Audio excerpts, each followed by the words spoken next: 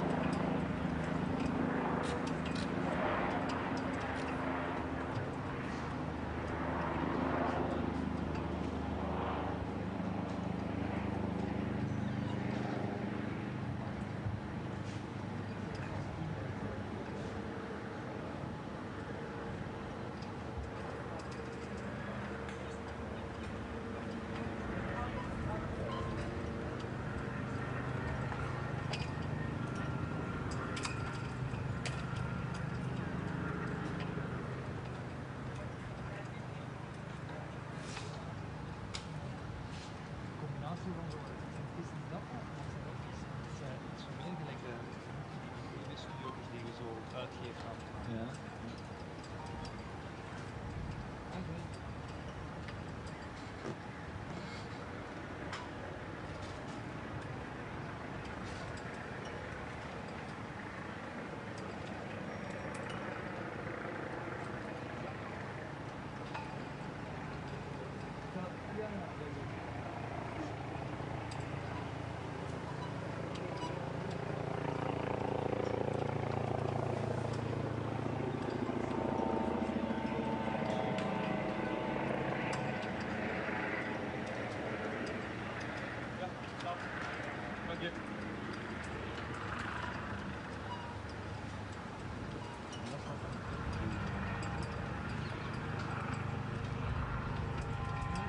Dat zijn zo'n soort die mini room die weer al die dingen die je in Spanje zijn.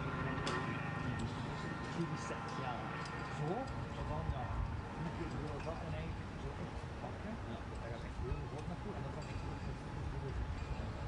heel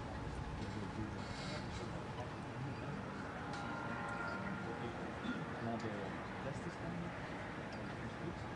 En dat is dus half overdekt.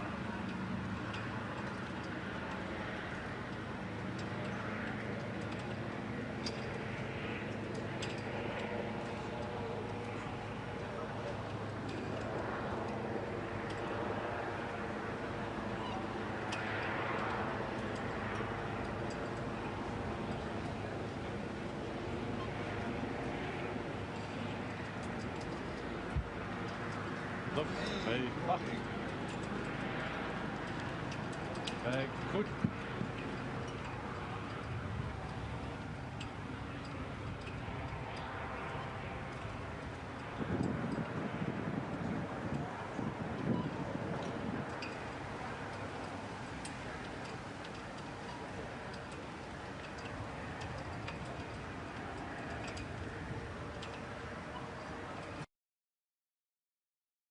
Transformational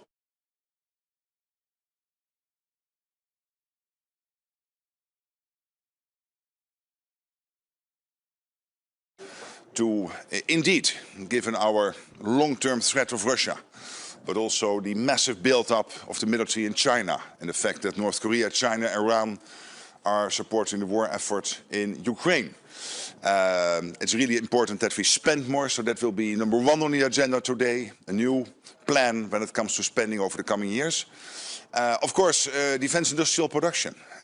We know that we are lacking a defense industrial base which is producing sufficiently. So we have fantastic companies, but they have to put in the extra production lines, they have to put in the extra shifts in making sure that we produce the ammunition and all the items we need.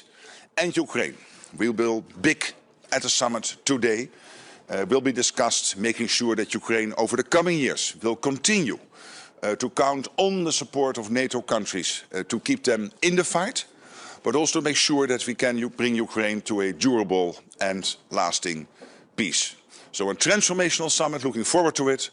And of course, hope to see you later today. I can now take a few questions, and then at the end, we will see each other at the press conference. And I see that CNBC wants to start. Thank you very much. Sir. Steve Sedgwick, CNBC, as you know, sir. Look, there's a lot of questions about Spain. There's a lot of questions about nations that do not feel they have the money in their budget to get to 2%, let alone 3.5%, let alone 5% in total as well. Do you fear that Spain could scupper this meeting and actually, sir, despite all your huge diplomatic efforts, incur the ire, the wrath of the United States? No, I don't. I'm not worried about that. Of course, these are difficult decisions. Let's be honest. I mean, politicians have to make choices in scarcity. And this is not easy because 7, 8 countries at the start of this year not at 2%. They will now reach the 2% this year. Many of those countries said we will do it somewhere in the 2030s. They've now committed to do it this year. And already we added in an aggregate of $1 trillion since 2016, since Trump 45 started his first presidency. But today, and this is the third stage, we will add trillions extra with this new plan. But of course, you're right.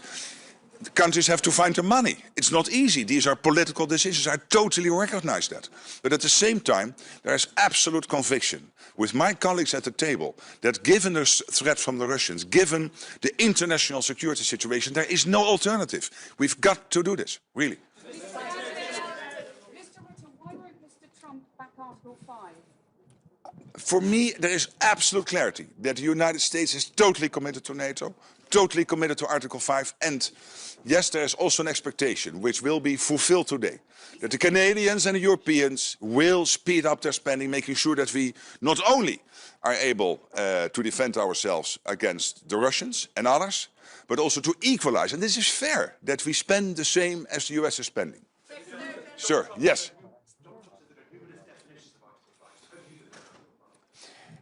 The big thing about Article 5 and the good thing about Article 5 is that it is clear that we defend each other when we are attacked. But you will always get all these questions, yes, but if this cyber attack or this hybrid attack, we never go into those details. General, you had dinner with Donald Trump yesterday. In what mood was he? And excellent mood, and the king and queen were hosting a fantastic dinner in this. And I was so proud to sit in that Orange Hall, which is basically exemplar. I'm a historian, so this is about the history of the Dutch Republic. 1648, the Münster Peace Deal, and the king made a fantastic speech. You have seen it, I hope. I was also able to say a few words, so I think it was a great dinner. Nederland dit allemaal gaan betalen? 5%, meneer Rutte. Nederland is op 2 of 3 na het rijkste land van de wereld. Als wij het al niet kunnen betalen, wat kunnen we dan van de anderen? Wij zijn schatrijk. Dankzij verstandig beleid over de laatste jaren. Gaat het pijn doen, meneer Rutte? Staat de NAVO er onder Trump beter voor dan onder Biden? Ik denk dat de NAVO na vandaag er sterker voor staat dan ooit sinds de val van de Berlijnse muur. Meneer Rutte, heeft u nog meer persoonlijke Oh, spannend. We gaan het kijken. Maar ik heb er geen bezwaar tegen. Maar heeft u er wel internationaal ook kritiek op gegeven? Nee. Want als je toch een beetje schaamteloos zei, maar de Europese landen die hebben die NAVO-norm mooi dankzij u gehaald. Ja, is toch waar? Wat de Europese landen zoals Spanje die zegt. Hey, but listen, it's totally true. Would you really think that the 7 or 8 countries, not at 2%, at the beginning of this year, would have reached the 2% if Trump would not have been elected president of the United States? Do you really think that, of course, there is a threat from the Russians, China, etc., but that it would be doable to reach this commitment of 5% today? And I'm hopeful and cautiously optimistic we will get there. If Trump would not have been elected president, so I think what I said in the text message to him, totally fine that he published it, please, but totally fine that he published it, I think is a statement of fact. Sharing this message. Are you okay with him sharing those SMS? Isn't that a little embarrassing? Absolutely not. Absolutely not. What is in that text message is a statement of fact, and I'm totally fine that he shared it. Meneer Rutte, één laatste. The attacks on Iran appear to be less positive, less successful than they looked before. Do you reconsider your congratulations? No, not at all. And the 14 huge bombs dropped on the nuclear facility of Iran, I think this was crucial to really do everything possible to take out the nuclear capability of the Iranians, which NATO has always said Iran should not get its hands on. And therefore this decisive action by the United States was so important. Secretary General, yesterday you told allies to stop worrying about the United States. Yes. But how can the allies stop worrying when Trump keeps relativizing Article 5 again and again? I would think, look what the United States is doing, what Donald Trump is doing. They are spending almost $1 trillion on defense. They are by far the biggest contributor to NATO. They are delivering all the key enablers for NATO, also here in Europe. I mean, they are an important ally. They are by far the biggest ally in NATO. They are over 50% of the total NATO economy. But what we now will do over the coming years is to bring down, step by step, shift the burden away from the United States, more towards the Europeans and the Canadians, which I think is fair. And in the meantime, we will also equalize the spending. I think we now have to go because colleagues of mine, leaders of and presidents, I'm not a leader or a president, I'm only a Secretary General, but still former colleagues of mine will enter this building and want to speak to you. But I thought the children were here. They are there. Yes, please, you ask the last question. Am I excited? I'm excited, but to a level where I can still control it. Thank you.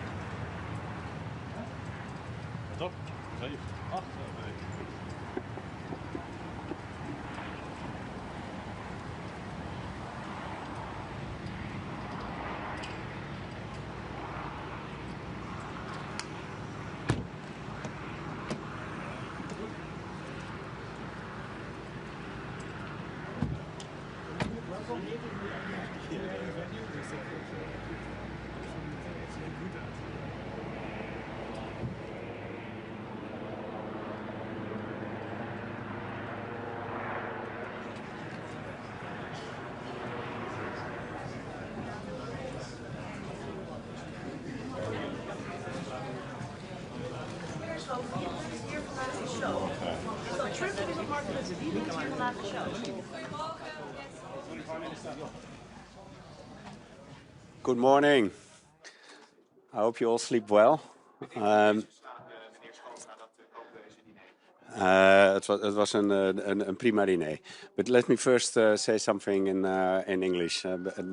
We are this day. I hope it will be an historic day for the reinforcement of our alliance, and that we are going to work very good in our alliance on strengthening our deterrence and our defense. I think it's absolutely necessary, and to make sure that we share the burden more financially, but also in our military tasking. As the Netherlands is concerned, we want to achieve two things today. Unity on the decision for the 3.5% and 1.5%, and at the same time make sure that we really ramp up also our defense industry, so that we're capable to strengthen our defense in itself. And that behind the backdrop of what's happening in Europe with the Russian aggression war going on in Ukraine. And at the same time, I want to say that I'm proud that the NATO summit is in The Hague, and that all the people living in The Hague, they share the burden also a little bit. And I'm very proud of everybody, the police, the military, all the volunteers and professionals that are working to make this day quite a success. Thank you. So do you fear that unity that you crave, that you said is absolutely pivotal, can happen at this meeting, given the fact that we already know that your friend Pedro Sanchez of Spain actually has said that Spain cannot get to those levels? Do you think that unity will happen today? Yeah, I'm absolutely sure. Because what you agree on is that we need the capabilities. As Spain said, they think they can manage it with another amount of financing. We think we need the 3.5% and 1.5%. So I think we still share we will deliver unity today. Absolutely. How confident are you that all the allies will actually be able to implement the 5% by 2035? I think we can. It's still a long time. I mean, it's in relation to our security, 10 years is quite a long time. So I think we should all step up our defense spending, and we should reach the 3.5% and 1.5%. But what's important is that defense spending is related to the capabilities we defined we need to make sure we get our deterrence and our defense in the right position. I will switch to Dutch. Ja, dat is moeilijk te zeggen. Er zijn verschillende opties om de uitgaven te doen, maar ook aan te kijken op welke manier je het uiteindelijk financiert. En wat we als kabinet hebben gezegd en ook in het parlement hebben gezegd en ook daar met elkaar hebben afgesproken, is dat elke keer jaar op jaar wordt bekeken hoe we de stapjes kunnen zetten naar de 3,5% en 1,5%. Meneer Schoof. Dit zijn miljarden.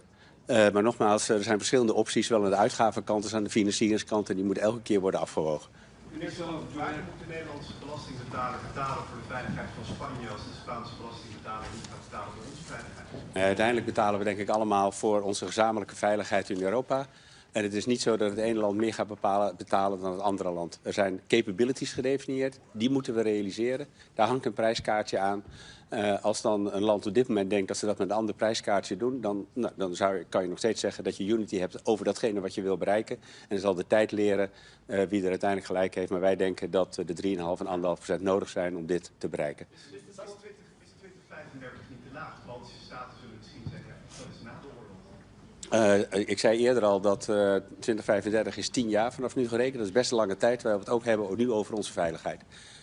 Maar er is ook steeds sprake van een periode. Nu is onze afschrikking nog steeds op orde. Maar waar we ons zorgen over maken is de geweldige opbouw van de Russische militaire capaciteit. Zowel aan zeg maar de hoogte van de Oekraïne, maar ook überhaupt langs de hele oostgrens. Ze spenderen onvoorstelbaar veel geld op de militaire industrie. En dat betekent dat we de komende jaren echt moeten zeg maar bijfinancieren, zou je bijna moeten zeggen, om te zorgen dat we onze afschrikking en onze defensie op orde houden. But if it's only about capabilities, as Spain says, why do we need the 5% at all? And why wouldn't other countries also say, let's not pay the 5% because we will fulfill the capabilities? No, but the percentages are related to the capabilities.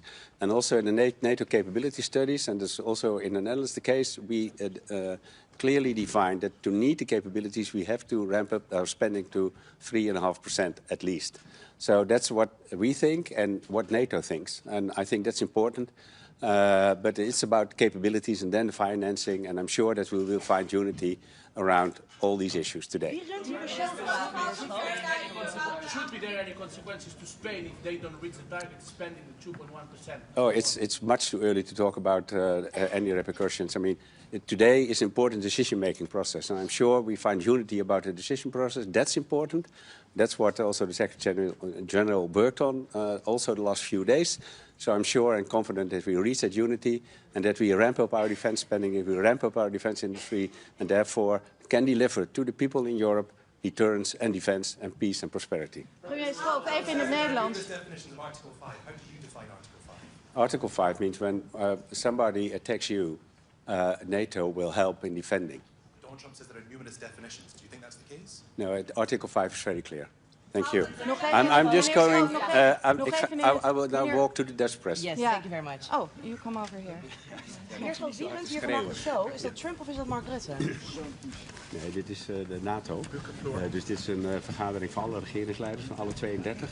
En gezamenlijk besluiten wij vandaag wat we gaan doen. Ja, maar toch is het zo dat Mark Rutte gisteren ook naar Donald Trump heeft gestuurd. Eigenlijk alles wat nu is gelukt, die 5%, dat komt door u. Dus dan is Trump toch degene die de show runt? Nou, ik denk dat Trump een belangrijke bijdrage heeft geleverd door te eisen dat de balans meer zoeken op de uitgaven en daarmee naar die 5%. Maar uiteindelijk heeft elk land zijn eigen afweging gemaakt en staan we gezamenlijk voor het ophogen van die 5% om te zorgen dat we uiteindelijk de Russische agressie, maar ook vrede en veiligheid in de wereld kunnen garanderen. Maakt u zich zorgen over het feit dat Trump zich wel gaat houden aan artikel 5? Nee, ik denk dat ook Trump en Amerika zich gewoon houdt aan artikel 5. Artikel 5 is vrij helder. Heeft Trump daar gisteravond tijdens het diner nog iets over gezegd? Heeft u hem gesproken? Nou, we hebben elkaar kort gesproken, maar dat ging over andere dingen dan over artikel 5. Is er nog een afspraak gemaakt tussen de twee, tussen Trump en Zelensky, om elkaar vandaag te zien? Ja, voor zover mij bekend hebben zij vandaag nog een ontmoeting na de North Atlantic Council. Oh, waar hebben ze die? Dat moet u mij niet vragen, daar ga ik niet over. En is er tijdens het diner ook nog gesproken over de tweet van Rutte naar Trump? Nou, een aantal regeringsleiders vonden het opvallend dat het berichtje wat Rutte had gestuurd aan Trump meteen openbaar werd gemaakt. Maar er is ook een commentaar van Mark Rutte daar zelf over gezien. Wat vond u daarvan? Nou, er stond niks verkeerds in volgens mij. Maar vond u het niet een beetje te veel?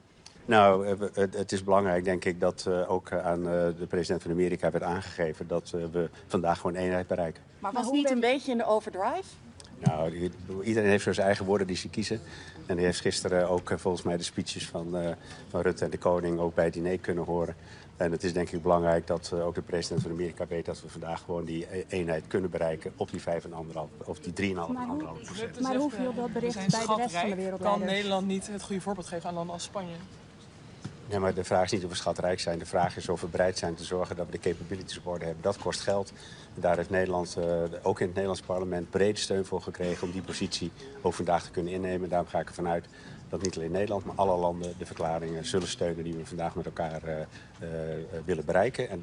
En dan dus ook vandaag een historische dag wordt in de reinforcement, zoals ik net zei, van de NATO-alliantie. Alleen Nederland moet nog wel een miljarden daarvoor gaan vinden. Nee, maar alle landen moeten die miljarden daarvoor gaan vinden. Maar we hebben allemaal de bereidheid uitgesproken om dat te gaan doen.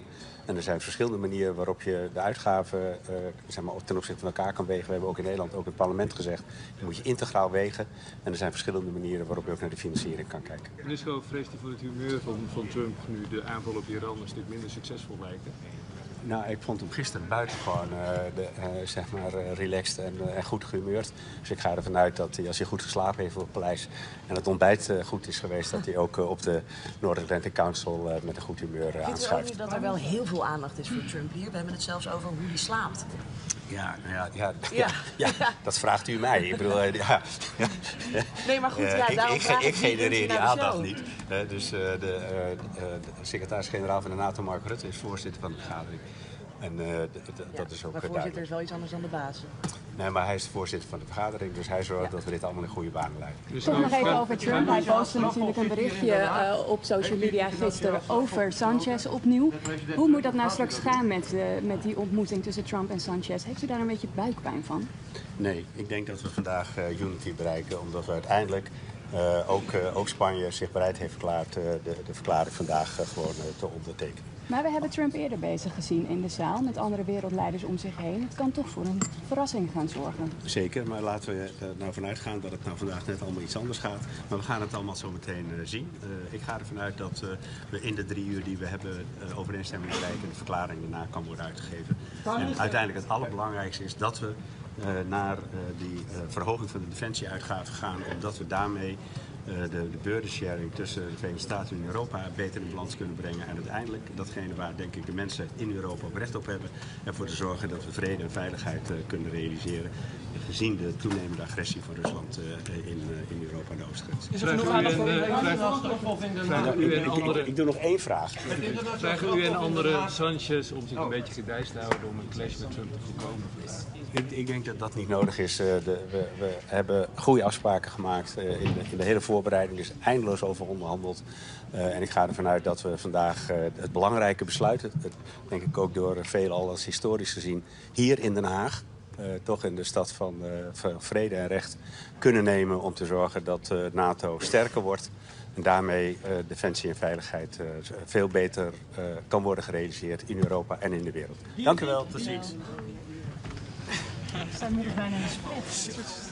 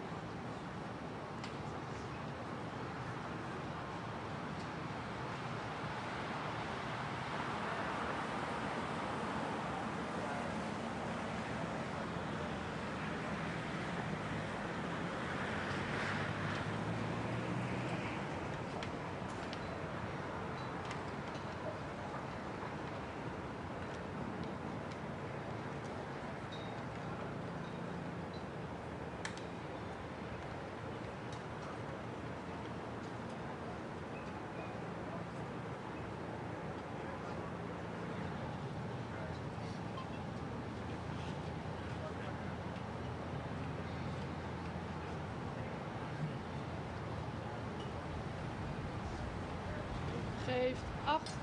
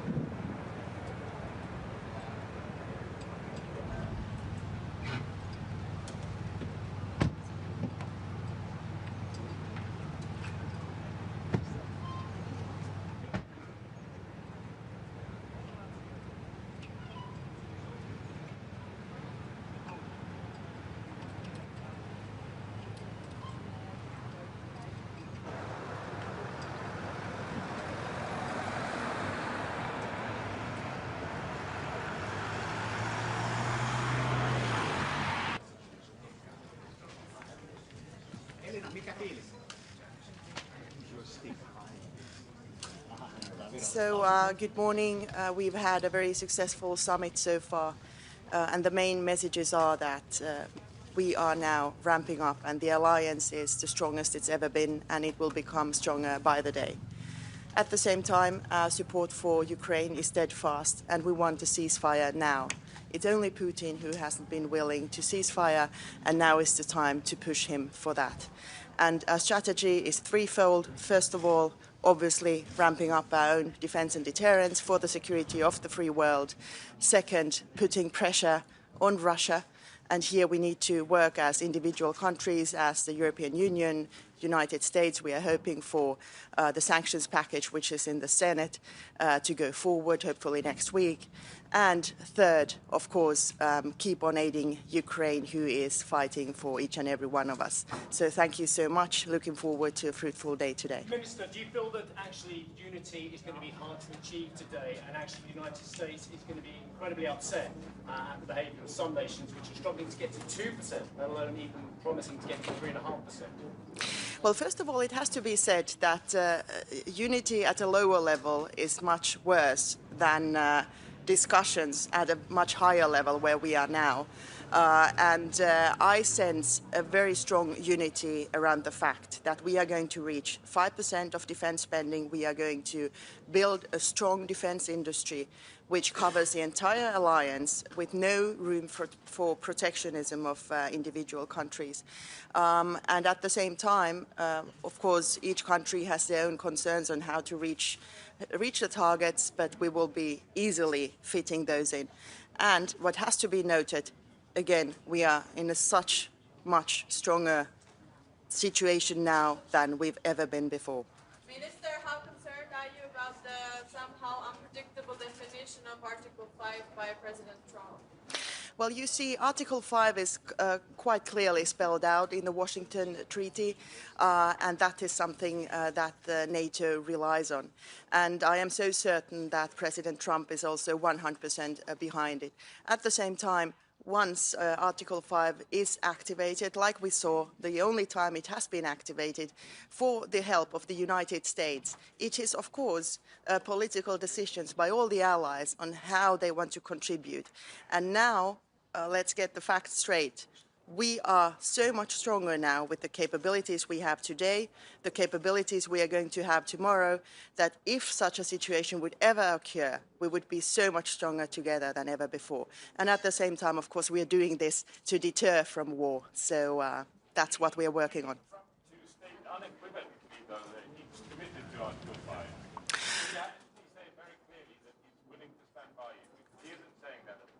Everything we are hearing from the U.S. administration is pointing to the fact that the U.S. is a strong ally in NATO and extremely committed. And we had a very fruitful dinner last night with my colleague Marco Rubio, and we heard exactly the right words.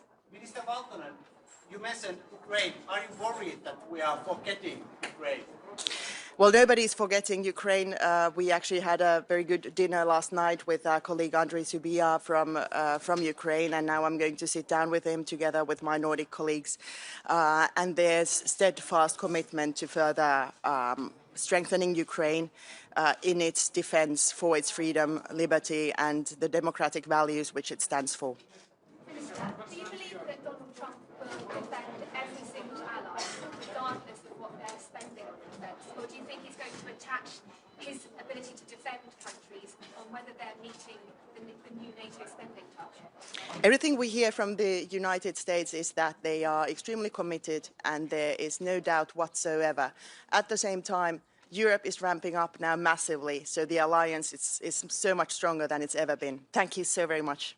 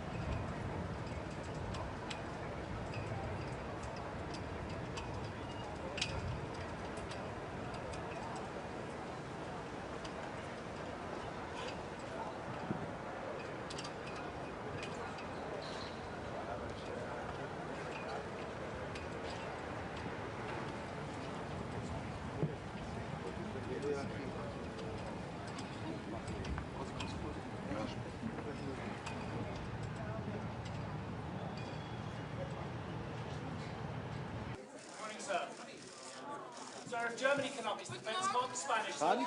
So if Germany can up their defence to reinvigorate the Bundeswehr, why can't the Spanish? I don't know, but I think they will. But do you think the Spanish sir will get anywhere near 3.5%? I'm convinced. My colleague Margarita. Convinced there'll be unity today, sir? Yes, I am, absolutely.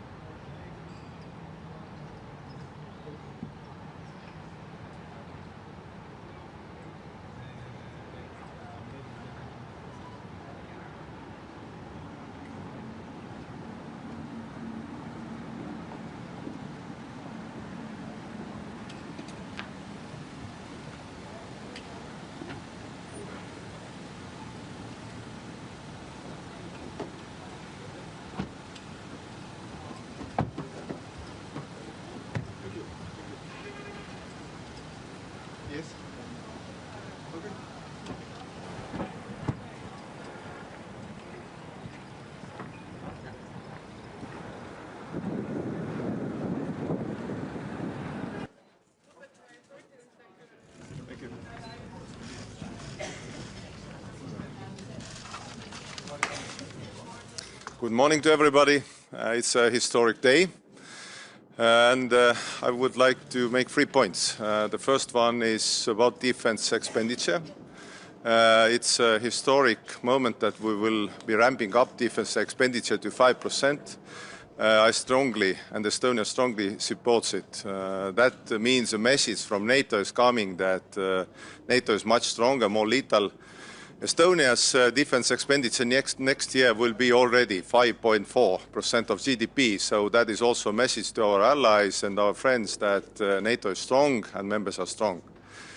Second message is that we need to ramp up our defense capabilities and defense industry, because if you look at the performance, Russia in 3 months is producing the ammunition that NATO members are producing per year. So that means that we need to ramp up our defense expenditure and industry. That means also the boost for economy.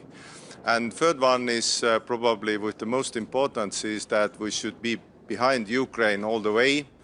Ukraine belongs to NATO, to Europe, that's understandable, and all the guarantees coming from the NATO are probably the best guarantees for Ukraine to have this support and security in the future, and just and lasting peace.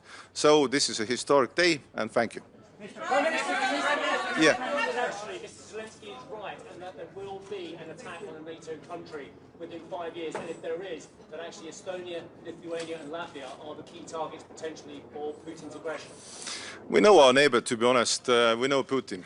And until Putin changes his goals, probably Russia is an acute threat to all the NATO countries, all the NATO members, European members, Union members, to be honest. And I would say that we should not be afraid, but we should be prepared. And to be honest, it's our neighbors Finns' motto, but we shall be prepared. And investing in defense probably helps to be prepared, not afraid. So we are assisting Ukraine.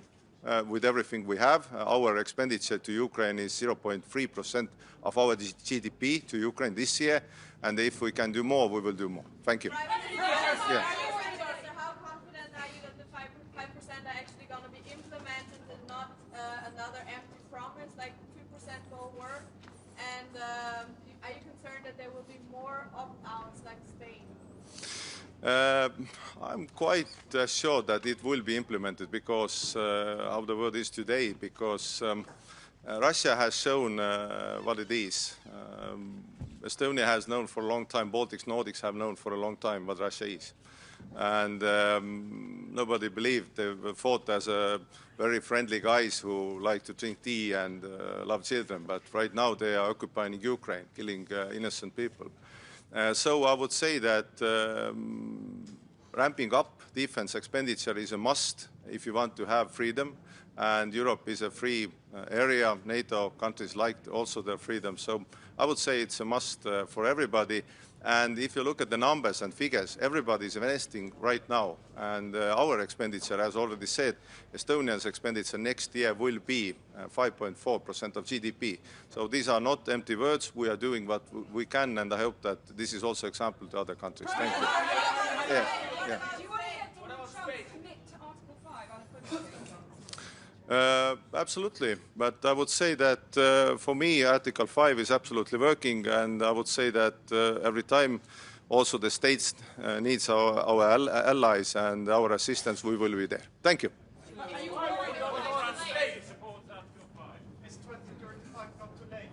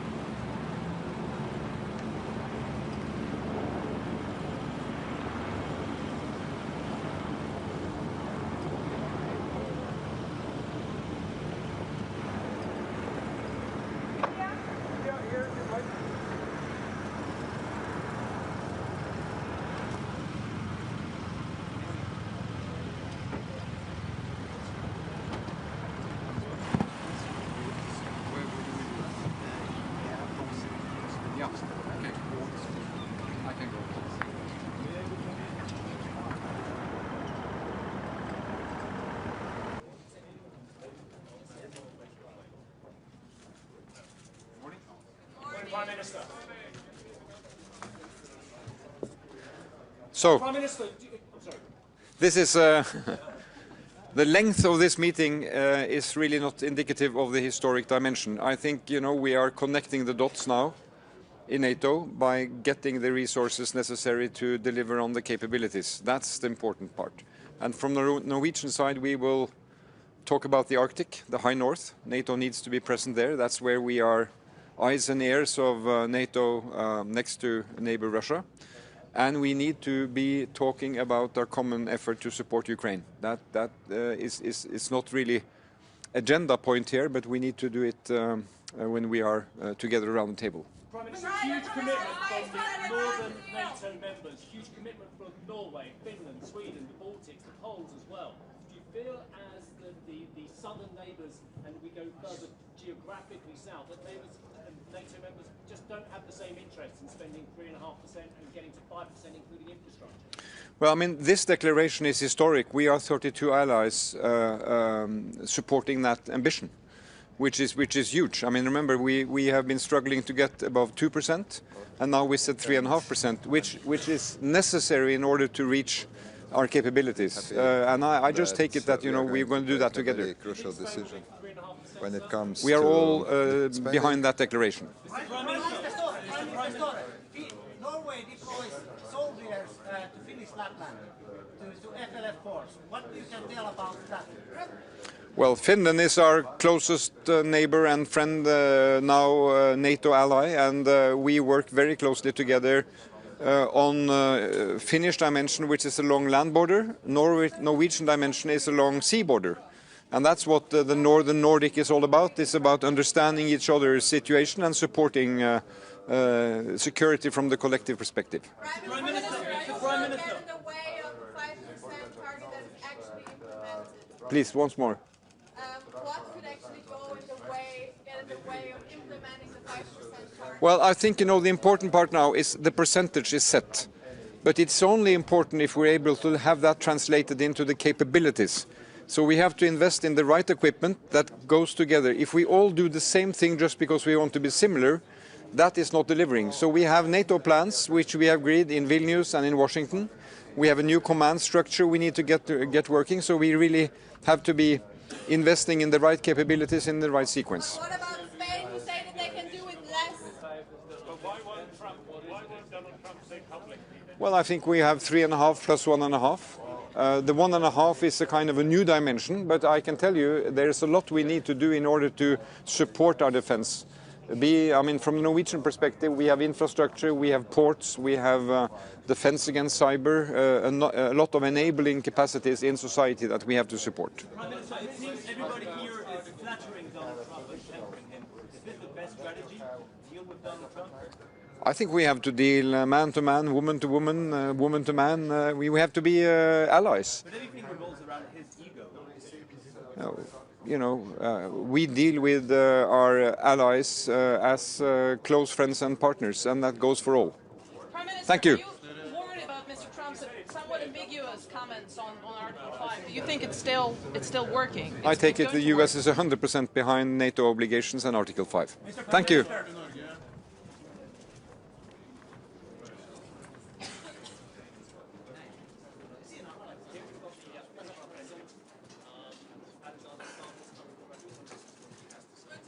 Good morning, everyone. Let me just begin by saying that I'm very happy to be here at my second NATO summit. I feel that Finland's been a NATO member only for a couple of years, but we are quite seasoned. We're a security provider, not a security consumer. I think this summit will be historic for three reasons.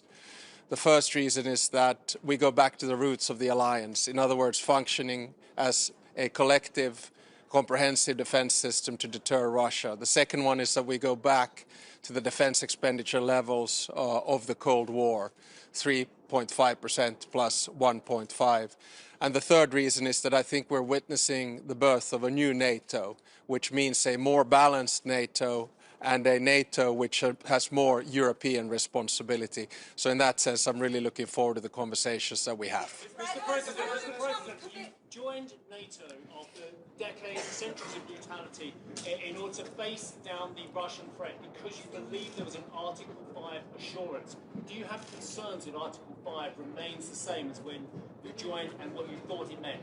I do not have any concerns about that. And for us, defense is based on two very simple pillars.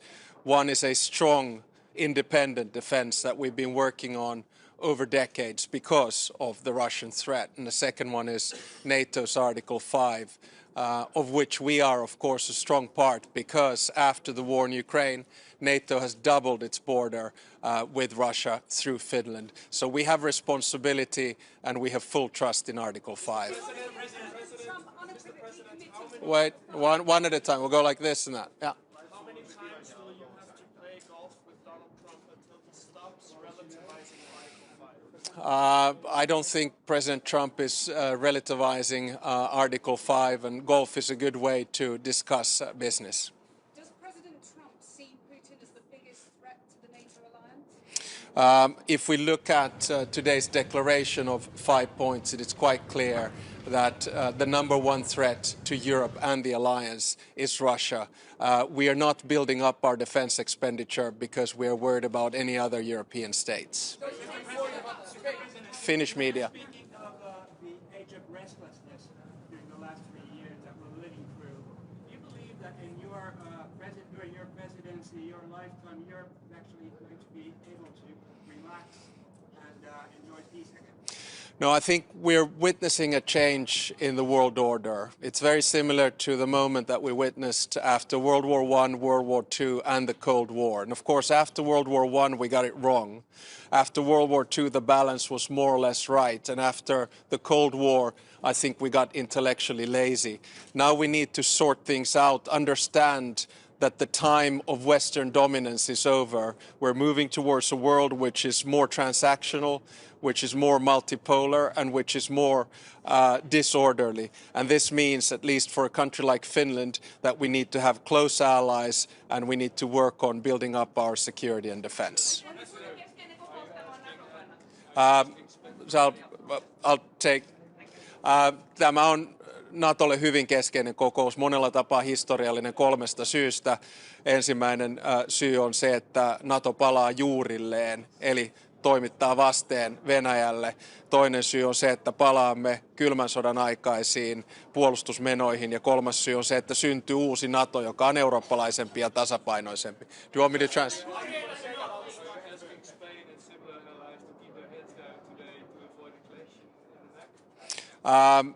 I don't think we're going to see a clash. I mean, I've seen the order of dialogue coming up, and I'm very confident that we'll get through this. Remember, this is a big win, I think, for both President Trump, and I think it's also a big win for Europe. But I'm actually taking his space. Thank you very much.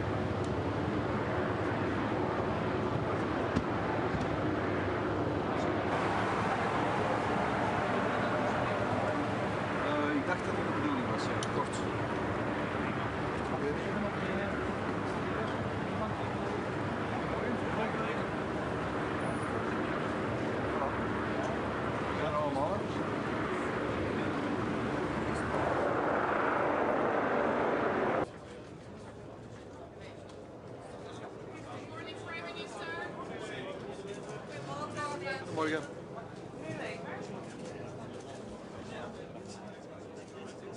What are you expecting from today's declaration on the 5%?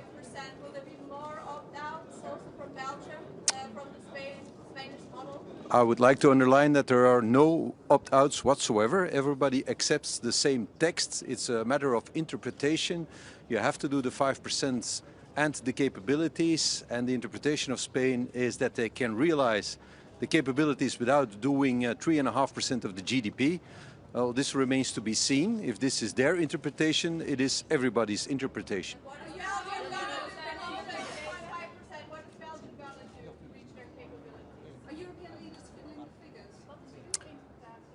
We're not fiddling the figures. I think 3.5% in 10 years' time is a realistic objective. It won't be easy to get there, but it is what NATO has decided as necessary to be ready for the threat that comes from Russia on one side, and the other side there's also the burden shift, the reality that the United States is focusing on the Indo-Pacific theater, and that we as Europeans should take care of ourselves.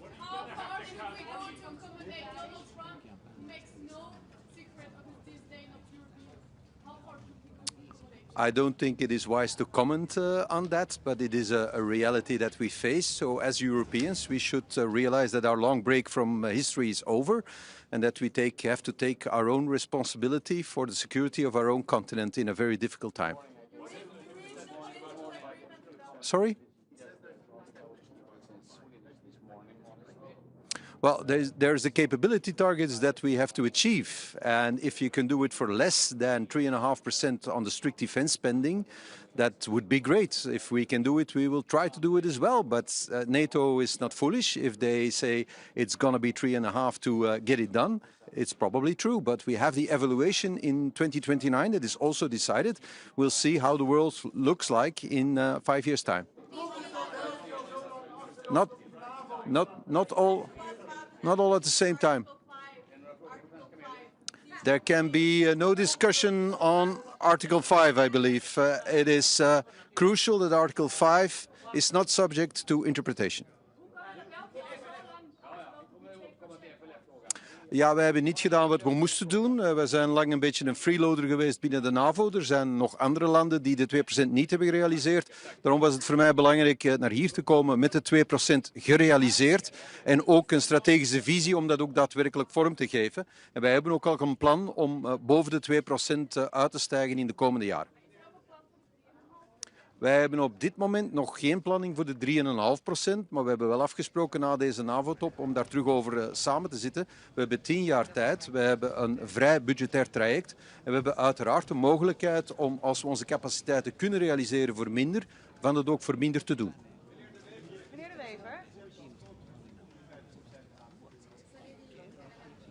Wel, dat is een vraag die vele regeringsleiders zich op dit moment stellen. Wij hebben tijdens de Koude Oorlog altijd dit soort cijfers gerealiseerd, maar we zijn dat al tientallen jaren niet meer gewoon.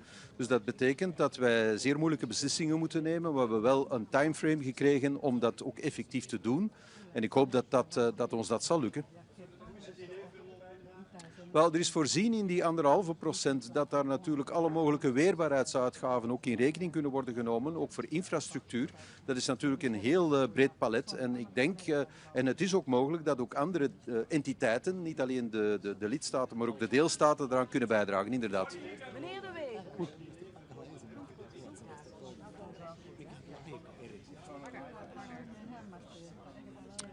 Het diner was nu niet van een aard dat wij allemaal heel serieuze besprekingen met elkaar hebben gehad. Dat was eerder een opwarmertje voor wat er vandaag moet gebeuren. Dus dat is gezellig verlopen.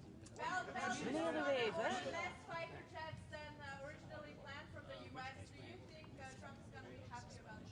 You have a loud voice, which is very handy if you're talking all at the same time. The fighter jets haven't been decided yet. We know that in the capabilities that Belgium is obligated to achieve, there is aerial defense, and we will achieve that capability. We just haven't decided yet on how we're going to do it, but certainly on the if we're going to do it, there's a decision.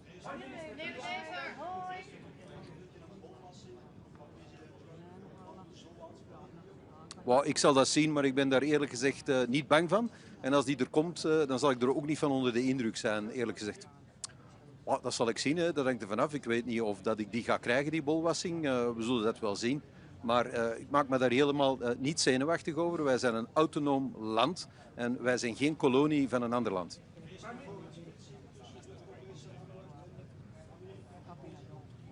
Ik denk dat eenheid uitstralen voor deze top heel belangrijk is. En dus ik denk dat we allemaal op onze woorden moeten letten.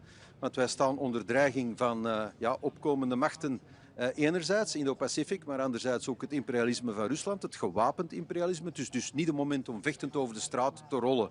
Dus ik denk dat we op onze lip moeten bijten. Maar we moeten ons als Europeanen de komende 10 jaar wel realiseren dat we onze eigen strategische autonomie moeten uitbouwen en dat we dus capabilities moeten realiseren die we vandaag nog niet hebben. Anders zullen wij het spel, het geopolitieke spel, moeten blijven ondergaan in plaats van spelen. Well, I understand, of course, the budgetary problems that my Spanish colleague has, because I have exactly the same problems. We're almost in the same situation. So if he says that he can achieve the capability targets of Spain spending less money, that's an interpretation that he has. Mark Rutte has confirmed that this interpretation is correct.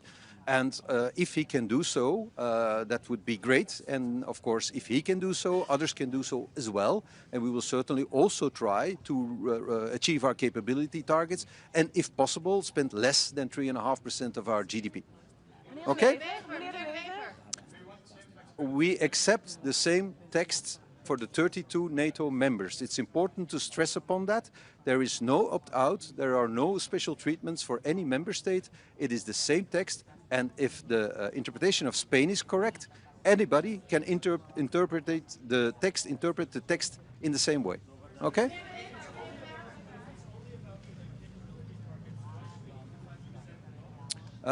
Because, of course, the strategists of NATO have calculated the amount of money needed with the prices of today to achieve the capability targets, and that should be around 3.5% of GDP of all the NATO member states to actually get it done. And I guess these people are not foolish, they know what they talk about, so probably they're right.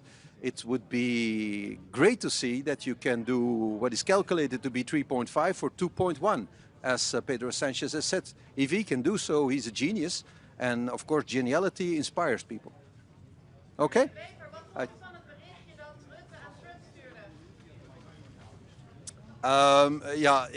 U weet dat ik met een Nederlandse vrouw getrouwd ben en dat ik dus heel erg houd van dit land. Dus voor mij was het heel bijzonder en een beetje thuiskomen. Dankjewel. Ik denk dat Mark Rutte een moeilijke job heeft om iedereen in deze alliantie tevreden te houden. En dat hij veel moeite doet om zich van die taak te kwijten. Maar was het niet een beetje over de top? Hij doet veel moeite om zich van die taak te kwijten. Meneer De Wever, uw eigen parlement noemde de NAVO-verhoging compleet crazy. Hoe staat u er nu in? Ja, 5% van ons bbp uitgeven aan defensie, dat is nu niet direct iets waar je vrolijk van wordt. Maar als dat noodzakelijk is, dan zullen wij zien wat we kunnen doen. We hebben een langere tijdsperiode gekregen, flexibiliteit in het parcours en evaluatie in 29. Dat is wat we vroegen en dat is wat we gekregen hebben. Wie runt vandaag de show eigenlijk? Is dat Mark Rutte of is dat Trump? Hoe zegt u? Wie runt vandaag de show? Wie is hier eigenlijk de baas? Mark Rutte is de secretaris-generaal van de NAVO. Hij runt de show.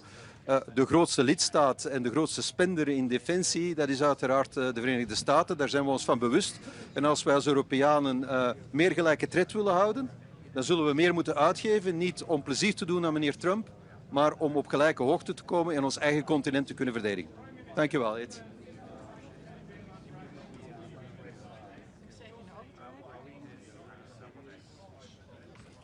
I'm not saying that I'm not going to spend 3.5%. We accept the capability targets. We have already augmented our defense spending. We're planning to do more.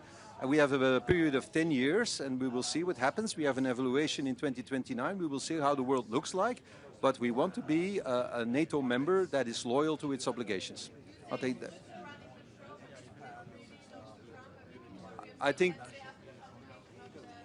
I already answered that question in Dutch. Okay, so we'll wrap it up. Thank you.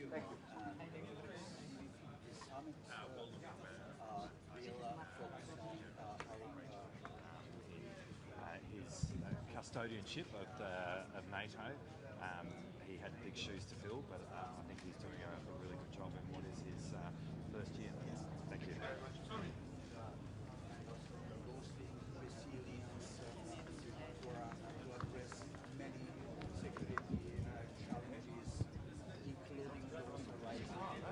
Dzień dobry, witam Państwa bardzo serdecznie. Szanowni Państwo, no, mój 11. i ostatni szczyt NATO. Bardzo się cieszę, że spotykamy się i cieszę się, że wszystko zapowiada jedność krajów sojuszu także i tym razem. Przede wszystkim w tej najważniejszej i ostatnio bardzo często rozważanej kwestii podwyższenia wydatków na obronność.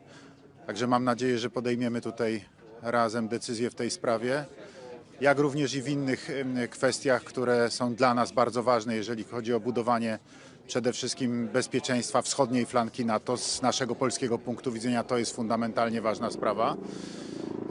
Mówię tutaj o wypełnieniu planów obronnych, którego przyspieszenie jest konieczne. Mówię także o organizacji brygadowych grup bojowych, które także są decyzją jednego ze szczytów NATO, które były wcześniej. Natomiast dzisiaj rzeczywiście najważniejsza jest sprawa wydatków na obronność. To po pierwsze, tak jak mówię, mam nadzieję, że będziemy mieli jedność. Wszystko zapowiada, że tak. Natomiast druga kwestia dla nas bardzo ważna w Polsce to przedłużenie rurociągów prowadzących paliwo, strategicznych rurociągów NATO prowadzących paliwo, które dzisiaj kończą się w Europie Zachodniej, przedłużenie ich na wschodnią flankę NATO, bo to jest w tej chwili bardzo istotne do tego, żeby rzeczywiście zapewnić obronę. Oczywiście będziemy dyskutowali też o innych kwestiach, będziemy dyskutowali też o rozwoju przemysłów obronnych, co jak Państwo wiecie doskonale jest w tej chwili niezbędne. To pokazała zresztą też i rosyjska agresja na Ukrainę. Skala, w jakiej potrzebne jest uzbrojenie, a przede wszystkim amunicja. Więc to będą te wszystkie tematy, które dzisiaj będziemy omawiali.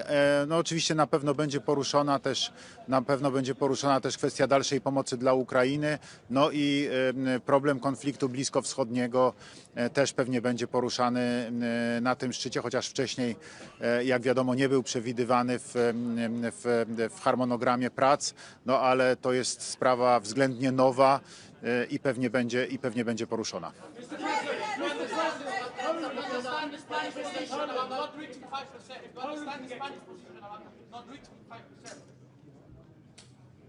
Mr. President, if Poland can get to 5%, why can't other countries get to 5%? What is your message to those countries, and do you think it endangers the alliance, sir? Could you repeat the question? Yes, sir.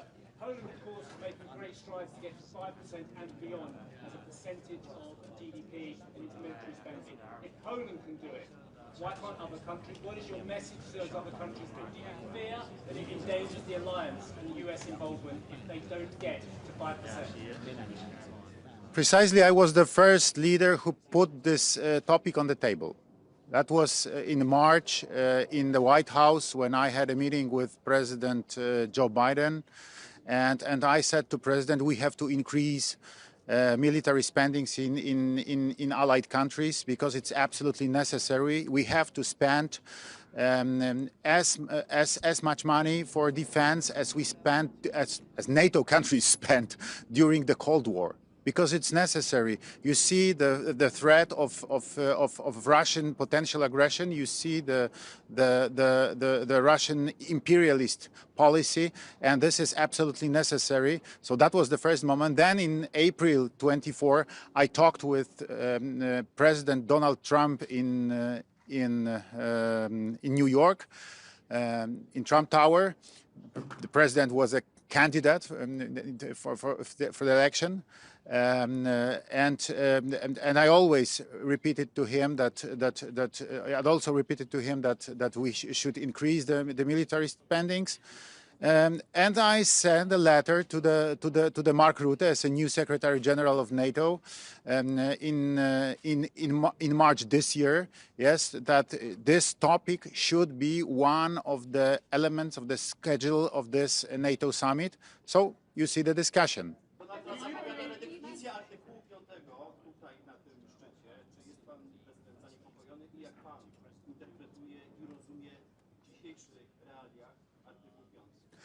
Szanowni Państwo, no, dwie są podstawowe zasady w NATO. Jedność, bo ona jest konieczna do tego, żeby podjąć jakąkolwiek decyzję.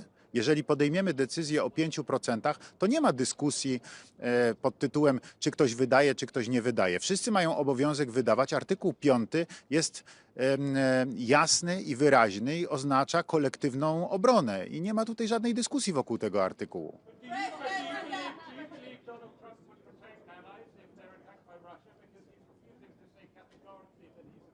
I'm absolutely sure. I'm absolutely sure.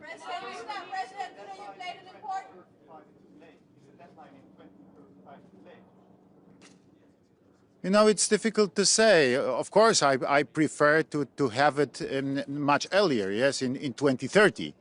But, you know, this is policy. President played an important role in reaching the 5% declaration today, hopefully. How do you feel about Macron giving all the credit to Donald Trump yesterday in his private text messages? You know, the position of the President of the United States is the strongest in the alliance. So I understand that without the support of and without the leadership of Donald Trump, it would be impossible.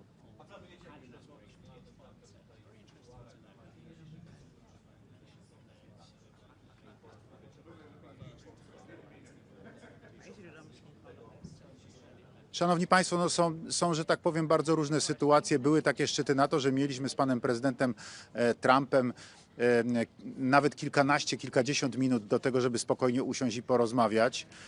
W bardzo, bym powiedział, wręcz takich prywatnych warunkach. Trudno jest mi dzisiaj powiedzieć. Na pewno będziemy mieli jakieś interakcje, no bo będziemy razem na sali, będziemy na pewno rozmawiali w trakcie szczytu. Natomiast czy będzie taka możliwość, żeby usiąść spokojnie, to zależy od bieżącej sytuacji po prostu.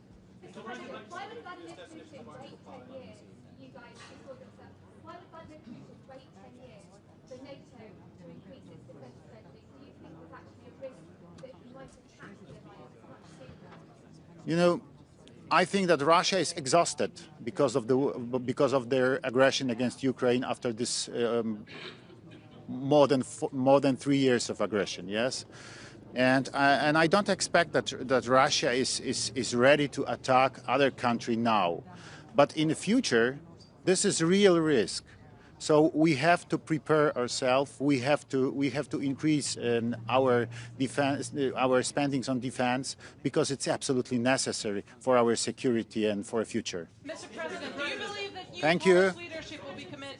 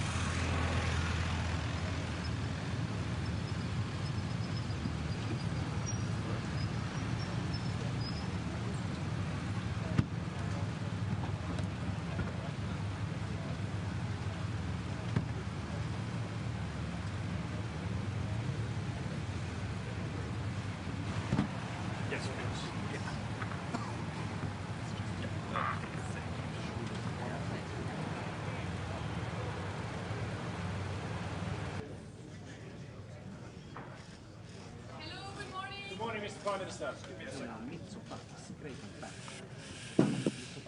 Good morning. Let me start by, first of all, as a country at the outer edge of the Eastern Mediterranean, welcome the ceasefire that was brokered by President Trump between Israel and Iran.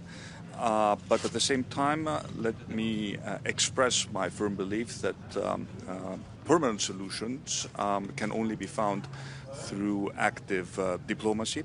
At the same time, it's important not to forget the other aspects of this regional crisis. It is absolutely necessary that we implement a ceasefire in Gaza, that humanitarian aid flows into Gaza. This is a big component of a permanent solution to the problem of instability in the region. Now, coming to the summit, I think it is very encouraging that we have all agreed to a significant increase in our defense spending. I have been a strong proponent of the need for Europe to step up our military spending and take more ownership over our own collective defense. Greece is a country which is currently spending more than 3% on defense, and we have consistently exceeded the 2% threshold, even during the very difficult times of the economic crisis. So I welcome the decisions taken by the summit. I hope that all member states will do their part, because at the end of the day, this is an alliance which is based on trust and on fair burden sharing. Prime Minister, if Greece can get to commit to 5% spending of military of GDP, why can't the Spanish? We have very similar history, very similar recent history for Greece and Spain. Surely you can put pressure on Mr. Sanchez to agree to a deal. Well, first of all, let me say that, as I told you before, we are currently above 3%. So we have a plan to spend more than 25 billion over the next 12 years. So we will reach the 3.5 plus 1.5% threshold by 2035. But the point of an alliance is to make sure that there is a fair burden sharing, and that there is no sense that certain countries are sort of free riding on the defense commitment of other countries. So I think it is important to understand that these targets, I think, should be binding, and they should be binding for all 32 members of the alliance. Thank you.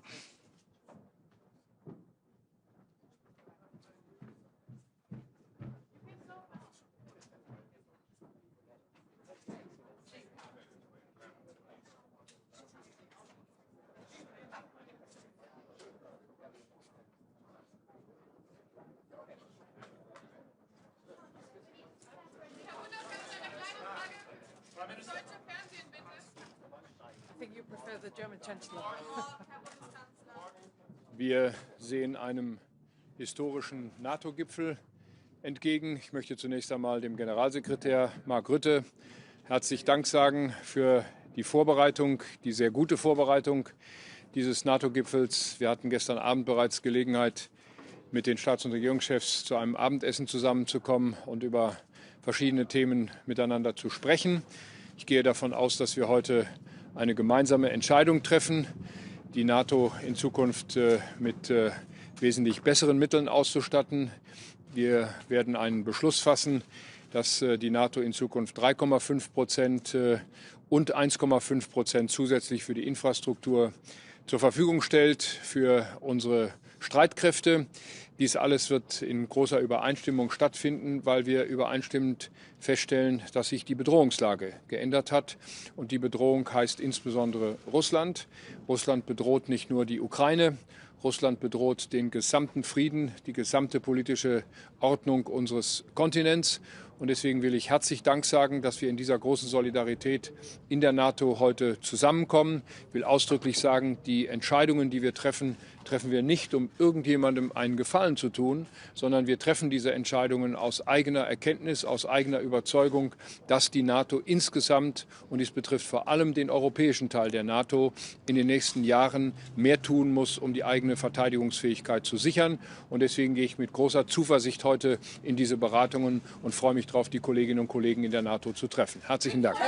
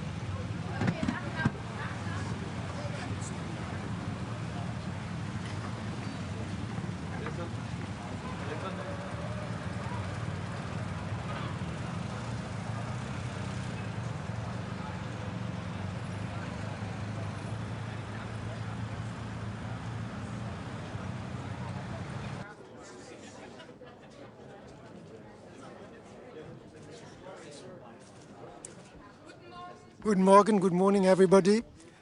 You know, NATO was founded some 75 years ago to defend international law, human rights, the rule of law, and I think this is more important than ever today at a time where we are living in, where we are seeing fundamental geopolitical changes. And in this context, it is quite impressive to see this unity among the 32 members of NATO. I think Europe needs to be a strong pillar of NATO, and that is why, independent of percentages, it is important that we strengthen our military capacities, but moreover, our general security.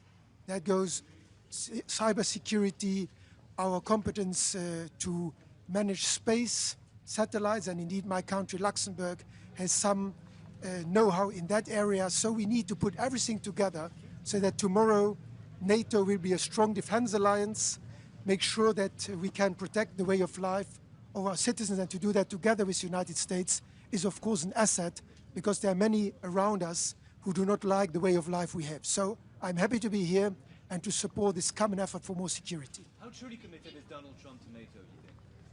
The fact that the President of the United States is here today is a strong commitment, I think, to NATO. But he keeps threatening to pull out from his NATO obligations. I'm here to listen to the President of the United States and to all of the other colleagues. Being together is already something important that we witness here today.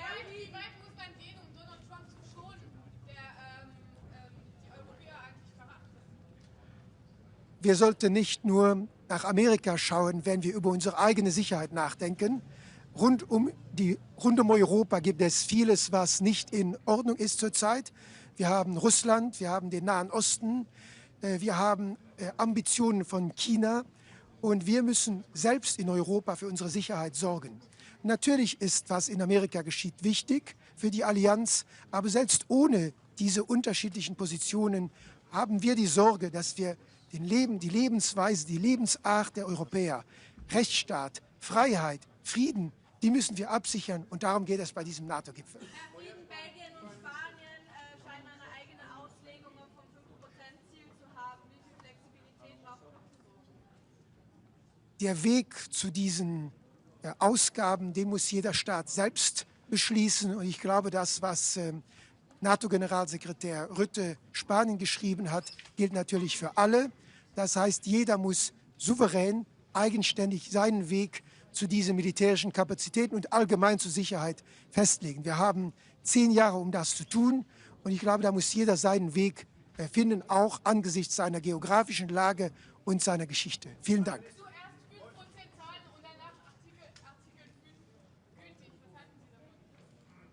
Artikel 5 ist ein Grundelement der NATO-Charta seit 1949. Das ist die Ursache, weshalb, glaube ich, viele von uns in NATO-Mitglied sind. Auch mein Land als Gründungsmitglied der NATO. Wir werden geschützt auch von den anderen. Und deshalb ist jeder, der hier etwas dazu beiträgt, ist auch ein Garant für die Freiheit und den Frieden anderer Staaten. Und deshalb gilt Artikel 5, auch Artikel 3. Wir müssen alle etwas dazu beitragen, um Sicherheit, Frieden und Freiheit zu garantieren. Vielen Dank. Prime Minister, Luxembourg's been getting a free pass as well, hasn't it? It hasn't even got to 2% of spending yet, like the Spanish as well. Why hasn't Luxembourg got to 2% spending? And what are the hopes to get to 3.5%, sir? My government has decided to, like some others, to spend 2% by the end of this year. So we are in line with many others. And our goal is to continue to increase our collective effort in the years to come. Thank you. Are you worried about Donald Trump's kind of predictable interpretation of Article 5? It must be valid for the USA. So, I would like to say that after the yesterday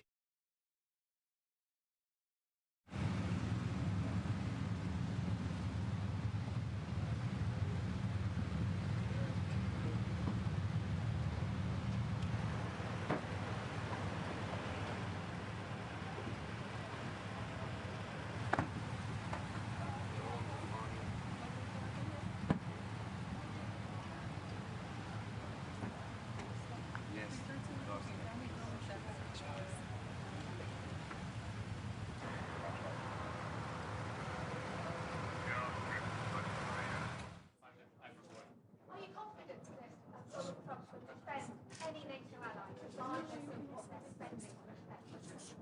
I am confident, but I'm afraid that the Russia might have to, so we have to get ready and spend 5% of spending on Russia. So, thank you very much. Goodbye. Bye. Have a nice day.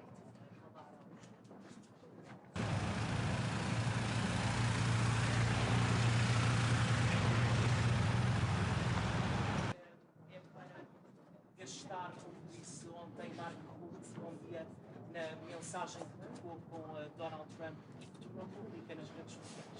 Bom, muito bom dia. Eu queria destacar no início desta cimeira 3 aspectos que me parecem determinantes num momento que é um momento particularmente relevante da nossa aliança. Em primeiro lugar, a nova ambição que sairá deste nosso encontro no que toca ao investimento na área da segurança e defesa, com vista a termos uma aliança atlântica com maior capacidade de dissuasão e de defesa do seu espaço territorial.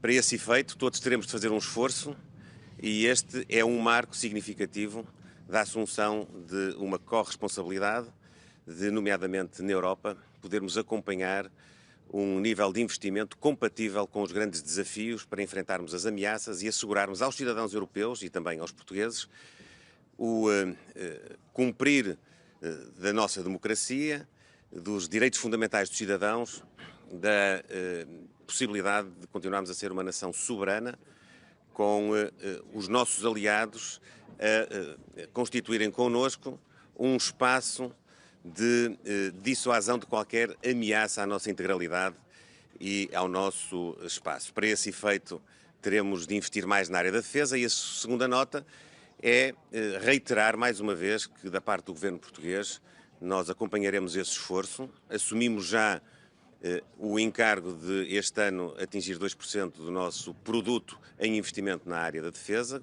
um investimento que continuará nos próximos anos, dentro de um contexto de equilíbrio, que não porá em causa nem a nossa situação financeira, nem as nossas responsabilidades com todos os serviços públicos que constituem as respostas sociais aos nossos cidadãos, e dizer que olhamos para esta nova etapa não propriamente como a assunção de maior despesa por si só, mas de maior investimento. nós não queremos apenas gastar mais dinheiro, nós queremos investir mais na nossa indústria, investir mais na nossa capacidade, poder dinamizar a nossa economia, poder aproveitar os nossos recursos humanos que, do ponto de vista tecnológico, estão num estádio de vanguarda, podermos criar novas oportunidades de emprego e temos a repercussão económica deste investimento. E, em terceiro lugar, também destacar que, mais uma vez, creio que na Aliança Atlântica ficará muito claro o apoio à Ucrânia na procura de uma paz justa e duradoura, uma paz com a Ucrânia e uma paz com a Europa também. Donald Trump fez com que Portugal chegasse aos 2% já este ano e se compromete nos 5%. Não, nós temos uma perspectiva de poder ter um investimento nos próximos 10 anos que estimamos possa gerar um consenso agora na Cimeira, não quero já antecipar as conclusões, de se poder atingir 3,5% do produto, mas aquilo que é importante para nós salvaguardar é que nós faremos isto com equilíbrio, de forma progressiva, conciliando todas as nossas responsabilidades, nomeadamente a estabilidade financeira e, por via dela, também a responsabilidade que temos de assegurar às portuguesas e aos portugueses todas as respostas sociais e, portanto, não prejudicar nenhum dos nossos eixos de política pública com o reforço deste investimento.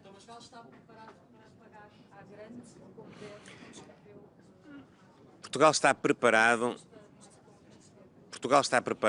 para ser parte de uma cimeira que marca uma nova fase, que garante a unidade da Aliança Atlântica, que garante a solidariedade entre a Europa, os Estados Unidos, o Canadá, que garante que nós, em conjunto, poderemos continuar a assegurar aos nossos cidadãos que os seus direitos, liberdades e garantias estão salvaguardados, que podemos ter as nossas democracias a funcionar e que podemos ter uma capacidade coletiva de enfrentarmos as ameaças que pairam sobre nós a vários níveis, não só do ponto de vista territorial, mas também do ponto de vista tecnológico. Nós hoje temos ameaças que são mais difíceis, muitas vezes, de percepcionar, mas que todos os dias temos diante de nós, nomeadamente no ciberespaço, nomeadamente naquilo que são, hoje, contextos de perturbação do normal funcionamento dos regimes democráticos e que existem, efetivamente, e para enfrentar essas ameaças nós precisamos desta solidariedade. Muito obrigado e bom trabalho. Obrigado.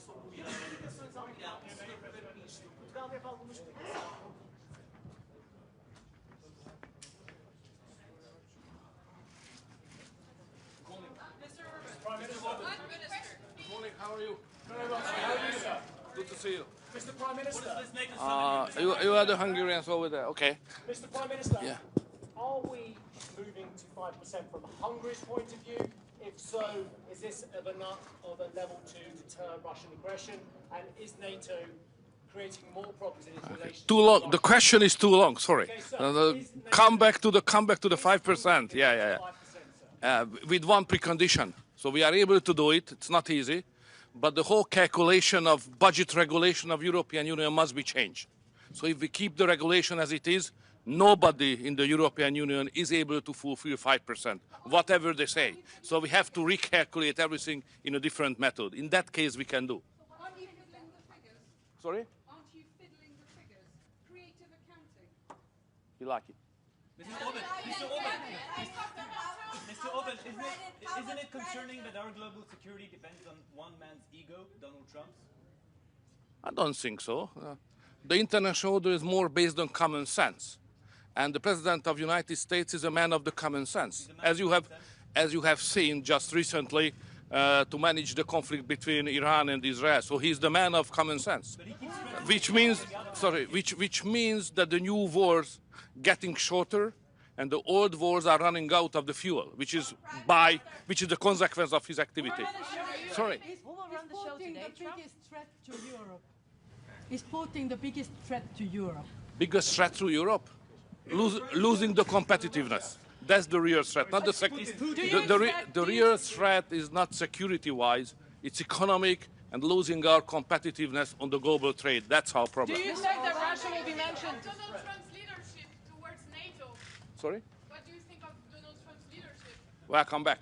Do you think he deserves as much credit as Mark Rutte gave him in his private text messages? styles are different in many countries. Prime Minister, do you expect Russia to be mentioned? Sorry. Do you expect that Russia will be mentioned as a threat or an adversary in a final statement after this summit? It's always mentioned like that. Do you support it?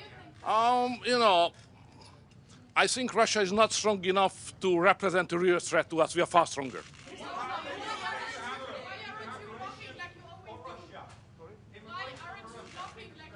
Blocking what? No, we don't block it.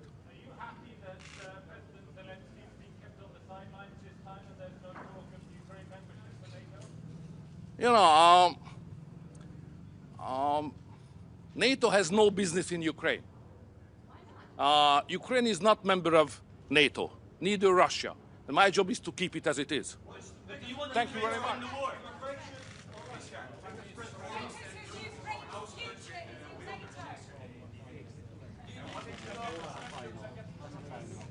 Good morning. It's always good to talk after Victor. You know, first of all, I would like to say that this is a very important meeting, and this is not about the technical details or about the decisions of secondary importance. I think we should choose the motto, make NATO great again. And in the center of this ambition is 5% level of spending. 5% do not deter. The percentages do not fight on the battlefield, but they must be translated into the cash, and the cash should be translated into real capabilities. We have to admit we are lagging behind of Russia. And Russia is producing much more equipment and ammunition as we taken together. So for Baltic countries, for the Lithuania I represent, it's pretty clear that we even don't need the transitional periods. We are ready to do our job right now, 4% this year, and next year we intend to spend 5.25% of our GDP, keeping that level of spending until 2030. I would like to extend my gratitude to President Donald Trump, because without his engagement, I can imagine that we would discuss probably the level of 2.5% with no clear outcome and positive outcome. Probably those discussions will lead to nothing. So sometimes the external pressure of our biggest ally is very useful in order to get the point, to understand the, how to say, heat of the moment and to do our job. Why we need 5% in my country? We need in order to modernize our army, to create the national division, and to be ready to grant the best conditions for our allies, for our best friends and allies, Germany, United States. The 1,000 soldiers are stationed in Lithuania, United States soldiers. We have very ambitious plan to have full-scale German brigade until 2027. So for that, we need financial resources, and we are ready to do that. Sorry, it's not... Mr. Orban just said that actually the biggest threat to Europe is lack of competition, lack of competitiveness. When he was asked if Mr. Putin is the biggest threat, I presume you believe Mr. Putin... I could agree with Victor in this regard, that competition is important. But you know, we should understand very well, without the security, without our readiness to defend every inch of allied territories, all other remaining issues are just not relevant. Because if we lose our territorial integrity and independence, why we need this competitiveness? For what? Do you believe Donald Trump would come to your aid if you were attacked? Do you believe Donald Trump would come to your aid if you were attacked? I believe here in Article 5, and I think that Article 5 is very simple. One for all for one. And I am looking forward to hear and to listen what will be this description of Article 5. But in my understanding, Article 5 is pretty clear. But Trump keeps changing his mind. I don't think so, and I really appreciate the President Trump. If he would not interested in the future of the NATO, why he would push these 5% on the table? I think this is very important to understand. If some person is interested to get the organization stronger, then proposals are coming, and proposals are coming from our biggest ally, and we have to respect those proposals. But do you, Mr. President, what do you think? What is your assessment? Why Russia poses so big threat to us now? What are Mr. Putin's goals at the moment? Let's go to the year 2007-2008. Mr. Putin said that the largest tragedy of 20th century was the collapse of Soviet Union. And if you listen what he's saying carefully, you will explain all the activities we faced in the recent decade, starting from Crimea, going to the war in Ukraine, and of course these threats. These threats are around us. And of course we should talk not only about Ukraine, Middle East, incidents in the Baltic Sea, almost everyday incidents, attacks against the critical infrastructure. This is our reality. This is our business as usual. And this is because of Russian activities. And of course, close ally Belarus, because Belarus is another issue, and we have very long border with Belarus, and we face another kind of hybrid activities, for example, in the form of illegal and instrumentalized migration. Mr. President. I'm from the Netherlands. We have Dutch soldiers in the country. Do you hope that they follow the German decision? We appreciate very much your contribution, because this is an integral part of EFP troops in Lithuania, and we all are working as a one strong power. 2035, of course, looking from our perspective, it is too late, because as I mentioned, we are ready to spend immediately 5%, and we would be happy to see that our allies, our partners, we are ready to do the same. But you know, NATO, like the European Council, is the organization of the consensus. If they reach the consensus, and the consensus is 2035, let's be like that. And I hope that we will increase the financing every year, consequently, in order to reach this target. Mr. President, given that everyone seems to be... As a forerunner on defense spending, how concerned are you about the flexible interpretation of the 5% target from Spain and Belgium? Do you think this can actually jeopardize the declaration? I read the sentence. Allies are obliged to spend 5%, 3.5% on the core defense spending, 1.5% on additional infrastructure spending, and to do that until 2035. And I cannot see any interpretations in the text. We all are obliged, and this is our common duty, to do the best. We should just make organization capable to withstand the pressure, not necessarily only the pressure of Russian Federation, but also the pressure of some other hostile nations. So They have better seats than I do. Mr. President, what are you telling the Prime Minister about your goals for NATO and Article 5 today? We're with them all the way. I mean, if you take a look at the numbers, we're with them, and they have very big things to announce today. I don't know if you've taken the vote or you're going to take the vote, but I've been asking them to go up to 5% for a number of years, and they're going up to 5%. That's a big, from 2%. And a lot of people didn't even pay the 2%. So I think that's going to be very big news. NATO is going to become very strong with us, and I appreciate doing it. And perhaps you want to talk. Yeah, absolutely. Let me first, before I go to spending, I just want to recognize your decisive action on Iraq. Thank you. You are a man of strength, but you're also a man of peace. And the fact that you are now also successful in getting this ceasefire done between Israel and Iran, I really want to commend you for that. Thank you. And I think this is important for the whole world. Then on spending, it's absolutely true. I want to state here, without President Trump, this would not have happened. In 3 stages. When you became president in 2016, 2017, you forced Europeans and Canadians to pay more. At this moment, the result of that phase is $1 trillion extra aggregate defense spending by the Canadians and the Europeans. Then came phase 2, when you became president in January last year. Phase 2 is that all the countries not yet on 2% have now committed to the 2%. This is the old goal from Wales in 2014. 7 were not on 2%, some were saying somewhere in the 2030s. Now this year, all of them, including Canada, including Italy, including Belgium, they have all now committed to the 2%. And now comes the big splash. Today, we will decide to go to 5%. We have to keep ourselves safe for our adversaries, but also because it is fair to equalize with the United States. With this 5%, the Europeans and the Canadians will equalize their defense spending with the United States. So this is not about American taxpayers paying more.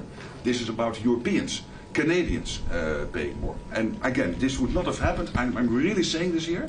And some people might criticize me, but then when I speak with them, they all say, yes, you're right. This would not have happened if you would not have been elected in 2016 and re-elected last year and back into office in January. So I want to thank you. Well, thank you very much. It's a great victory for everybody, I think. And we will be equalized very shortly, and that's the way it has to be. And it's going to be a lot of money, too, a lot of defense. It's trillions extra. Yeah, and we have a great relationship, and we've had a great relationship from the beginning.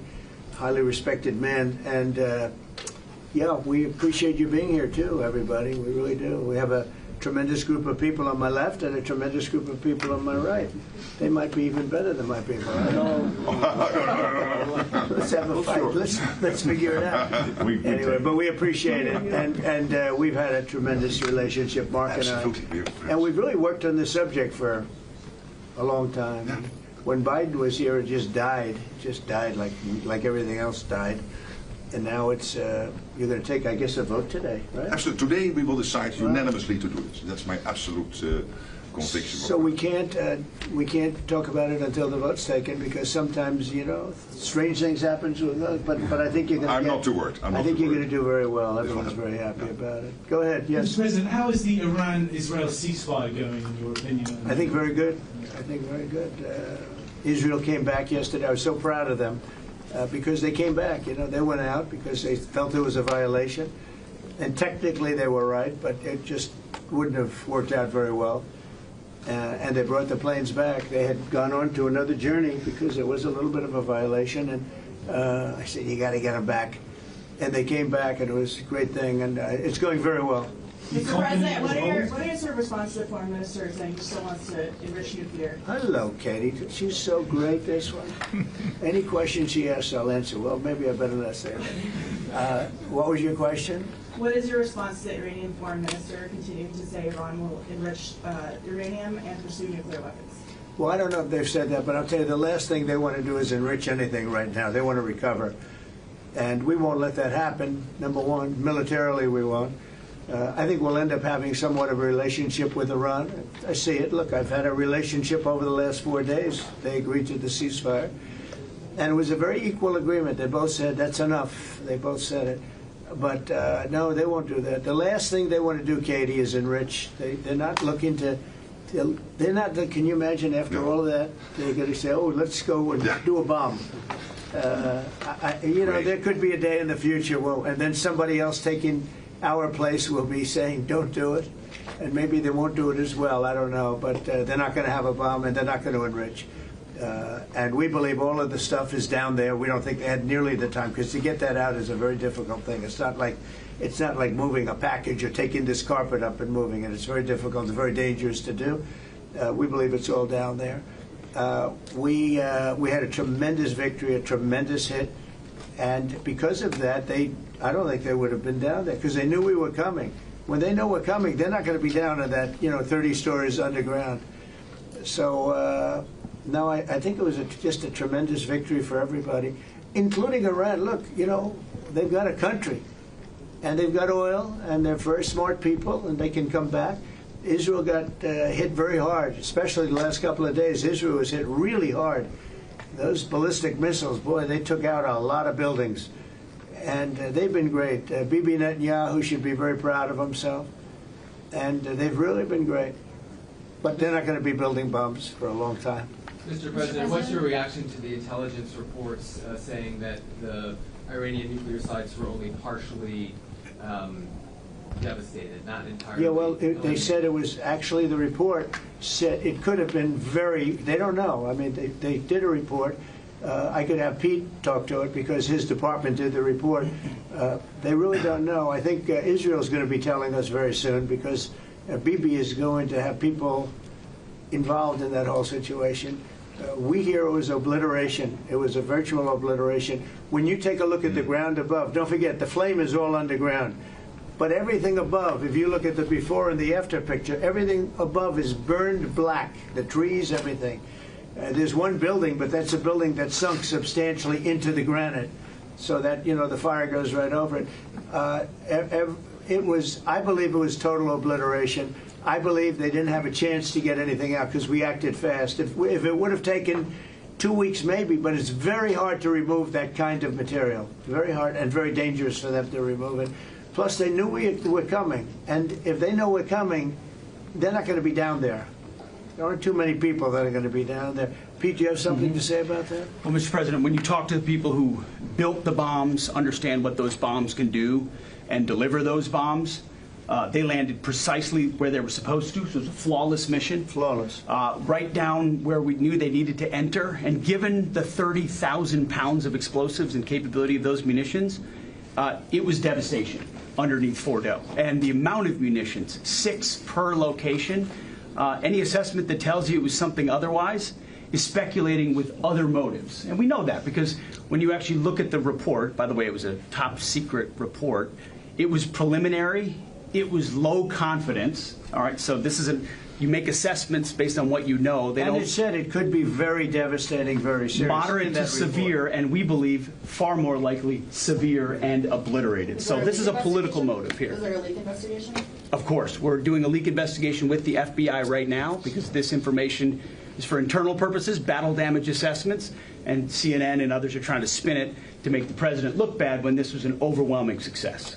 We had a tremendous success, and this is the New York Times. I call it the failing New York Times. It's going to hell. And CNN, which, as you know, very few people are watching.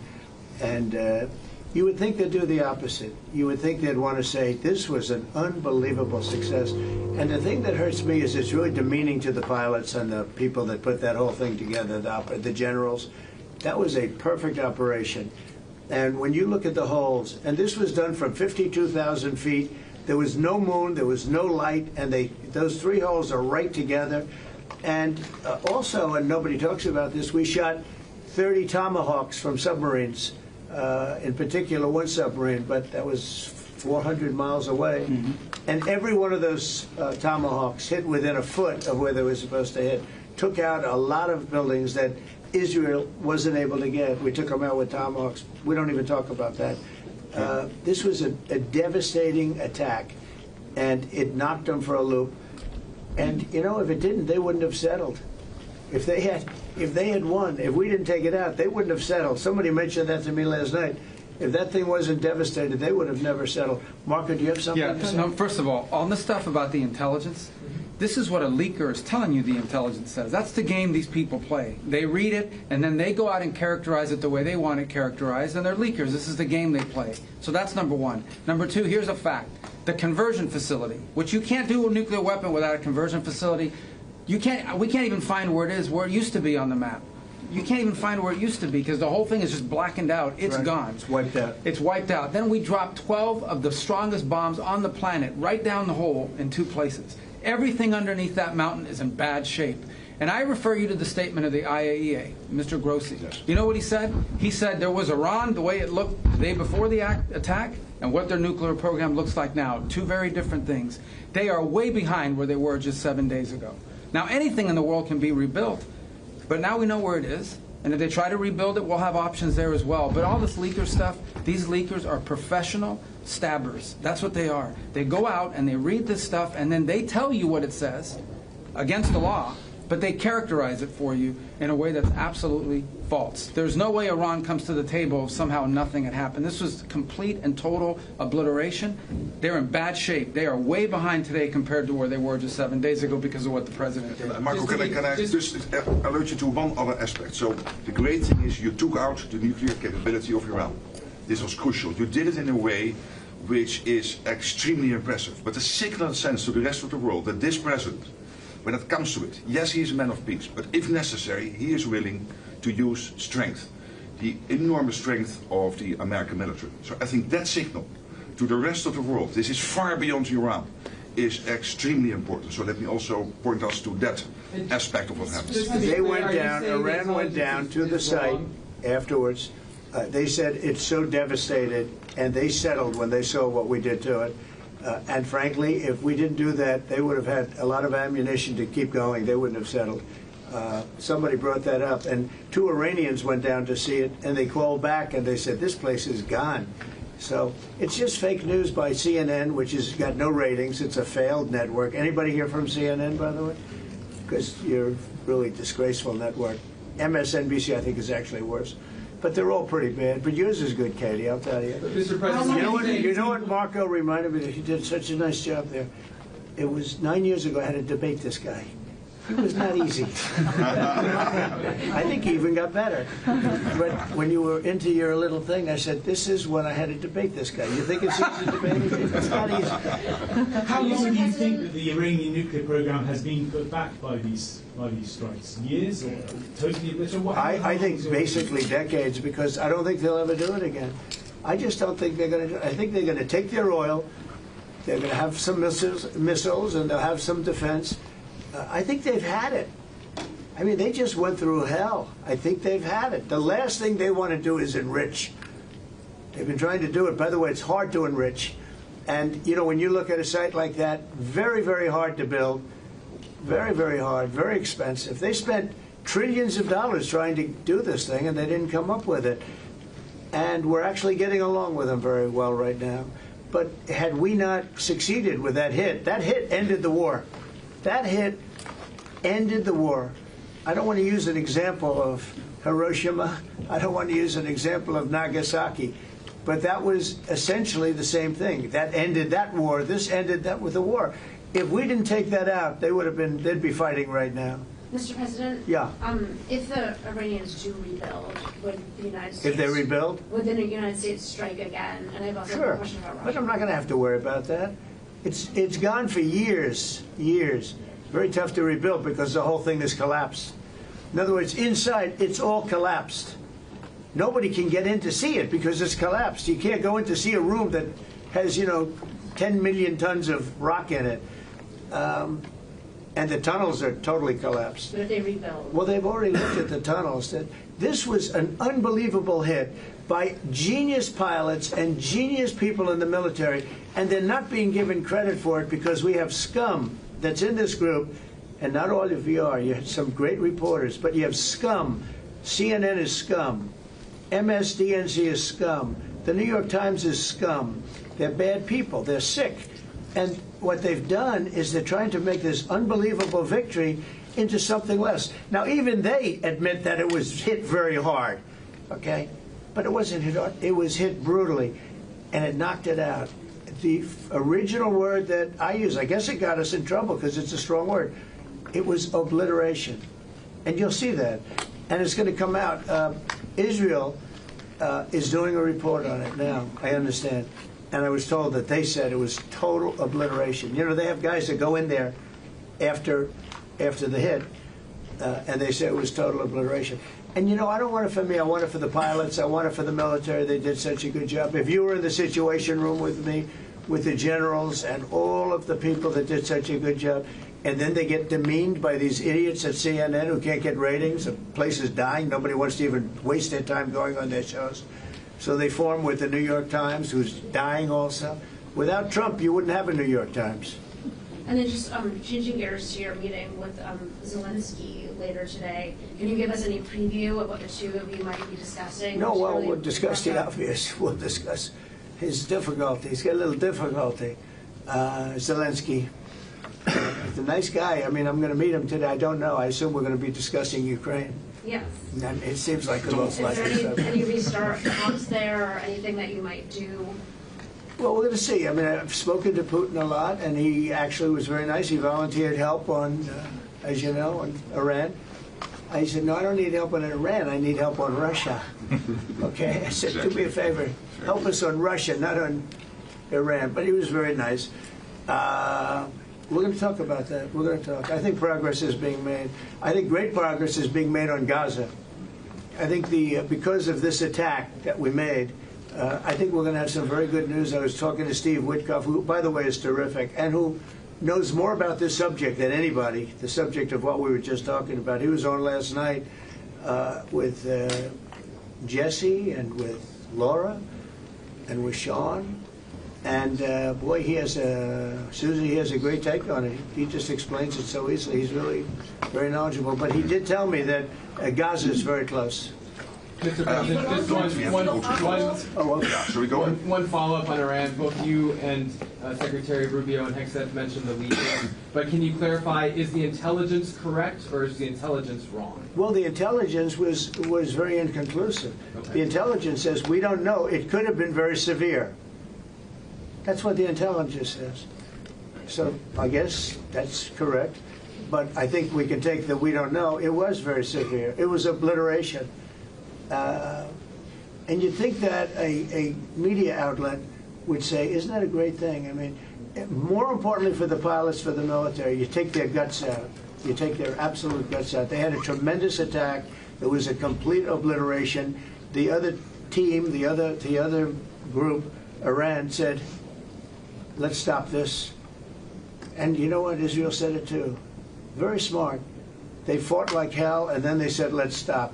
And they're going to build themselves. And I really see it as sticking. I mean, we may do papers on it, Marco. Maybe we're going to do papers. I don't even know if you need them.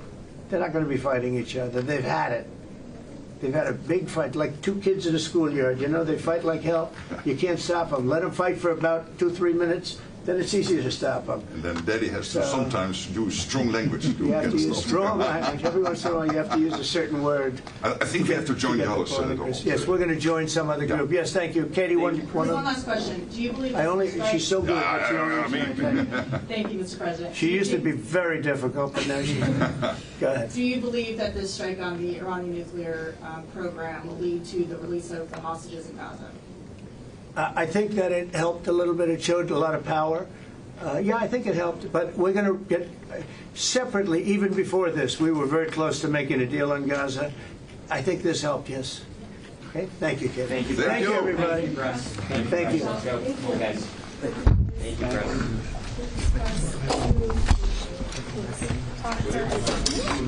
Thank you, Press. Thanks, guys. Standing back at the door.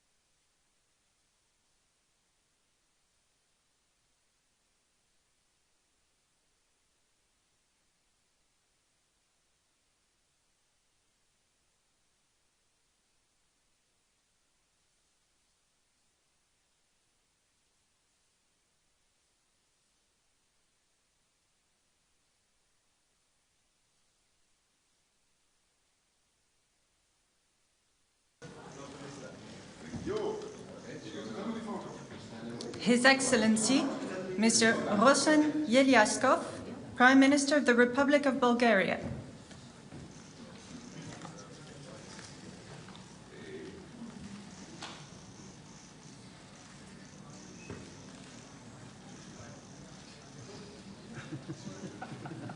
Her Excellency, Ms. Gordana Silyanovska-Davkova, President of the Republic of North Macedonia.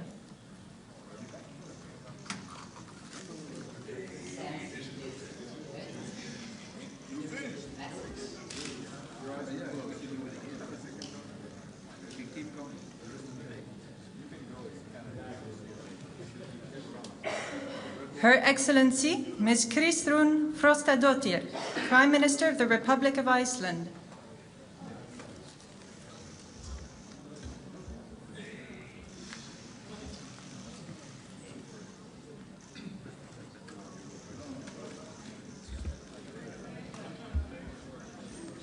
The Right Honourable Mark Carney, Prime Minister of Canada.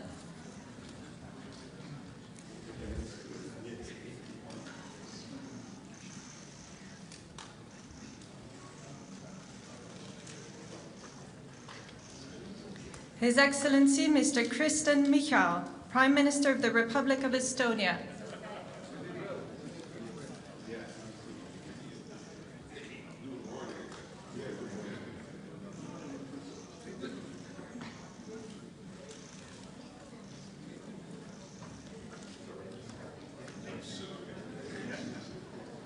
His Excellency Mr. Peter Pellegrini, President of the Slovak Republic.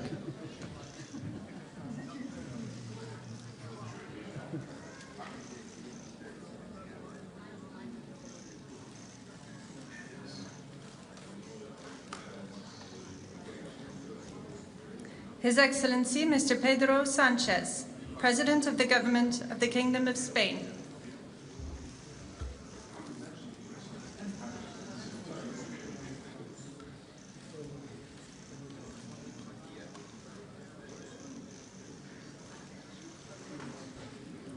His Excellency Dr. Robert Golob, Prime Minister of the Republic of Slovenia.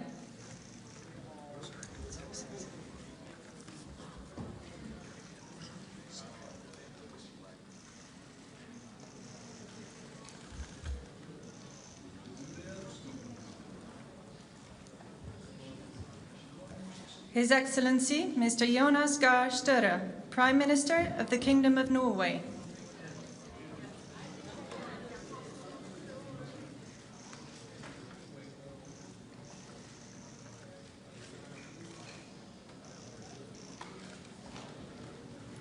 His Excellency Mr. Edi Rama, Prime Minister of the Republic of Albania.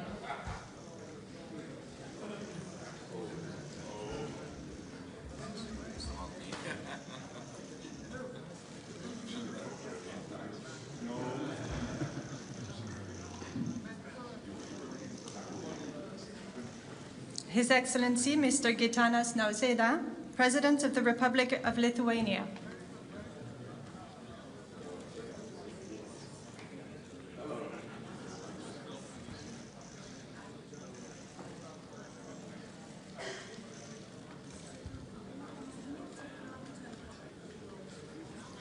His Excellency Mr. Andrzej Duda, President of the Republic of Poland.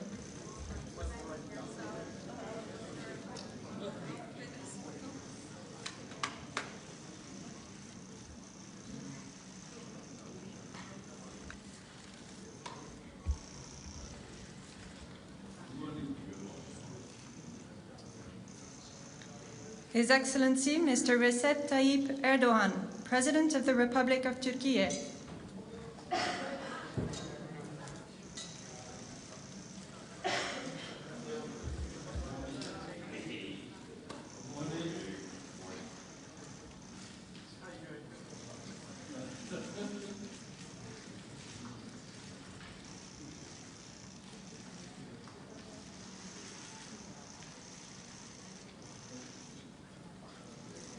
His Excellency Mr. Edgars Rinkēvičs, President of the Republic of Latvia.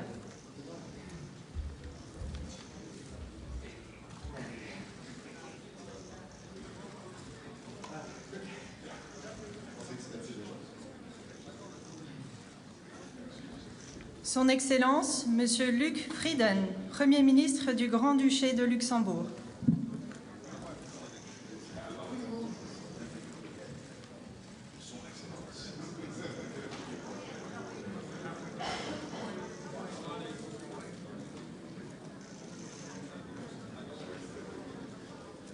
His Excellency, Mr. Luis Montenegro, Prime Minister of the Portuguese Republic.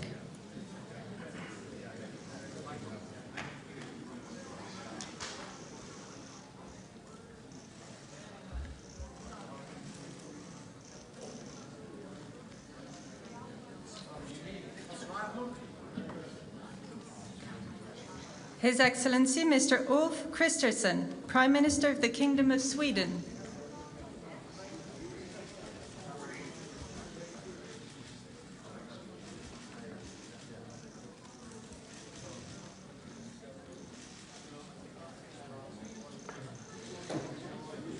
His Excellency, Mr. Jakub Milatovic, President of Montenegro.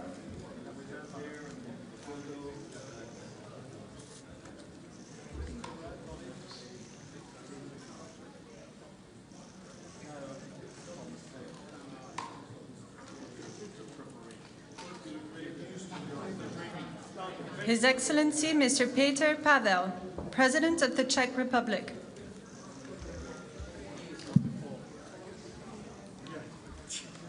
Thank you for that advice. Just as I'm going up. We'll trip you through this and whatever, so that makes things easier. His Excellency, Mr. Nicu Jordan, President of Romania.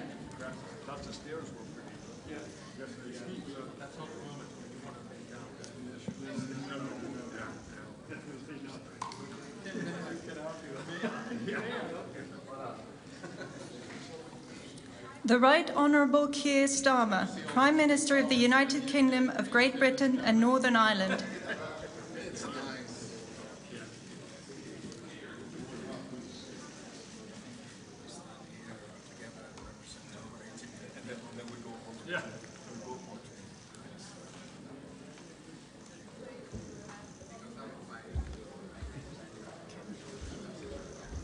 His Excellency, Mr. Kyriakos Mitsotakis, Prime Minister of the Hellenic Republic.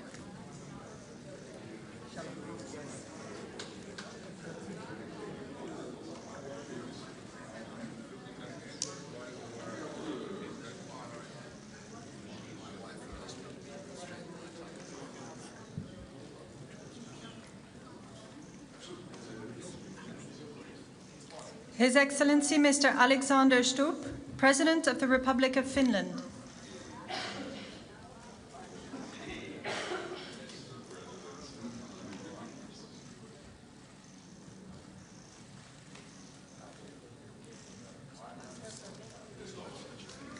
His Excellency, Mr. Friedrich Merz, Chancellor of the Federal Republic of Germany.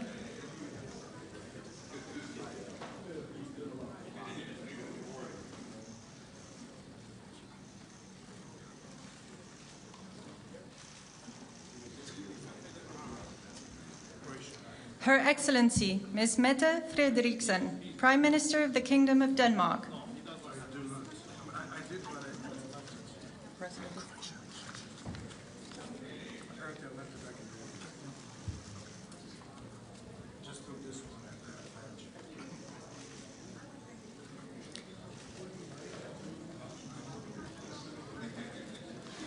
His Excellency, Mr. Zoran Milanovic, President of Croatia.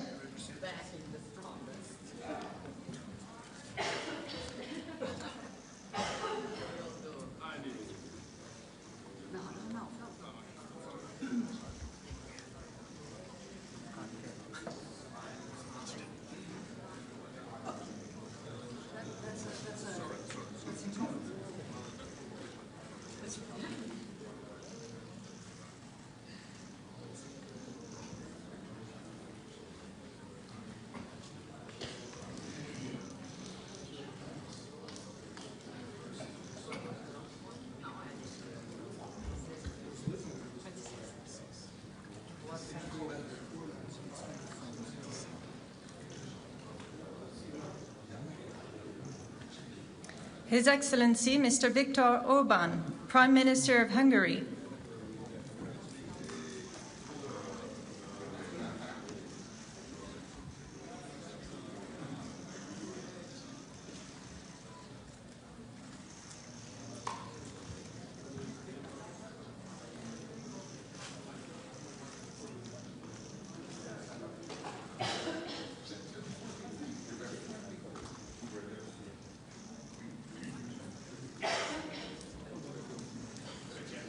Her Excellency Ms. Giorgia Meloni, President of the Council of Ministers of the Italian Republic.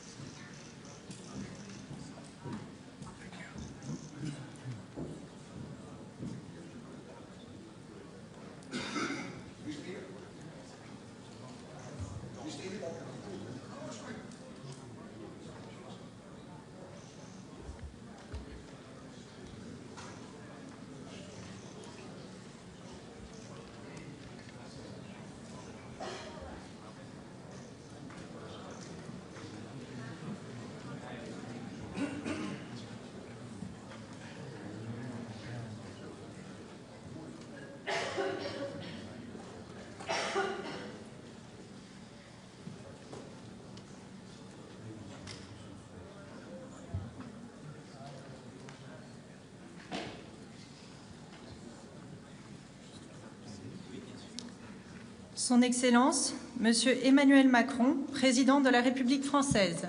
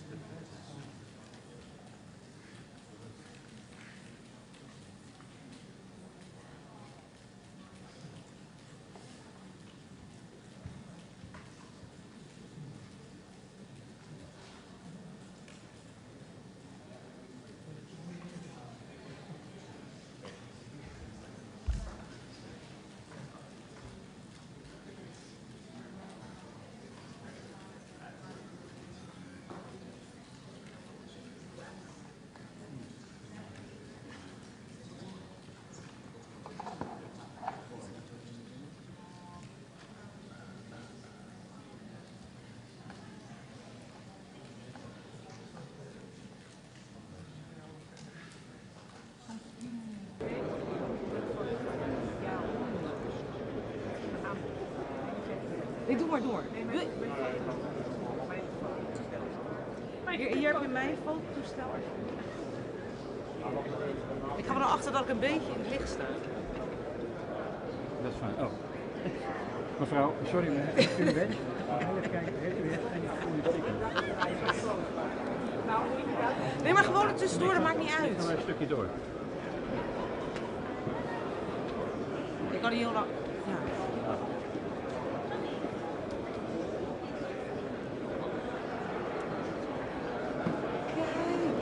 Doe eentje alleen met Valerie nog.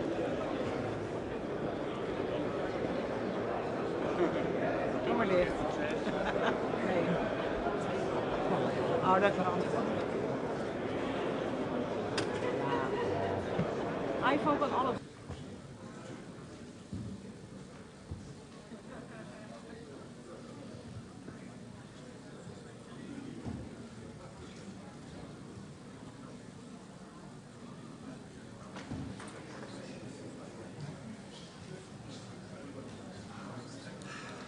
The Honorable Donald Trump, President of the United States of America.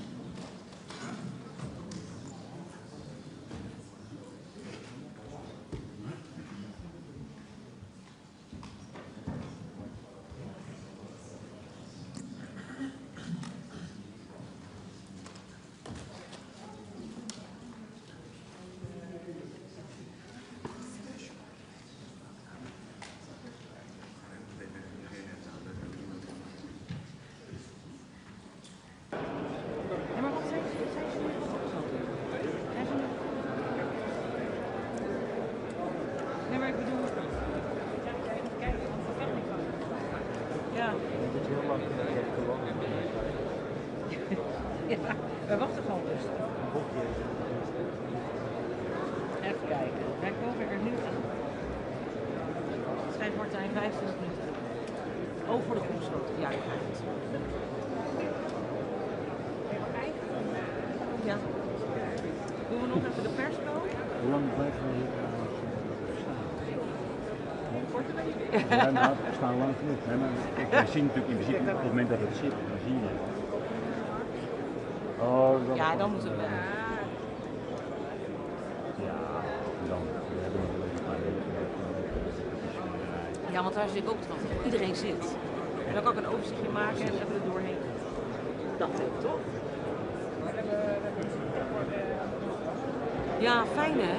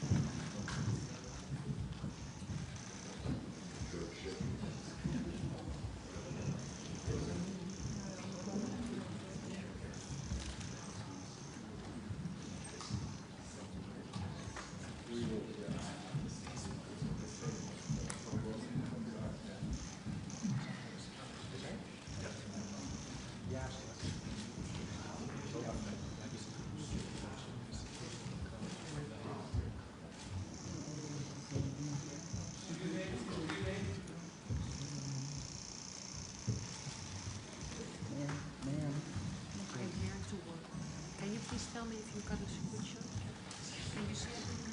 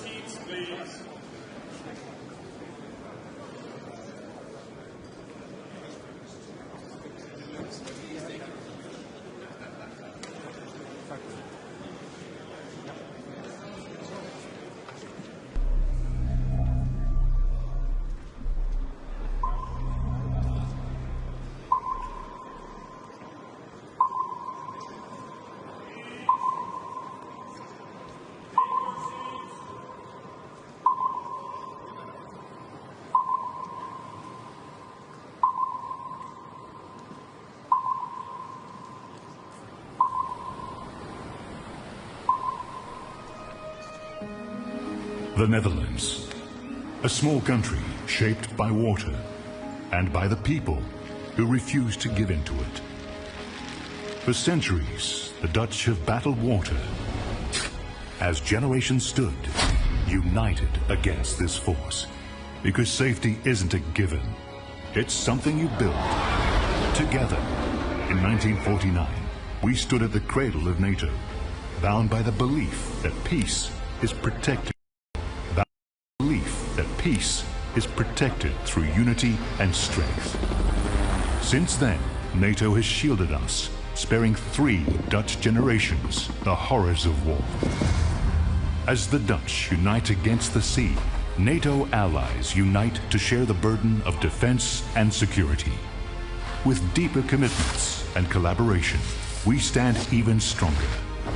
Backed by partners around the world, 32 nations stand as one. We stand firm against our foes, on land, at sea, in the skies, in space, and cyberspace. Peace is our purpose, deterrence our shield, readiness our promise. NATO is not just about nations, it's about people, leaders, soldiers, citizens, each playing their part to protect the life we've built for ourselves and future generations. NATO, security through strength.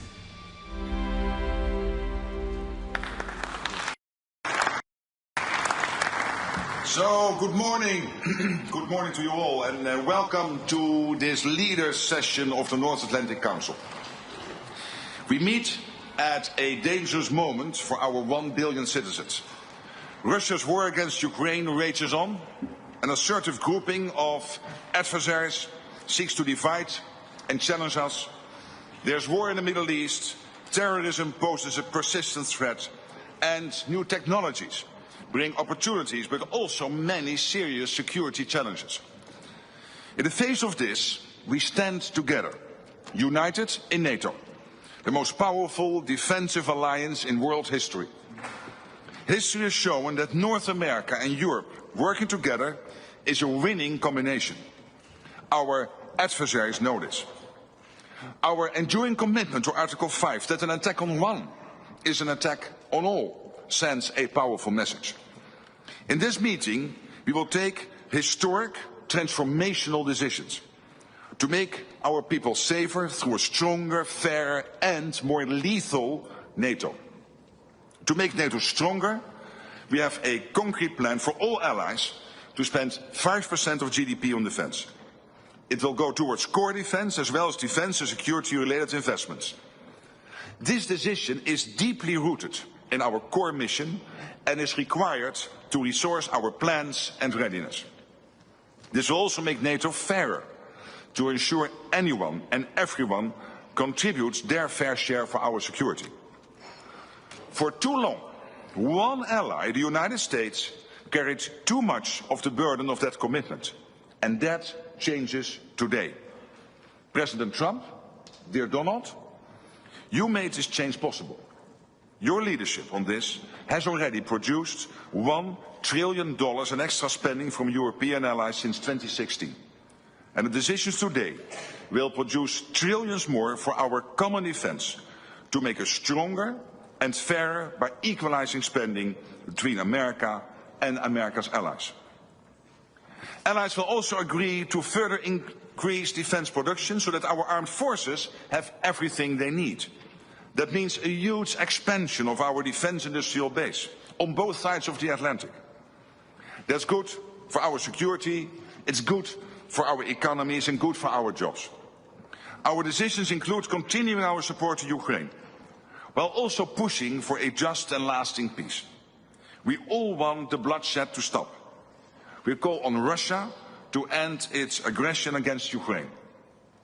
Let me now turn to Prime Minister of the Netherlands, Dick Schoof, whose government and people are graciously hosting us here. Thank you to the media for joining us. We will continue our discussions in just a moment, but first, and with the media here, please, Dick Schoof, your introductory remarks. Thank you, Mark. Colleagues, friends, allies, on behalf of the Dutch government, welcome to The Hague.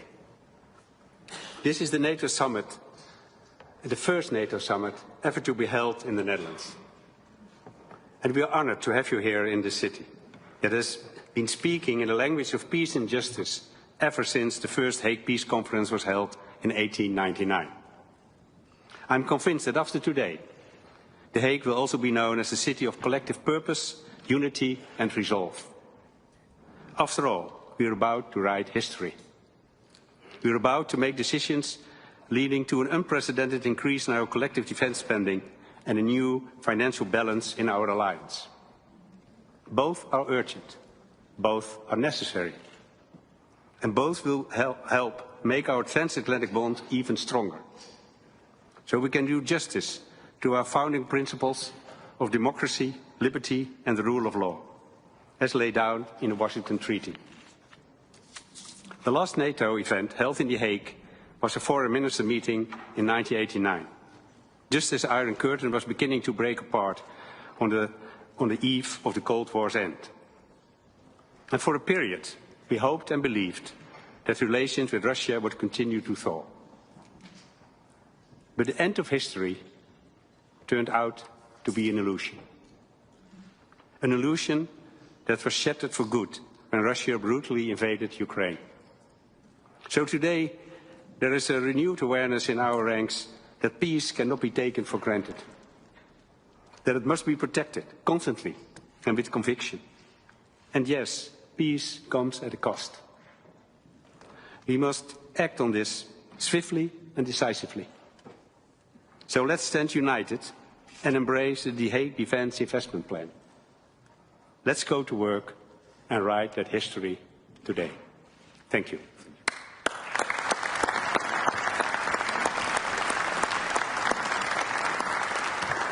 So thank you for the media for joining us, but in the spirit of democracy, I have to ask you to leave the room now. Thank you.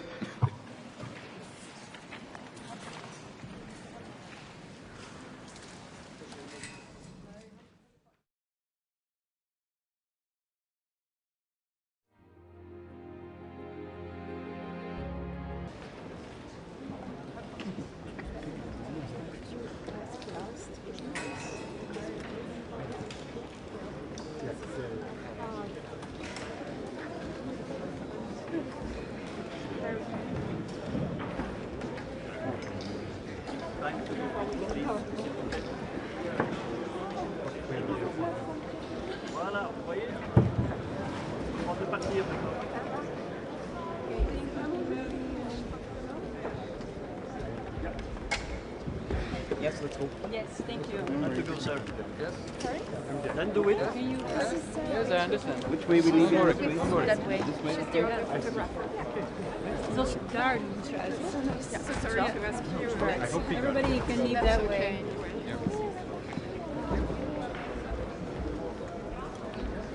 Please pack your stuff now.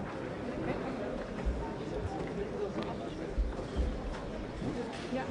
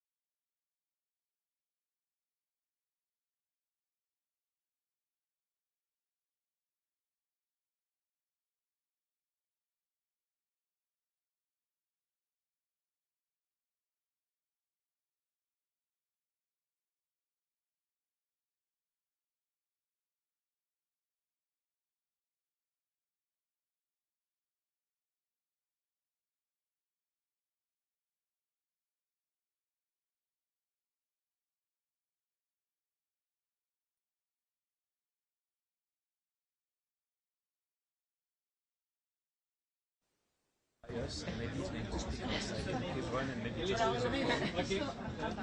Est-ce que c'est historique? Yeah. Sorry, thank you, bye-bye. Je sais pas, juste, je vois quelqu'un dehors. Il devrait parler à quelle heure? Entre 40 et 45. Mais comme vous voyez, on est obligé de venir avant, sinon... It's okay? It's okay? I just do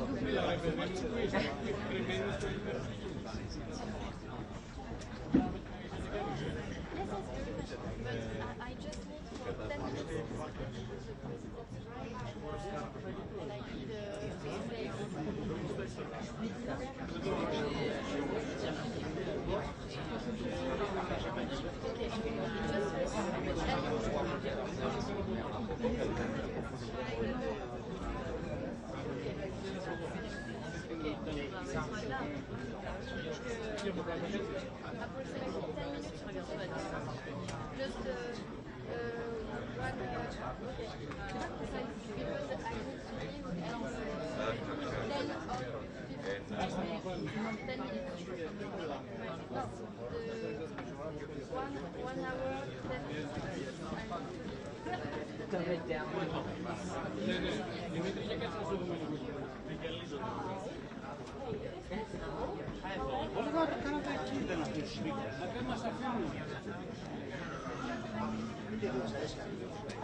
Μ' αρέσει, αλλά είναι καλό.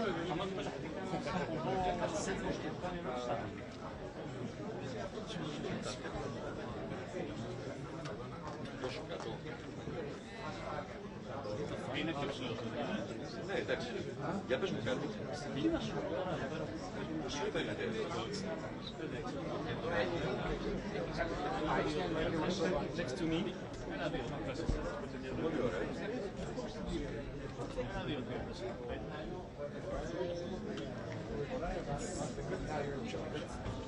Ένα-δύο. Εντάξει.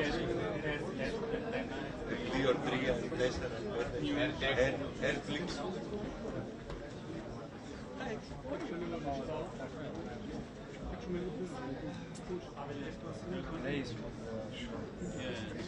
There's that on the wall.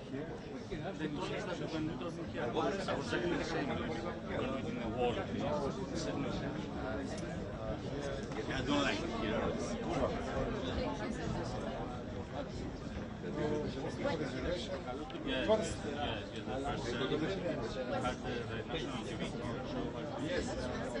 Et France Télé, on a mis un pool télévision française là. Et ça, c'est parce qu'ils ont leur... If you want to take a position, et France Télé.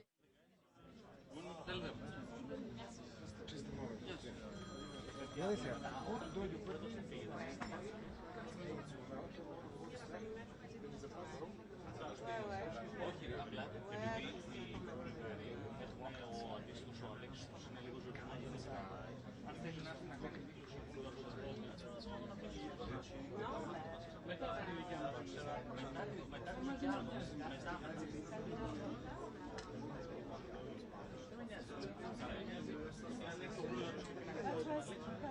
Yes, it is a discussion. You could have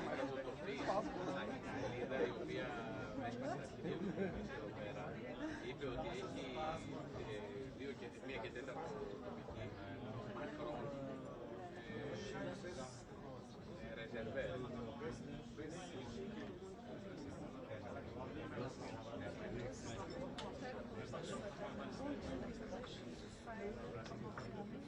Παρακαλώ να πάρει και αναπηρία και εργοδοτική αρρωγή για τις ερωτήσεις. Θα αφήσει εδώ κάμερα. Γιατί το άλλο να πάμε. Περνάει από γενιά σε γενιά.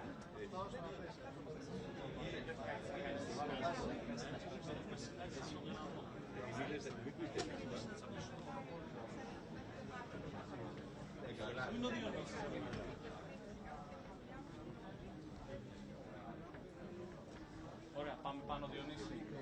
Να βρούμε ποιος το είπε.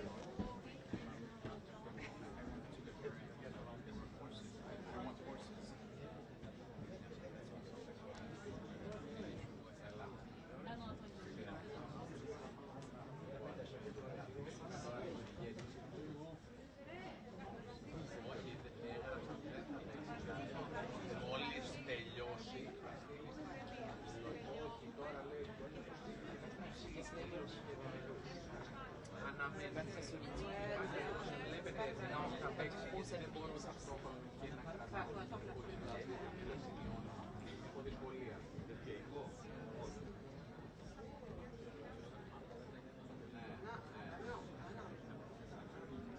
Live τώρα όλοι.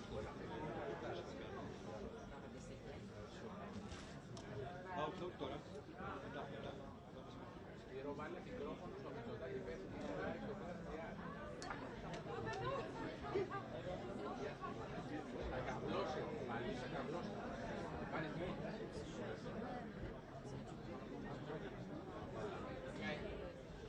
Είμαστε έτοιμοι.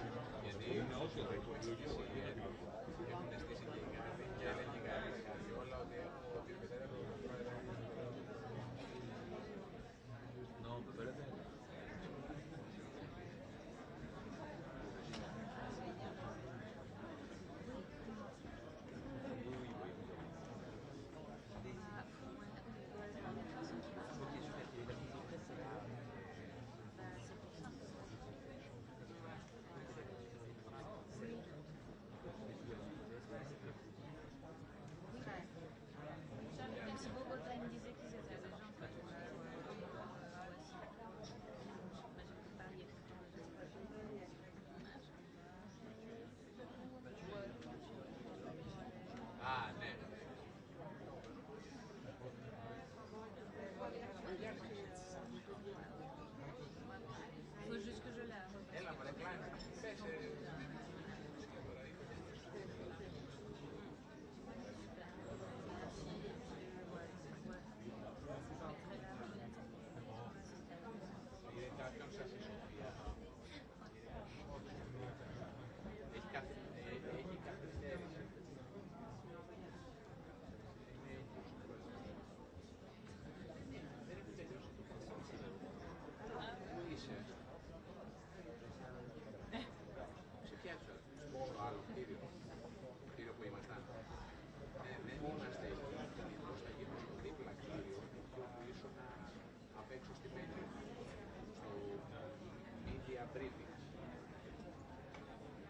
Και όταν μπεις μέσα σε αυτό το κτίριο, όπως μπαίνεις αριστερά και δεξιά μέσα.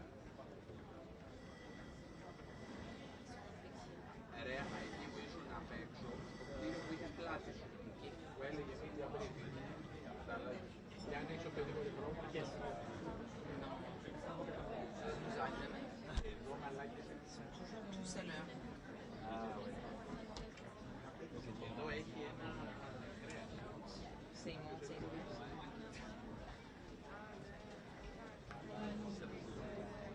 Ça va, là, je trouve qu'ils sont plus flexibles. Donc là, on dit, là, je peux pas faire plus flexible. Parce que parfois, ils celui-là, c'est pour... sinon, je peux le faire en studio. Sinon, c'est pas la peine que je sois là si je peux pas...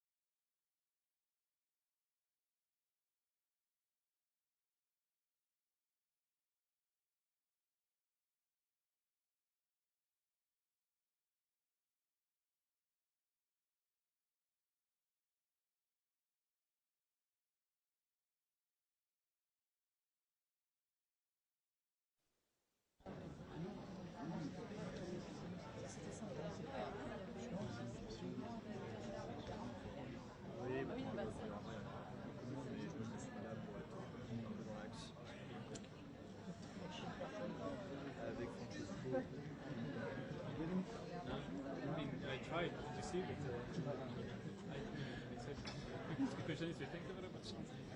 No, but it means it's not really we think two meetings.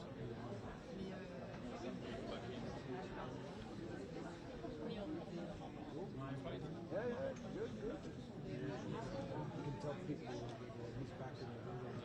Yeah.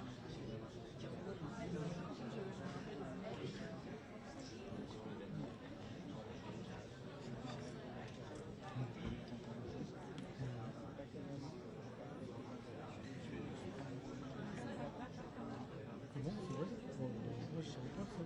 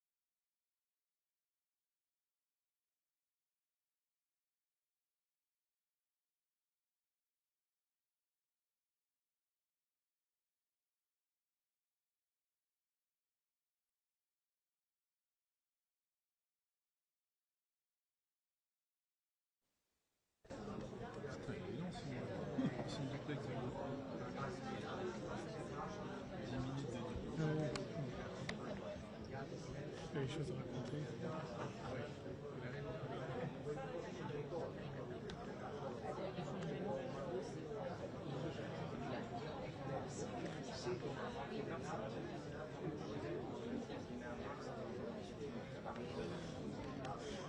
Another one.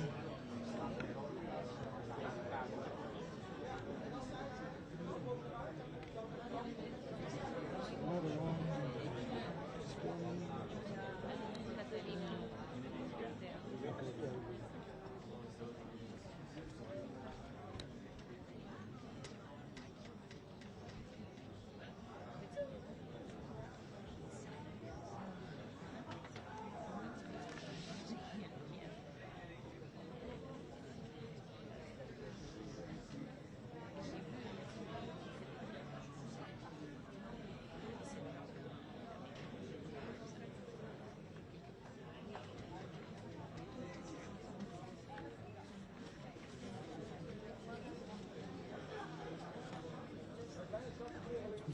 casque.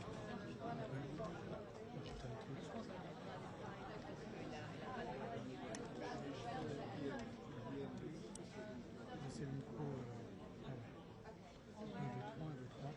Ça module bien, hein? Impec. Tu peux couper, patron. En tant que cordial.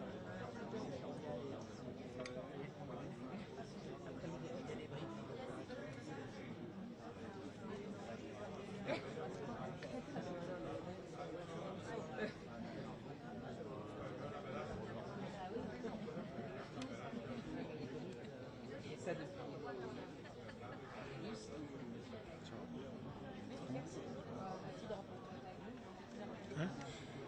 Ah ouais, mais attends, je te dis que c'est pas fini. Peut-être une demi-heure de fin. C'est déjà que ça marche. On se dit que le gars il va pas venir avant non, c'est 45. Ouais.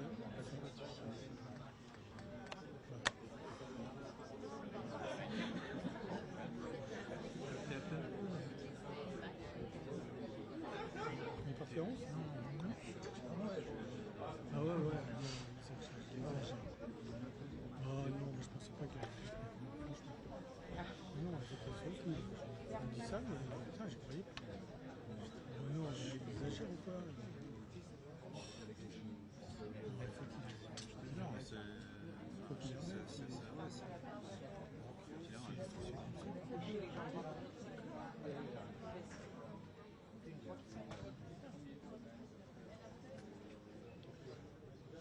il y avait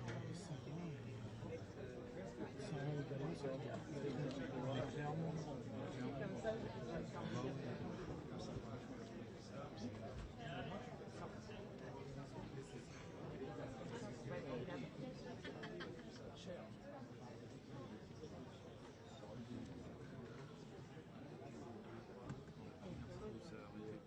j'avais du mal à mettre On attend plénière là? Ah non. Oui.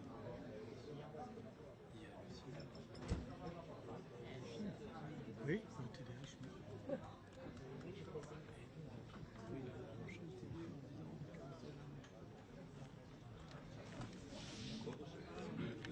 Oui.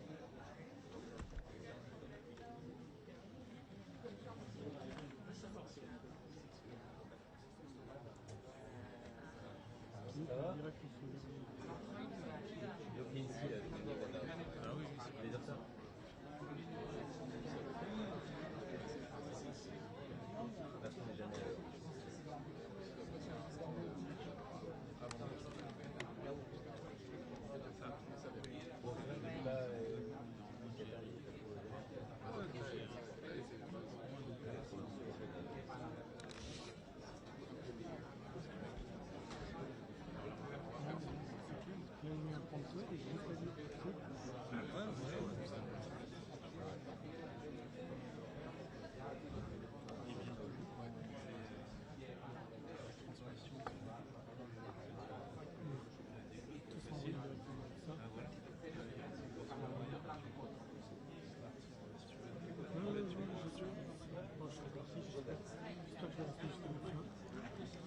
Avant qu'il me chasse.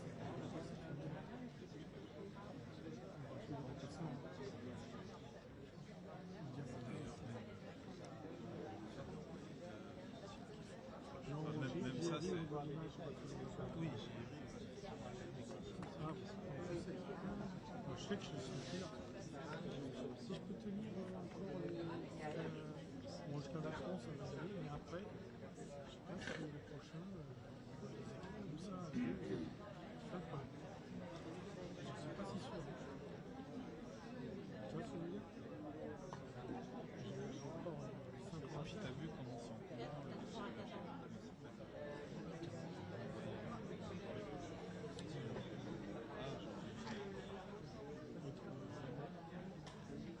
Ah, quoi, la Starlink? Voilà. Ouais. Opération en bouton. Là, la Starlink, c'est pas que ce soit compliqué, mais il y a des manips à faire. Moi, je l'ai fait, hein. J'ai fait la formation avant de partir sur le... J'ai pas utilisé en Allemagne. C'est Tu peux utiliser une seule t'envoie, t'appelles et t'as fait. Je l'ai pas utilisé. C'était avec une crème, mais je trouvais être one third et que c'était pas hyper. Supposed to be at one third. Ouais. Yeah. C'est crème, ça. Macron is always late. Rutte is supposed to speak at the same time, so I don't know if Macron will wait or will just speak at the same time as Rutte. Or the opposite, Macron may speak first. We'll see.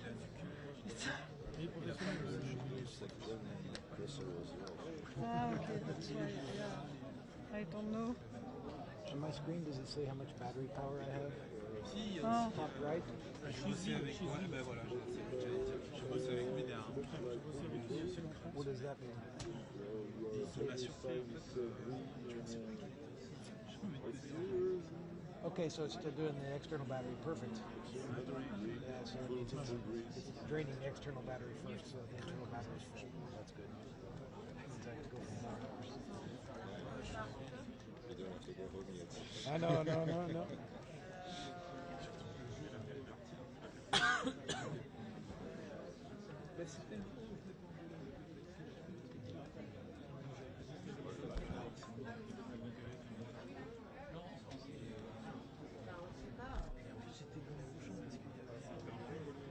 Ah oui. Les deux piges.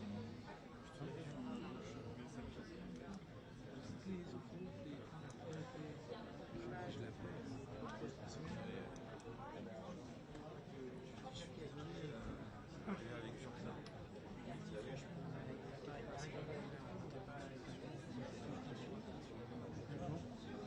Au lieu d'avoir, tu vois, plutôt une réaction négative comme ça, fait chier.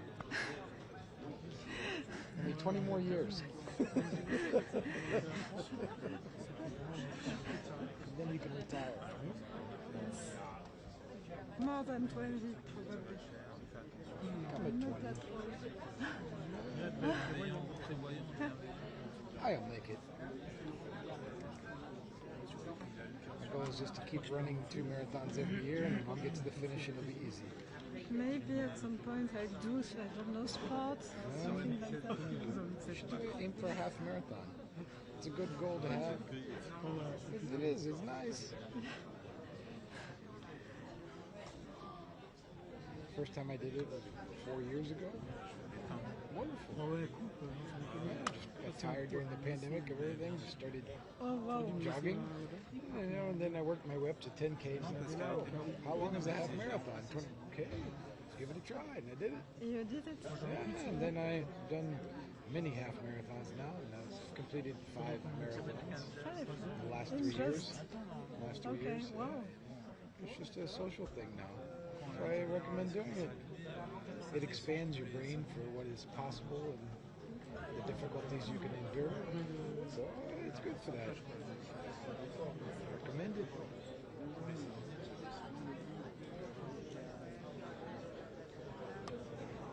Je ne dirais pas avant 14 heures. Okay.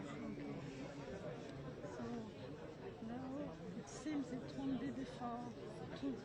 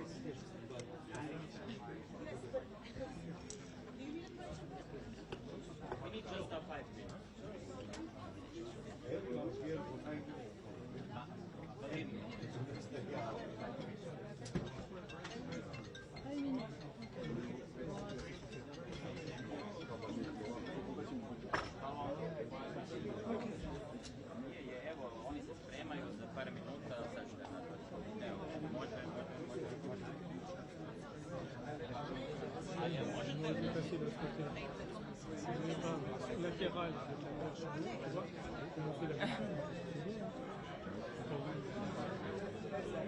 Moi je prends la place.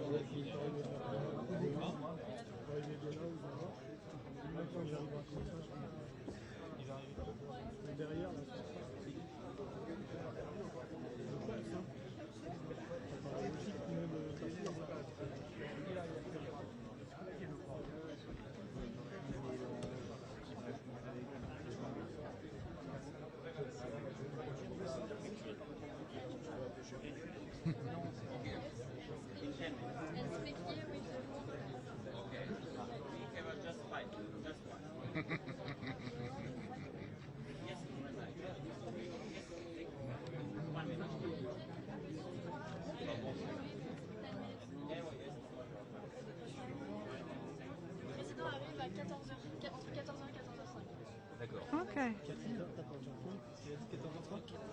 14h, 14h05.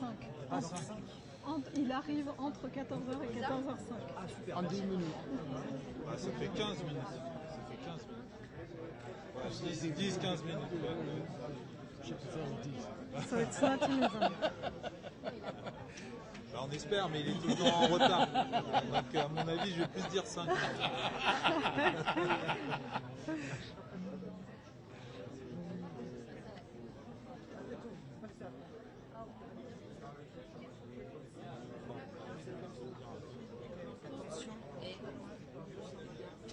Vous appuyez pas trop, on va partir avec vous. Ouais, je m'appuie effectivement.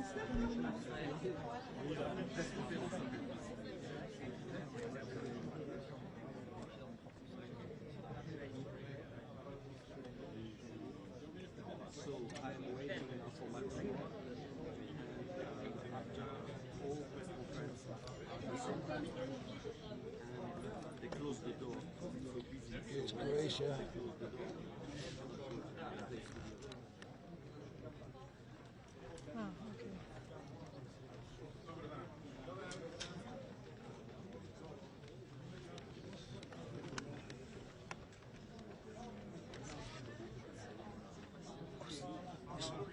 Forza.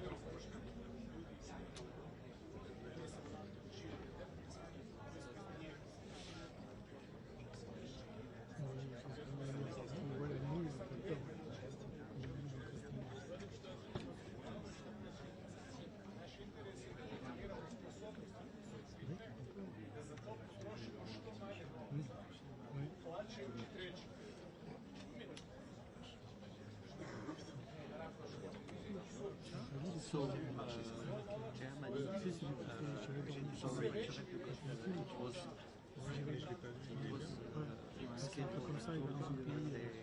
Effectivement, it was already finished, Germany will when the dans la nuit et tout, they close the door because they don't want extra people. That's what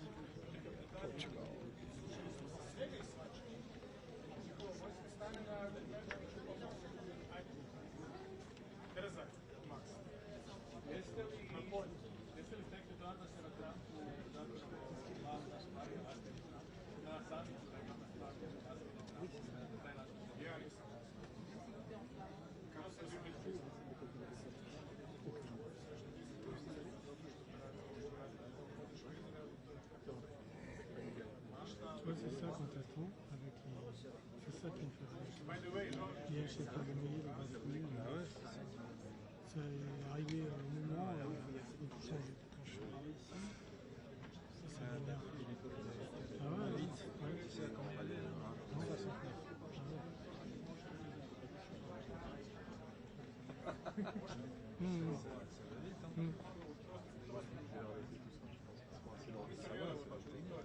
Oui, oui. Bon.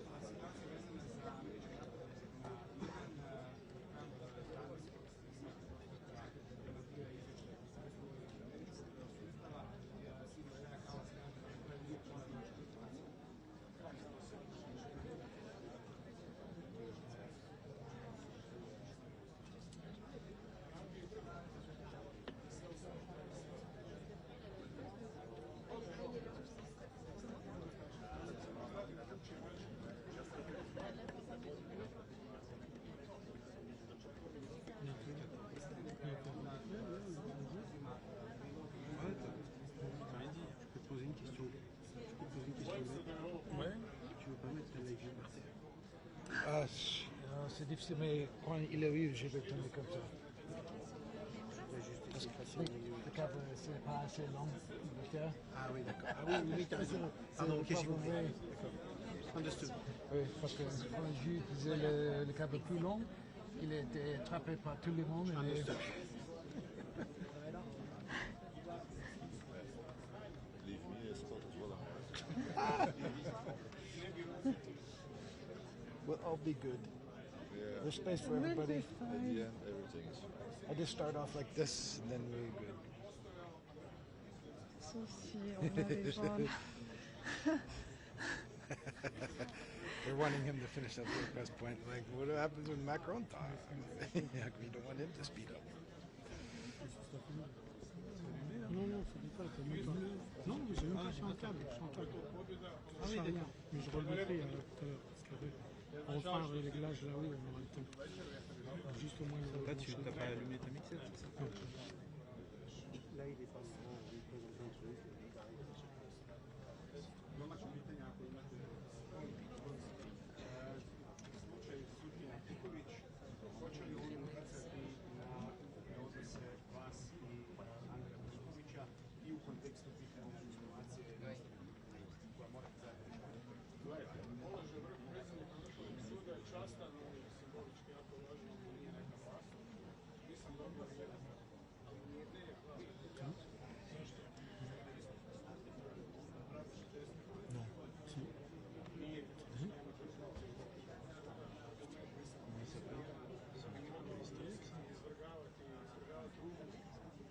C'était pas le. Oui, c'est ça. C'était le. Il y a l'image hein, ouais, je vais entendre parler de ce c'est pas le. Comment il s'appelle? Ça se termine en rouge. Je perds la mémoire. Ouais, des jeunes crocodiles aussi. Ouais. Il attaque pas. Je ne vois pas, mais.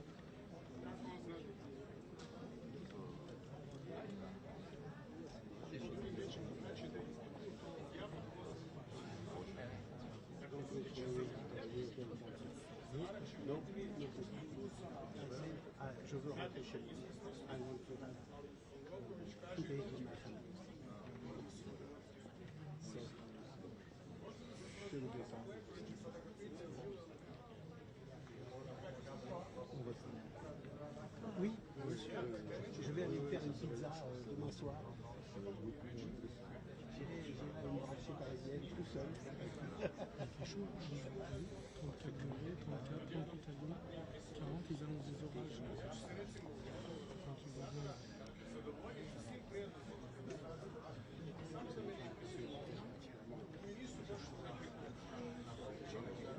Je sais pas quand il fait trop chaud, toi. Moi non plus.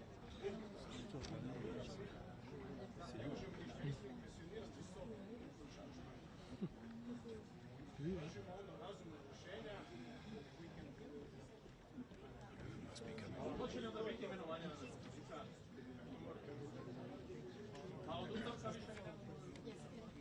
Il arrive, je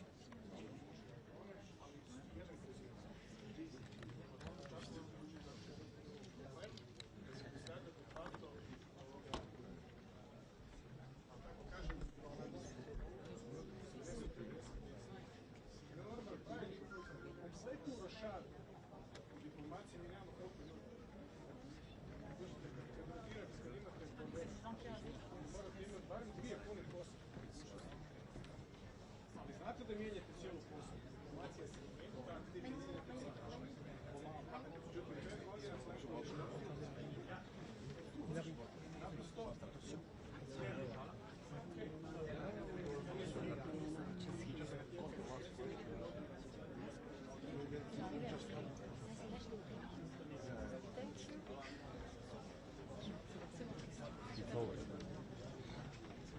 Thank you.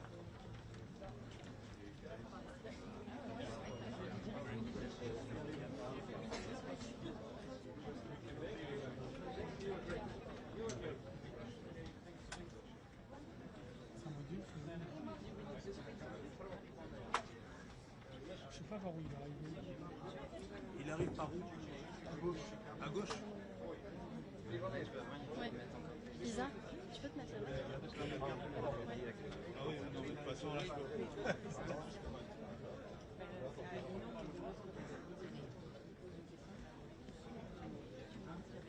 Oui, non, je sais pas, on peut rester. Attends, non.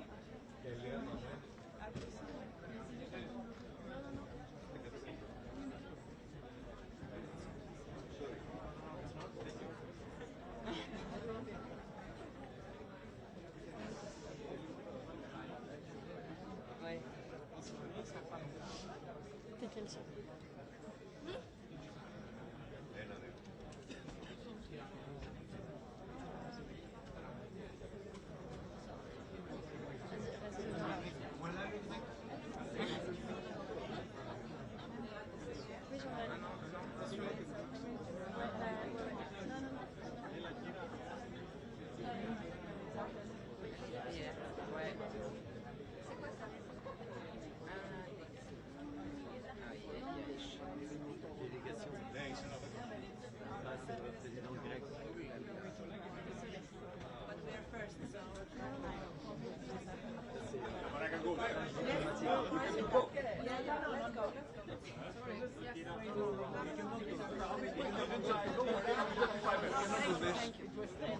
We came first.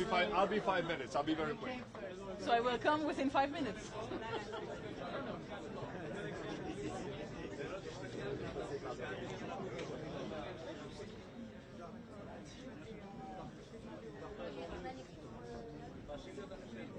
La cam, on va bouger un petit peu. Moi, c'est pas possible avec la boue, tout ça.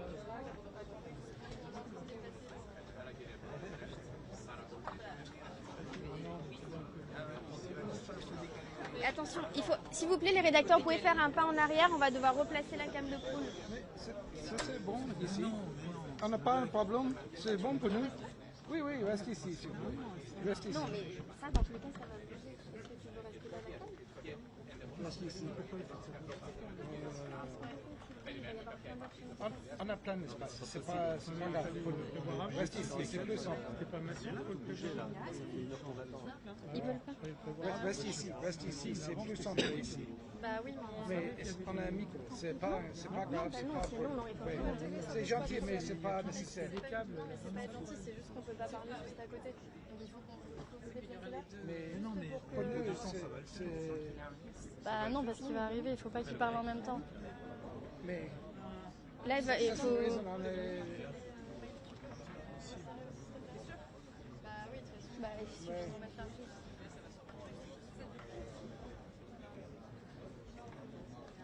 Vous l'avez mis tout là-bas. C'est trop loin. Mais est-ce que trop loin, faut la relancer de 5 minutes. C'est là Voilà. Ici C'était là Ouais, c'était plutôt là. C'est là ou pas? Ouais, c'est là. Non, non, non, non, non, non. C'était là? Maïe, tu peux le remettre avec moi, s'il te plaît? Devant la caméra.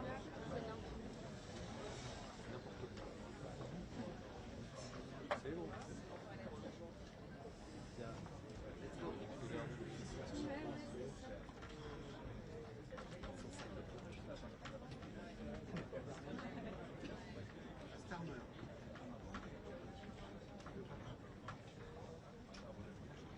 Mr. Prime Minister.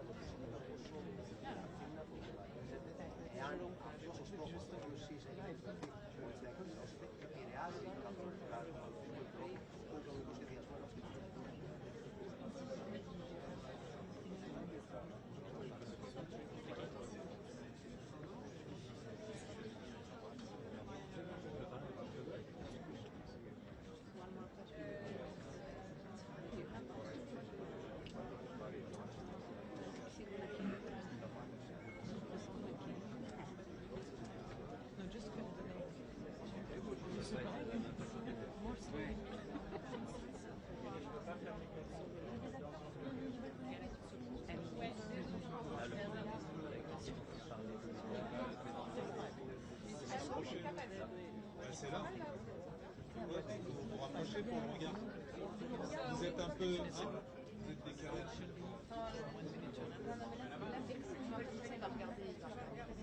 Ah ouais. Pour le pool. Pour le ouais.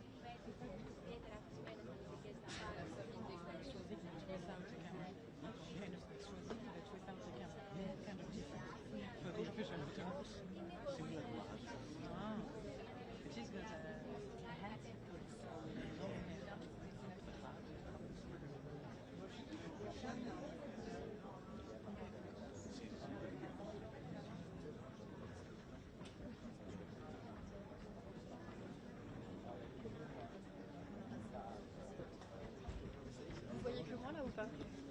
Vous voyez pas là, c'est bon? Ok. C'est parti.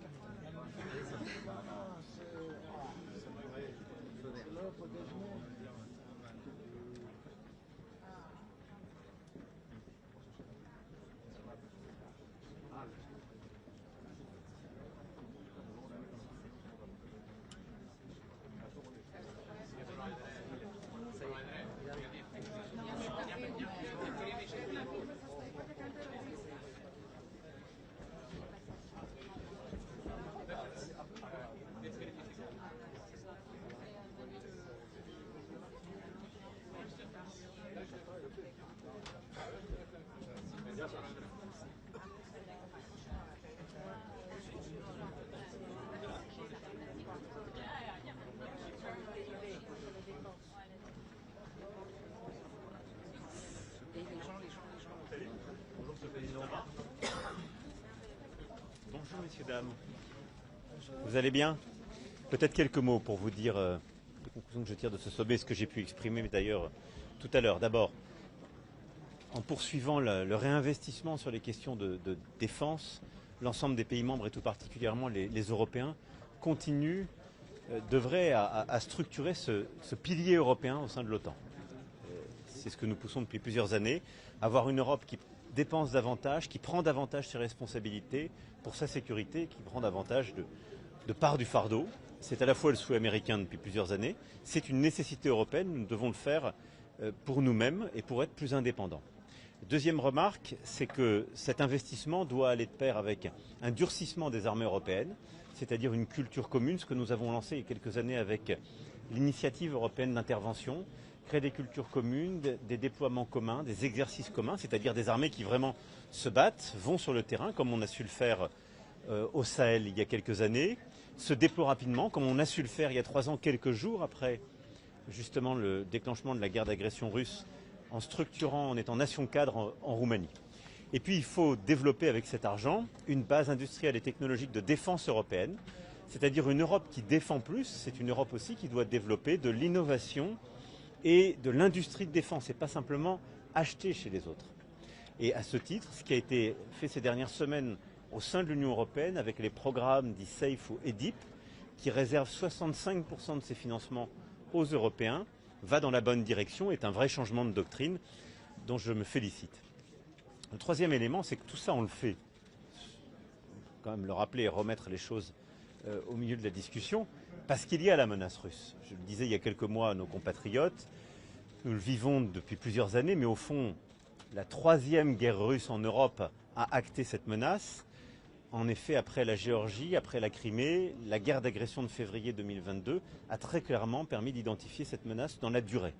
Et c'est ce pourquoi, au fond, nous nous réarmons tous, parce qu'il y a cette menace à nos frontières. Et donc, c'est pourquoi nous souhaitons que, en effet, la guerre d'agression russe en Ukraine demeure une préoccupation, la préoccupation principale des Européens. Elle est celle qui justifie ce réarmement dans la durée, parce qu'il y a cette menace qui perdurera. Mais il y a aussi la volonté que nous avons ici réaffirmée d'agir ensemble et de manière partenariale pour arrêter cette guerre. D'abord, on a besoin des États-Unis pour obtenir un cessez-le-feu, par une capacité de dissuasion, en utilisant aussi la crédibilité des derniers jours liée au théâtre iranien. Et puis ensuite, parce que nous prenons notre part, en Européens, c'est le sens même de la coalition de volontaires que nous avons structurée en février dernier et que nous allons réunir à nouveau en juillet, c'est-à-dire que vous avez ces Européens, avec d'ailleurs aussi les Canadiens et plusieurs autres, qui sont là et qui sont prêts dans la durée à soutenir l'Ukraine, à lui permettre de régénérer son armée, de déployer des forces de réassurance. La quatrième remarque que je voudrais faire sur ce sommet, c'est justement que tout ça suppose aussi que les Européens pensent leur sécurité de demain. Parce qu'on ne va pas aller vers une escalade sans fin vers plus d'armement. Nous devons nous armer parce qu'il y a aujourd'hui un décalage par rapport au niveau d'armement de la Russie et qu'il y a cette menace. Mais dans le même temps, nous devons penser pour nous-mêmes les garanties de sécurité, le cadre de sécurité dans lequel on veut vivre demain.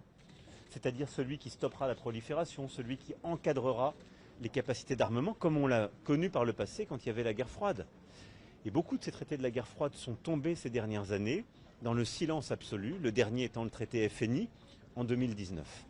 Et c'est pourquoi, de la mer Noire à l'Arctique, nous avons besoin de repenser chacun de ces espaces, de dire au fond jusqu'où nous sommes prêts à aller pour nous défendre et quels seraient les termes de la discussion avec la Russie pour permettre de limiter les capacités et d'avoir un chemin de retour de la confiance. Mais il faut y penser dès maintenant pour pouvoir le négocier dans le cadre d'une paix plus large. Mon dernier point, ce sur quoi j'ai insisté, c'est que tout ça suppose de l'unité, du respect et de l'anticipation. Ce qui veut dire que cet effort collectif et le bon résultat qu'on a avec ce communiqué et ce réengagement européen, il a en quelque sorte, et il impose de manière évidente la paix commerciale. On ne peut pas entre alliés dire il faut dépenser plus, nous dire on va dépenser plus, et au sein de l'OTAN se faire la guerre commerciale. C'est une aberration. Et donc c'est pourquoi il est très important qu'on puisse revenir à ce qui devrait être la règle au sein de l'ensemble des alliés, c'est-à-dire une véritable paix du commerce, et donc d'abaisser toutes les barrières tarifaires qui existent ou qui ont été renforcées. Ça suppose aussi d'anticiper les évolutions de déploiement des forces, tout particulièrement sur le sol européen. Et ça suppose enfin de ne pas oublier les termes de la guerre et les risques qui persistent pour nous. J'ai pu le dire, on a une guerre très territoriale, très terrestre, à haute intensité qui se joue aujourd'hui en Ukraine. Mais la menace, nous le savons, elle se déploiera de plus en plus sur le cyber, dans l'espace, en mer. Et donc c'est là aussi où il nous faut renforcer nos capacités et nous coordonner. Voilà les quelques éléments clés pour moi, à la fois de ce sommet de l'OTAN et ce que j'ai voulu aussi défendre avec mes collègues. Je vais maintenant répondre à Monsieur le Président Donald Trump. Alors, je n'arriverai pas à répondre à 3 questions en même temps. Un engagement concret de la part de Donald Trump sur cette question du respect de l'article 5 après les premières déclarations qu'il a faites hier. Alors moi, je vais vous dire, c'est très simple. Ce matin. Mon travail, c'est pas de faire l'exégèse de ses propos. Il y a des textes, il y a des juristes pour voir ces textes, et après vous lui posez les questions. Mais sur le fond, mais moi, vous faites confiance aujourd'hui parce que mais ça fait moi, partie des choses je veux dire, on est dans cette alliance avec tout ce qu'elle embarque, qui est une solidarité entre tous ses membres. Et donc quand mais ça, c'est pas mon job.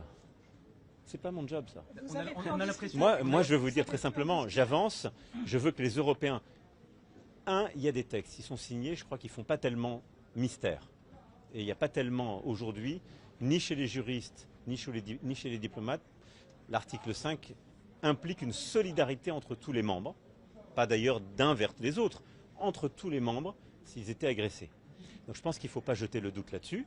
Après, ce que je dis, c'est que, cette solidarité existe, elle est dans nos textes, que tous ceux qui sont autour de la table aujourd'hui, ça veut dire qu'ils continuent d'œuvrer dans cette solidarité, et que nous renforçons la place des Européens par ce réinvestissement historique que nous décidons, que la France a d'ailleurs commencé depuis 7 ans, puisqu'avec nos 2 lois de programmation militaire, nous aurons doublé notre budget des armées. Mais surtout, on renforce aussi notre indépendance, c'est-à-dire notre capacité à moins dépendre. Mais Monsieur le Président, on a l'impression que la sécurité collective dépend des sautes d'humeur et de l'ego d'un homme. C'est pas très rassurant. Non, mais justement, il ne faut pas que ce soit le cas. Alors, ça n'est pas le cas, je tiens à vous le dire, pour la France qui a une armée complète, solidement dotée, qui a la dissuasion, ça n'est pas le cas. On ne dépend pas des autres pour notre sécurité. Et donc moi, je pense que notre Europe, elle doit encore se renforcer pour moins dépendre des autres, même si c'est une très bonne chose d'avoir une alliance plus large qui nous permet d'avoir plus de force et de profondeur. Monsieur le Président, sur la guerre commerciale. Alors, excusez-moi, votre collègue puis vous. Sur la guerre commerciale, vous l'avez évoqué avec lui directement, le président Trump À plusieurs reprises. Donc je pense qu'il faut maintenant qu'on arrive à conclure. Vous l'avez évoqué ici lors du sommet. Je l'ai évoqué lors du sommet, je l'ai évoqué publiquement devant les autres, oui. Le président Erdogan d'ailleurs a fait de même, ou la première ministre Meloni. Mais c'est de l'accord. Posez-lui la question. Posez-lui la question. Est-ce que vous avez parlé de la situation au Proche-Orient, Monsieur le Président, avec Donald Trump sur le cessez-le-feu entre l'Iran et Israël? Je n'ai pas eu l'occasion là d'en parler avec lui.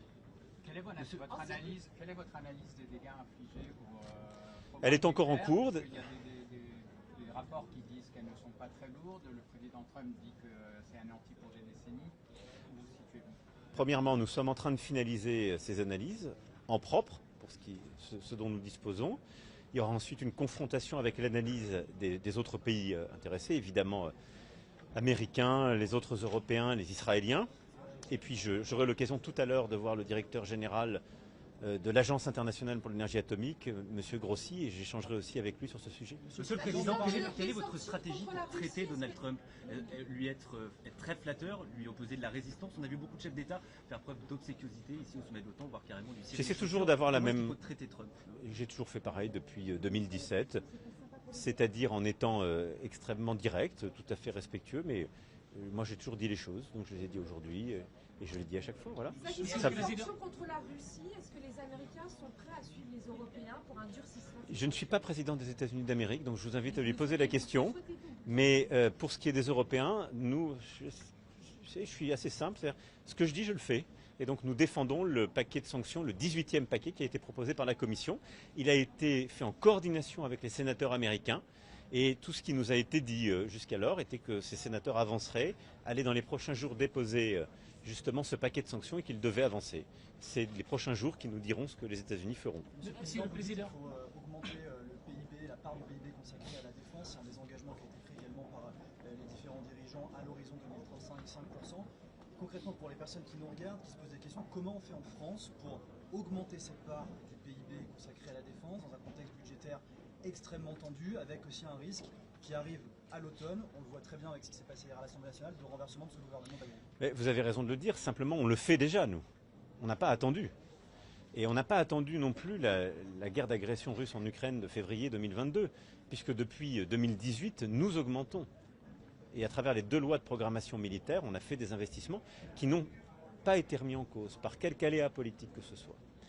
Seul le vote de censure et le décalage du budget nous a mis en retard en début d'année. Il a d'ailleurs beaucoup coûté à l'économie, c'est pour ça que j'invite chacun à réfléchir. Mais les lois de programmation militaire depuis que je suis président sont respectées scrupuleusement. Et donc d'ores et déjà, chaque année, nous augmentons de plusieurs milliards d'euros notre effort. Ce qui fait qu'au terme de ces 2 lois de programmation militaire, on sera passé de 32 milliards d'euros à peu près de budget des armées quand j'ai été élu à plus de 60 milliards. Ce que nous sommes en train... Oui, mais enfin, si mes prédécesseurs avaient porté le même taux d'effort, on serait largement au-dessus. Et je rappelle qu'il n'y a pas si longtemps, on était en train de les diminuer. Donc je me félicite que nous ayons... Bien sûr, c'est la vie démocratique. Vraisemblablement. Vraisemblablement. Mais donc il faudra poursuivre cet effort.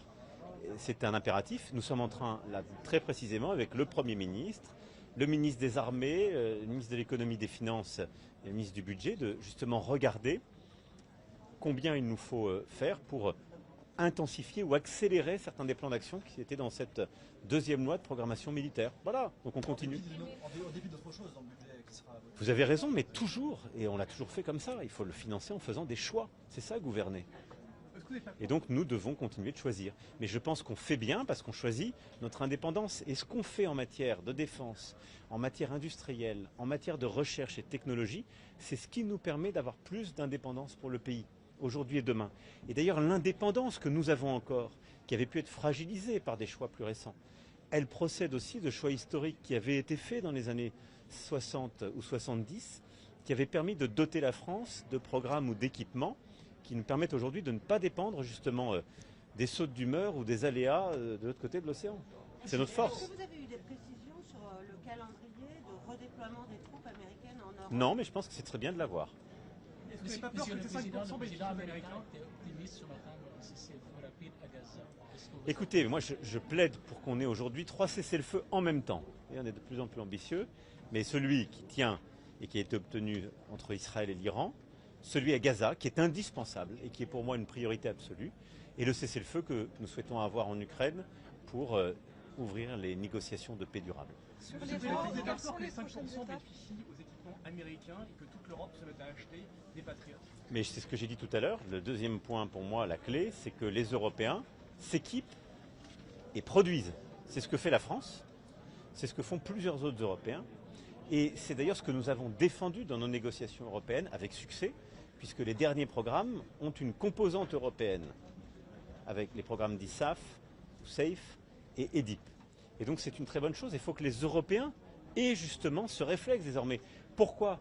Parce que nous allons dédier une part croissante de notre richesse nationale dans les efforts de défense. Il faut que ça permette de créer de l'emploi, il faut que ça permette d'avoir un retour en termes d'industrie dans nos pays. La France a ce modèle historiquement, d'autres l'ont moins. Et d'ailleurs, nous souhaitons avoir des programmes beaucoup plus larges, beaucoup plus partenariaux et qui aient aussi des retombées industrielles pour ces pays. Et je pense que c'est comme ça qu'on aura une avancée qui est gagnant-gagnant. Ça réduit aussi notre dépendance, parce que parfois, quand on achète des programmes ou des équipements qui sont américains, quand on a des désaccords géopolitiques, on est dépendant de leur autorisation ou pas. Avoir des programmes européens, ça nous permet d'être libres de ces règles et donc beaucoup plus libres à la fois sur notre stratégie export, qui est essentielle pour la compétitivité de nos industries d'armement, et pour notre liberté d'usage, c'est-à-dire l'indépendance de notre diplomatie et de nos choix militaires. Sur l'Iran, quelles sont les prochaines étapes juste de l'initiative européenne de négociation? Écoutez, là, sur l'Iran, on a un cessez-le-feu. On voit bien combien il est volatile et fragile. Mon souhait, c'est qu'il tienne. Ce cessez-le-feu va s'accompagner d'une évaluation justement des dommages qui ont été faits, ce que je disais tout à l'heure, qui seront clarifiés dans les prochaines heures et prochains jours. Et de toute façon, nous devons reprendre un travail diplomatique et technique sur la question du nucléaire. Et donc l'AIEA aura un rôle à y jouer. Évidemment, les États-Unis d'Amérique ont pris le contact, et les Iraniens et les Européens y ont leur place. Parce que nous aurons de toute façon, d'ici à quelques semaines, un choix sur ce sujet à faire, c'est de savoir si le JCPOA est encore un cadre ou pas, puisqu'il existe encore, et nous avons des délais qui continuent à courir, mais des choix qui seront à faire à l'été. Merci beaucoup. C'est pour quand, Monsieur le Président, pour aider les partis français? Bon courage avec Trump.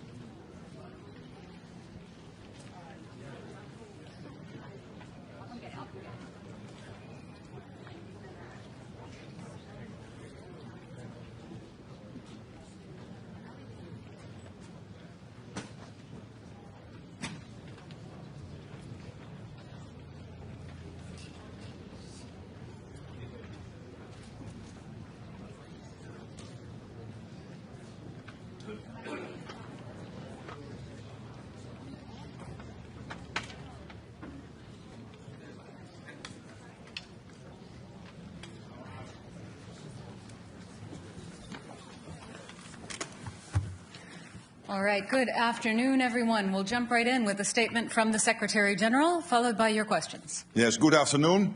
And we have just concluded the formal part of the NATO summit in The Hague.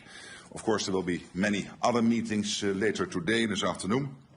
And together, allies have laid the foundations for a stronger, fairer and more lethal NATO. NATO leaders agreed on the The Hague Defence Investment Plan. And this will fuel a quantum leap in our collective defence. They agreed to boost our defence industries, which will not only increase our security, but will also create jobs. And we have reaffirmed our unwavering support for Ukraine. All of this is crucial. It means that no matter the challenges we face, whether from Russia or terrorism, cyber attacks, sabotage or strategic competition, this alliance is and will remain ready, willing and able to defend every inch of Allied territory and ensure that our 1 billion people can continue to live in freedom and security. These decisions will have a profound impact on our ability to do what NATO was founded to do, deter and defend. And the key decision in that regard is to adopt the Hague Defence Investment Plan. With this plan, allies have agreed to invest 5% of GDP in defence. This is a significant commitment in response to significant threats to our security. It includes at least 3.5% of GDP invested in core defence requirements, a benchmark that until today was set at 2%. A target that I'm pleased to say all allies will now meet this year or have already met. The 3.5% is to fund our militaries and the equipment they need, from our air defences to ammunition, drones, tanks, troops and more. In addition to the 3.5% for core defence, the plan includes 1.5% of GDP that will go towards investment that support our defence and security. All to ensure we can effectively deter aggression and defend ourselves and each other should anyone make the mistake of attacking. Allies recognise the severity of the threats we face, and in response they have come together to agree an ambitious but essential new defence spending commitment. Our decisions today show, from the Mediterranean to the Arctic, from the west coast of North America to our eastern flank, all allies are united in understanding that we need to step up to stay safe, and they are acting on it. President Trump has been clear. America is committed to NATO. He affirmed that again today in no uncertain terms. At the same time, he made clear that America expects European allies and Canada to contribute more. And that is exactly what we see them doing. European allies and Canada will do more of the heavy lifting, equalizing their spending and taking greater responsibility for our shared security. Of course, work does not stop here. This is day one. We now shift from agreeing on what we need to rolling up our sleeves and making this new plan a reality. And part of this requires that we rapidly expand our defence industrial capacity on both sides of the Atlantic. We need quality and quantity. We need to innovate and we need to act fast. So we will continue our work to bring down barriers. We will leverage our partnerships with the European Union, with Ukraine and in the Indo-Pacific to foster defence industrial cooperation. And there are major economic benefits, with the potential for literally millions of extra jobs across the alliance. The decisions made today will make NATO much stronger. They also make NATO a fairer alliance, with Europe and Canada stepping up and carrying their fair share of the responsibility for our shared security. The resolve of allies is clear. We are in this together, committed to Article 5, and we are determined to stand firm. No one should doubt our capacity or determination should our security be challenged. This is the stronger, fairer and more lethal alliance that NATO leaders have begun to build.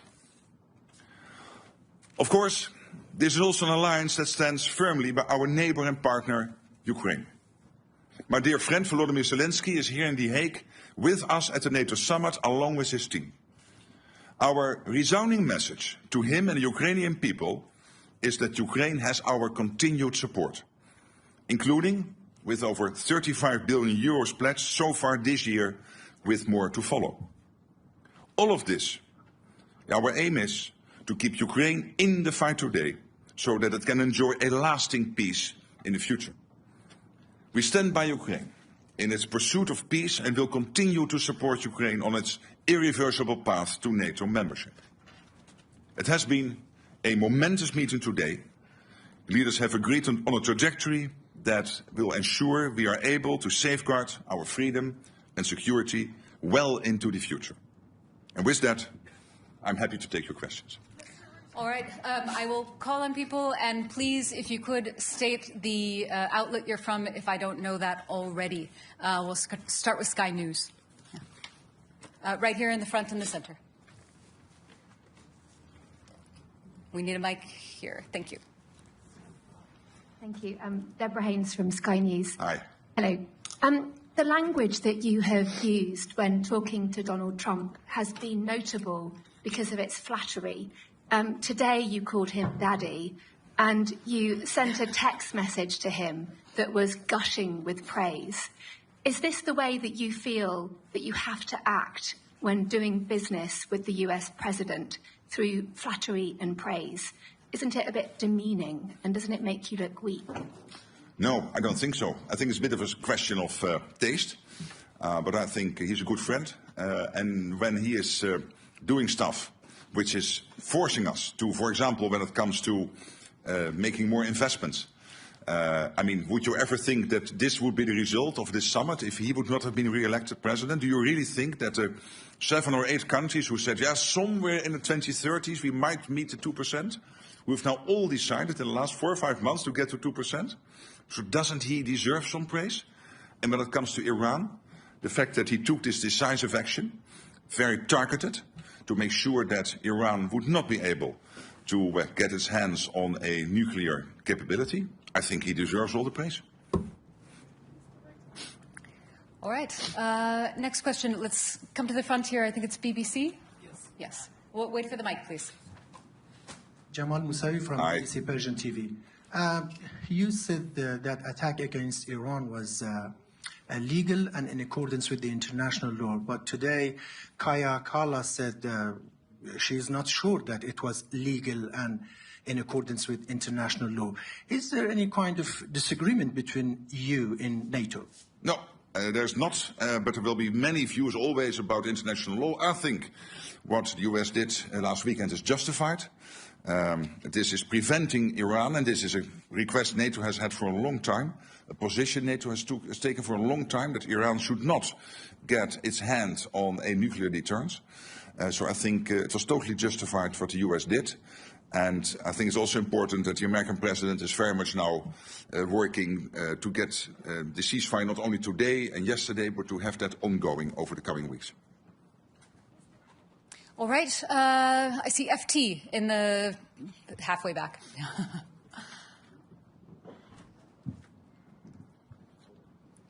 She has to hold it. Secretary General Henry Foy, Financial Times. Aye. The floor. Donald Trump has said the US won't agree with the 5%. That's for all of us to do, but not him. Is that fair in an alliance that's built on sharing and unity? And secondly, what will you do if he comes back next year and asks for more than 5? Thank you. Well, but when it comes to the 5%, there are the 2 elements. One is the 3.5% core defense spending. The US is more or less there. And when it comes to the 1.5% defense-related spending, we can safely assume that the US is doing that. When you look at their enormous capacity when it comes to fighting cybercrime, hybrid threats, when it comes to their infrastructure investments, when it comes to developing the defense industrial base. So I think we can safely assume that the US is more or less at that 5% already. All right. Next, I think we'll go over to the left side again, about halfway back, Washington Post. We need a mic.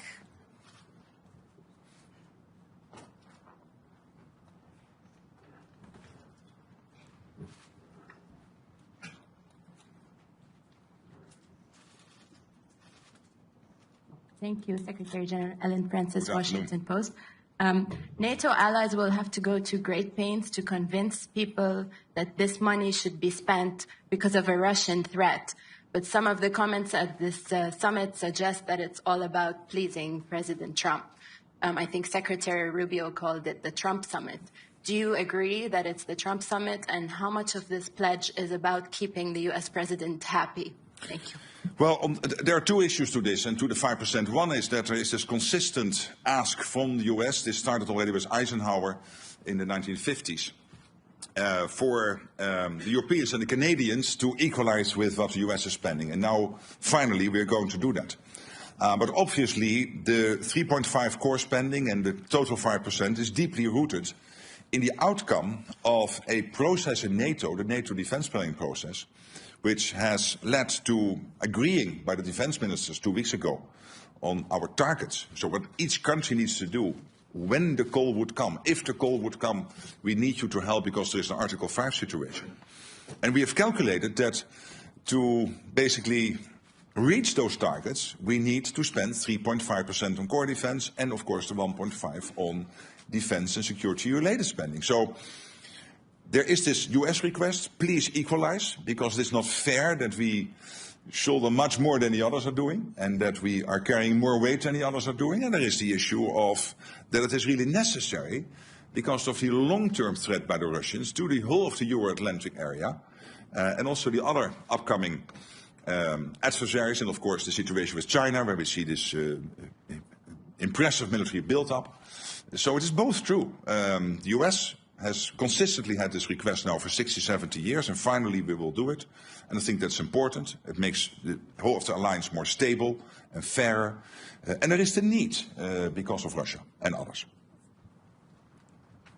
All right. The woman in the third row over on the left side here. Natalia Robb, the new voice of Ukraine. Secretary General, you have stated that this year Canadians and Europeans have pledged 35 billion into military support to Ukraine, and this is not even the half of the year. In your opinion, what should be expenditure for Ukraine at the end of the year? And what amount of military aid to Ukraine could help Ukraine to win the war, not just survive? Well, on the first question, it's difficult for me to exactly predict, but you can safely assume is the trajectory in the first almost 6 months now is really north of the trajectory last year, that also by the end of the year it will end up north of the over 50 billion which was pledged in 2024. So I'm positive about that, optimistic, but I'm not going to make a concrete prediction. But we can safely assume that the end result will be positive. And of course, what we are doing here, we have to make sure that Ukraine can stay in the fight, that Ukraine has what it needs to be as strong as possible. But obviously, we are all also working on getting a peace deal done or a long-term ceasefire done. And then we have to make sure that Ukraine has what it needs to prevent Vladimir Putin from ever trying this again in the future. And the first layer of that, making sure that Ukraine can defend itself post a peace deal / a long-term ceasefire, obviously is also the support we are now providing to keep them in the fight, which has to do, of course, with training, it has to do with delivering military equipment, so the command in Wiesbaden, but also the various streams of money going into Ukraine, developing Ukrainians' defense industrial base, which still has about a 35 billion spare capacity. So this all together will help Ukraine to be as strong as possible now, but also to deter the Russians post a peace deal / a ceasefire. All right, let's come to the center section now. I see CNN in the fourth row. Thank you so much. I want to follow up on what you just said about the strikes in Iran, but first, can I ask you on Article 5, do you believe that Article 5 is subject to interpretation? Well, you know, Article 5 is absolutely clear, and at the same time, we have always said we will never go into details when exactly Article 5 will be triggered. And why not? Because we don't want to make our adversaries any wiser. And to follow up on Iran, sir, you just praised the U.S. strikes in Iran, saying that you do believe it will help prevent Iran from getting a nuclear weapon. There have been questions about where that highly enriched uranium is, and if Iran moved it before the United States struck on Saturday night. Do you have concerns about that and whether or not it poses a threat to NATO? Look what happened last weekend. American B-2s, nobody in the world is able to do this. Only the United States. You are 25% of the world economy. You are by far the biggest military power in the world. Only the United States is capable to do this. So the B-2s, the fantastic pilots in those fighter jets, the bombs which were used to get deep into these nuclear facilities in Iran. Nobody has that type of stuff. And history made you the leader. History made you the ones who have to take action when it is necessary. And I think what President Trump did here is take a very targeted, chirurgical operation to take out as much as possible Iran's capability to get to a nuclear weapon. And I commend him for that. And obviously it's now up to all the studies being done and all the details look into what exactly has been the effect of this. But I'm personally very optimistic that this has dealt a massive blow to Iran. All right, we have a very full room and limited time. Next question to the front row. There's a mic coming. Oh, that's good. Yeah. Hello, Eelco Bos van Roosendal, Nieuwsuur, Dutch TV. You're dealing with a very unpredictable president or friend who has been all over the map on Article 5 in the past. In his first term, he threatened to pull out of NATO, which he doesn't seem to do anymore. But how are you certain that the Trump you're dealing with right now is the same version of Trump that you'll be dealing with for the rest of his term? I've now known him for almost 10 years. He's a good friend. I trust him. He was totally right that Europe and Canada were not basically providing to NATO what we should provide, and that the US was spending so much more on defense than the Europeans and the Canadians. Now we are correcting that. We are equalizing. I think it is a man of strength, but also a man of peace. You've seen that basically now with Iran.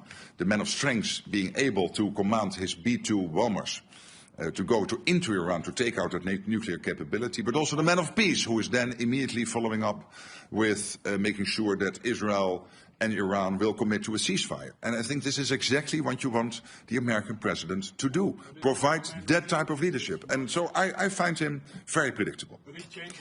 Next question, all the way in the back. I don't think so. DPA. Ansgar, the German press agency, DPA. Secretary General... We were speaking. Here. There you are. No. Yeah, in fact. I cannot see you. I can only answer the question if I see you. Who is that? Can you stand up? Oh, you're really in the back. Sorry, yeah. Please. Thank you. Secretary General, I would like to come back to Article 5. Did President Trump promise in the meeting that he would stand by the allies until the end of his term? And if so, did he promise it without any conditions?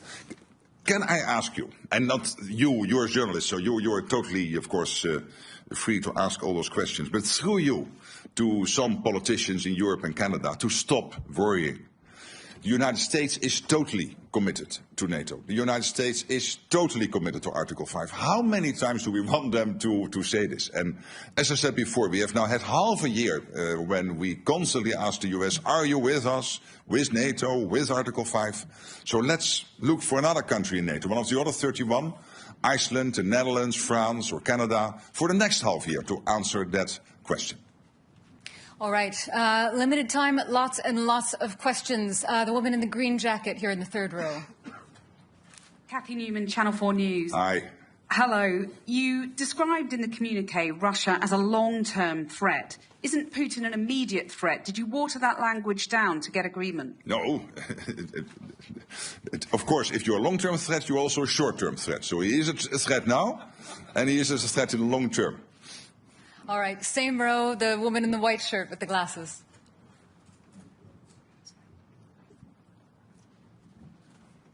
Thank you. Ida Hallikainen from Ilta-Sanomat, Finland. Mr. Secretary General, Russia has expanded its military infrastructure near Finland's eastern border. What is Russia aiming to achieve with this, and what is NATO's message on the matter? And second, if I may, is Spain now serious about the defense spending goal? Yes, on the last question, I believe so. As you know, there is disagreement to disagree that they think they can reach the capability targets by 2.1%. NATO is saying it has to be 3.5, like for all the other allies. All allies will report on how they are getting to the capability targets, so we will see, and in 2029 we will anyway have a review of all of this. On your first question, well, let's not be naive about Russia. Of course, they are fighting this totally unprovoked war against Ukraine. But at the same time, and this is what we have been hearing, open source from many senior military leaders in Europe, including the Chief of Defense in Germany, they are building up their armed forces and reconstituting their armed forces at such a pace that they could be ready in 3, 5 or 7 years to attack NATO. And that is why today was so important, and today is so transformational. Yes, to the question before, because we have to equalize this to the US and end the debate which has now been running for 60, 70 years. but particularly also because we know that there is this Russia threat, short-term, long-term, whatever, but the Russia threat is there, and we have to make sure that we can defend ourselves, and that is why we are doing this. Okay, we just have time for a few more questions. NHK, so fifth row here. Sacha from NHK, the public TV station of Japan. Thank you. My question is about the IP4 countries, but which were here in The Hague. But so I know you've been mentioning that you won't lecture the whole world, but since you were able to make this historical decision today, do you think this would trigger other countries like the IP4 countries to think twice about their threats around them and their defense spendings?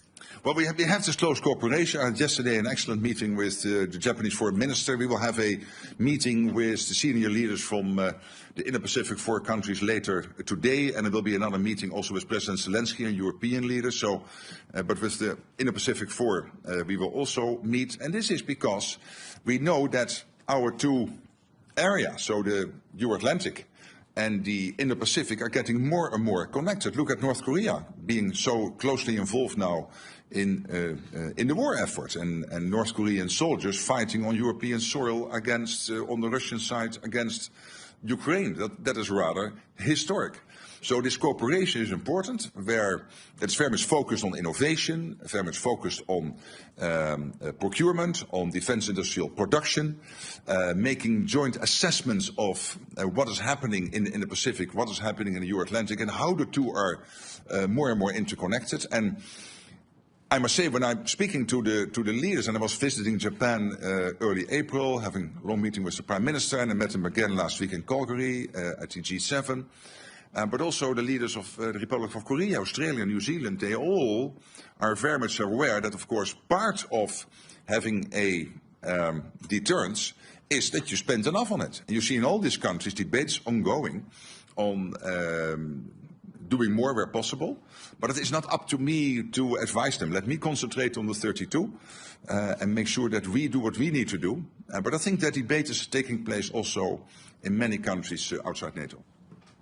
Okay, I think we've just got time for a couple more questions. The center, fifth row, gentleman in the very center there. Yeah. Yes, my name is Heikki Aitikoski from the Finnish newspaper Helsingin Sanomat.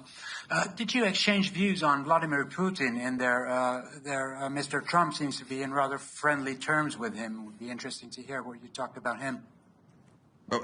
I've not changed my views on Vladimir Putin. I don't trust the guy, and of course I had a lot of dealings with him personally when we had a terrible situation with flight MH17, the Malaysian airline flight MH17, being shot out of the air by Russia in July 2014, and Putin telling me that he was not present in the Donbass and that he had no dealings in Ukraine and this, that and the other, and these were all lies. We know that. Okay, for the sake of geographical diversity, all the way in the back, Telegraaf. Pim Cedee, the Telegraaf. Mr. Rutte, I have two short questions for you right here at the back. How do you think Vladimir Putin will look at this NATO summit in The Hague and the appointments being made between the 8 NATO allies? The other question, completely different one, but how big is the role of the Dutch King, Willem-Alexander, the Queen, and also Amalia in organizing this NATO summit and making it into a success? A big role. Last night was really amazing, and I mean, we are both Dutch, and we can be very fortunate to have this royal family. Of course, they have that overview which many politicians who are there for 1 or 2 terms can never compete with. So we have a king here in the Netherlands who is now in that position for 12 years. And you sense that. I mean, the breadth, the benefits from which he is speaking, including with the American president and other leaders, is really impressive. And I've seen the same before with his mother, Queen Beatrix. So that is one of the huge advantages of having a monarchy. And I would say, well, to your and my country, let's be happy and let's be glad and grateful that his family is willing to do that. On the other question, I mean, look what Putin achieved. He wanted to divide the West, and now Finland and Sweden have joined NATO. He wanted to divide the West, and now we have committed to a 5% spending target. So he cannot be very happy, and he should not be very happy. All the way in the front, on the left.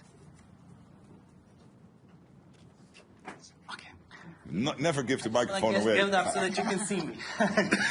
Dejan Šejnović, Nezavisne newspaper from Bosnia and Herzegovina. Thank you very much for this opportunity. So for the West Balkans, for the first time, long time, it hasn't been mentioned in the communique. What does it mean for our region? You yourself were several times talking about the importance of the region for the alliance.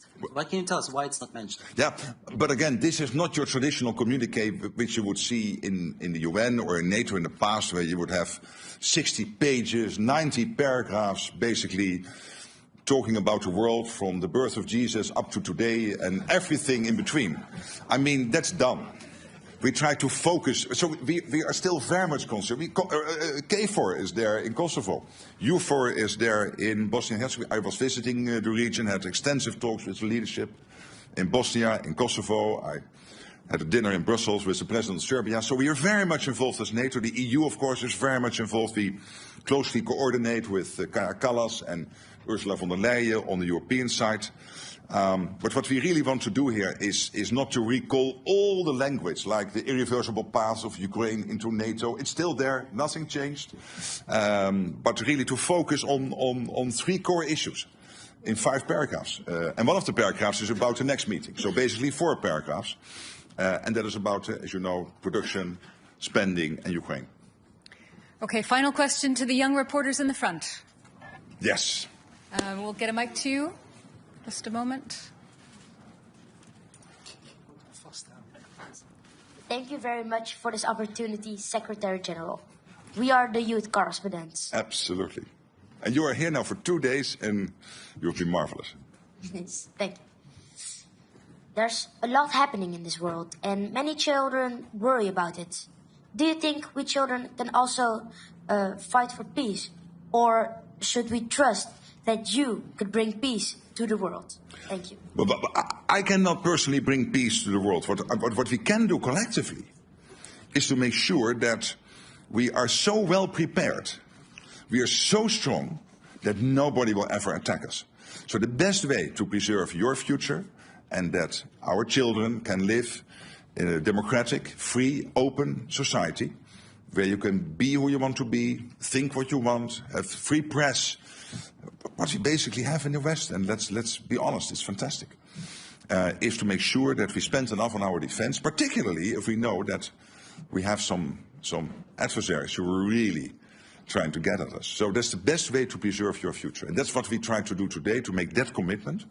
But you standing here is really touching, and we've seen each other now for 2 days. We know each other for some longer time. I really want to thank you both, and in you, all the free press sitting in this room, for your fantastic work, and see you soon in Brussels or elsewhere. Bye-bye. Take care. Thanks. Thank you all very much. That's all we have time for today.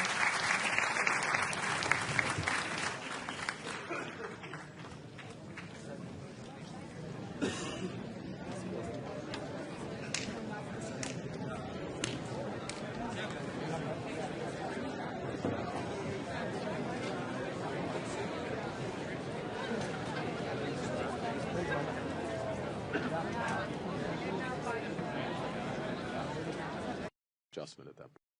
The follow-up question is more of a reflection on the trip and what you hope to accomplish overall here.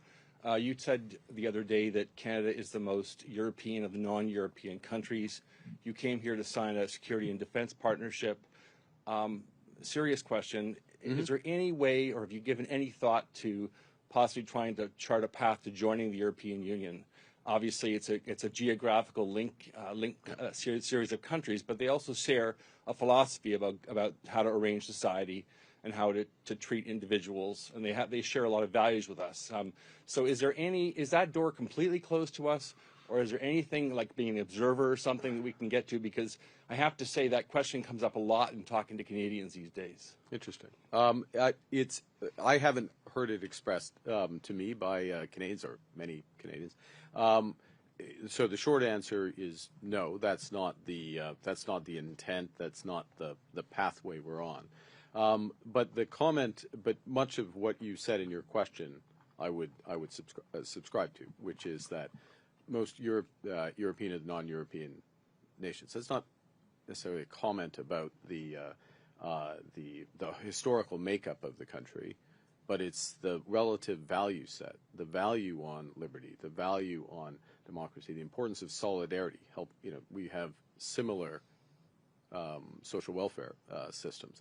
The importance we put on sustainability, our ability to mutualize, in other words, to work with others and protect, our belief in a rules-based international system, which the footprint of that is shrinking, but it's not immaterial, and we're helping to build that with Europe.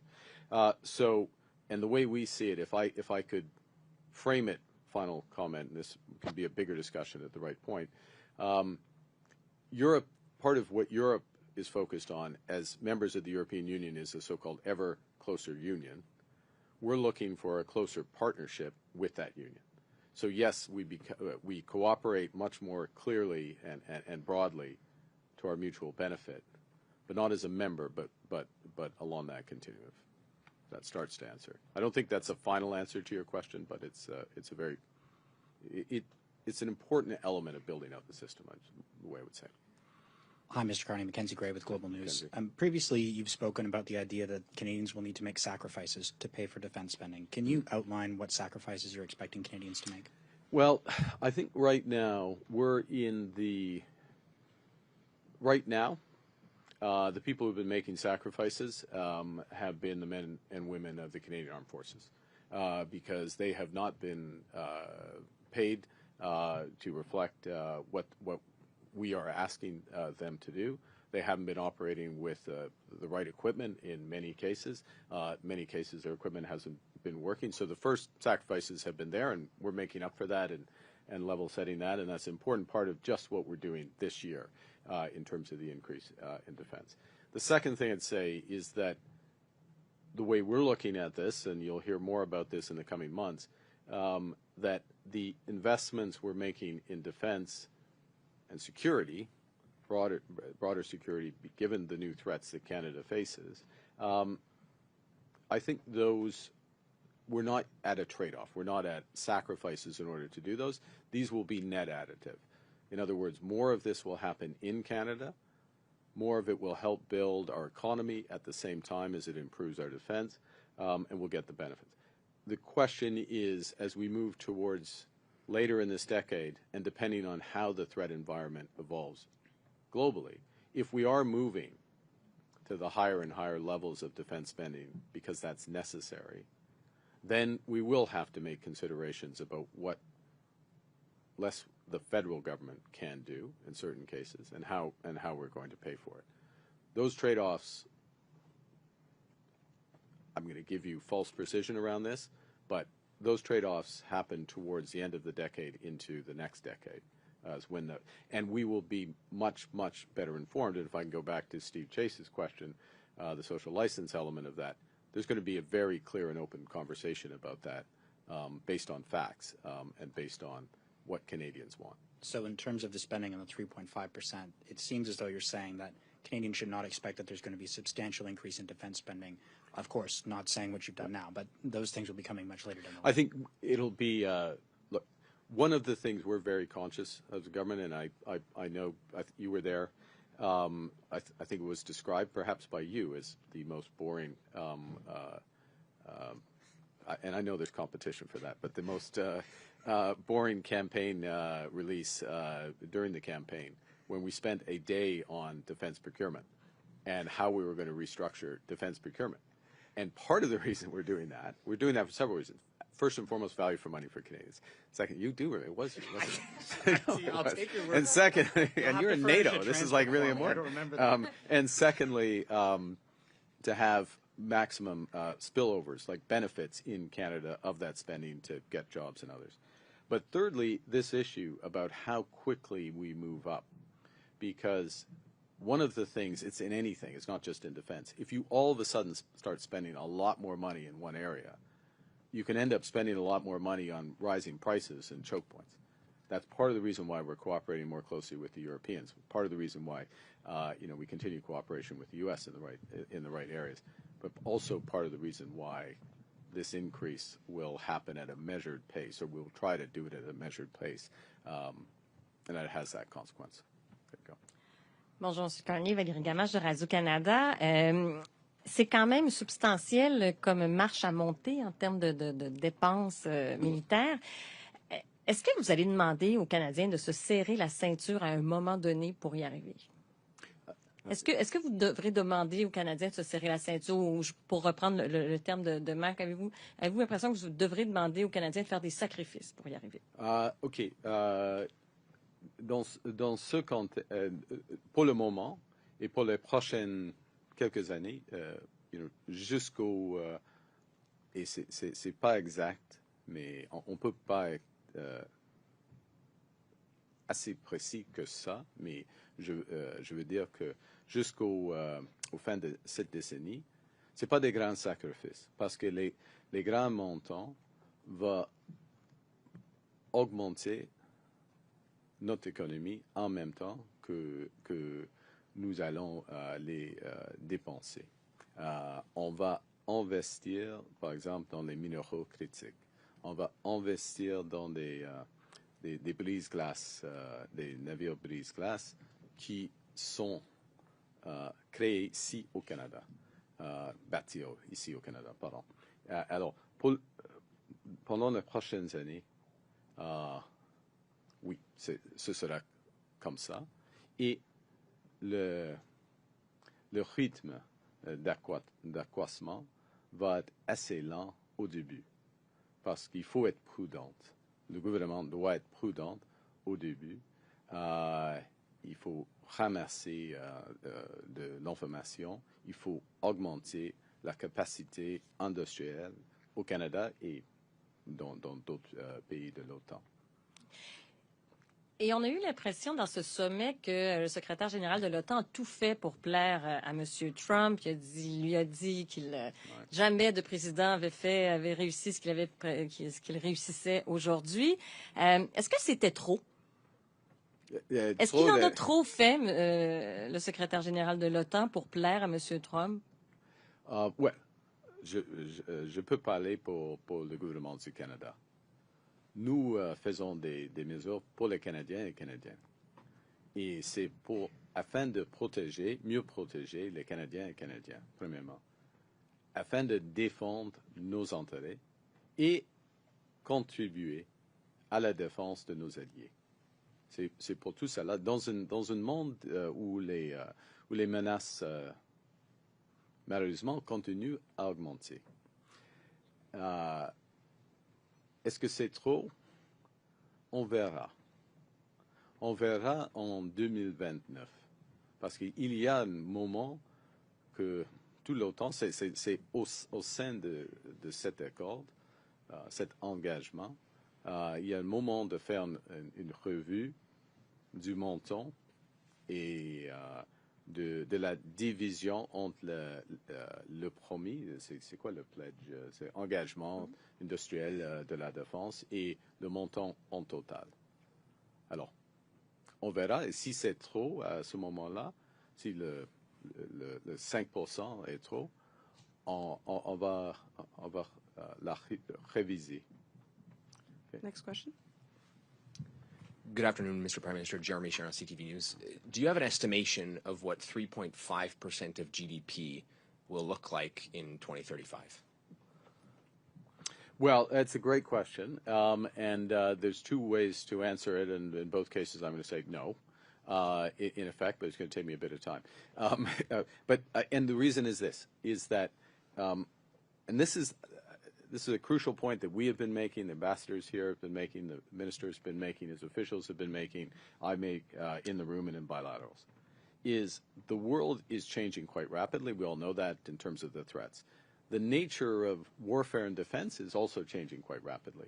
You just look at the experience on the front lines in Ukraine, drone technology, the revisions to drone technology, the integrations of drones with radar surveillance, the targeting. I mean, these are 3-month cycles, product cycles that are happening in terms of the changes.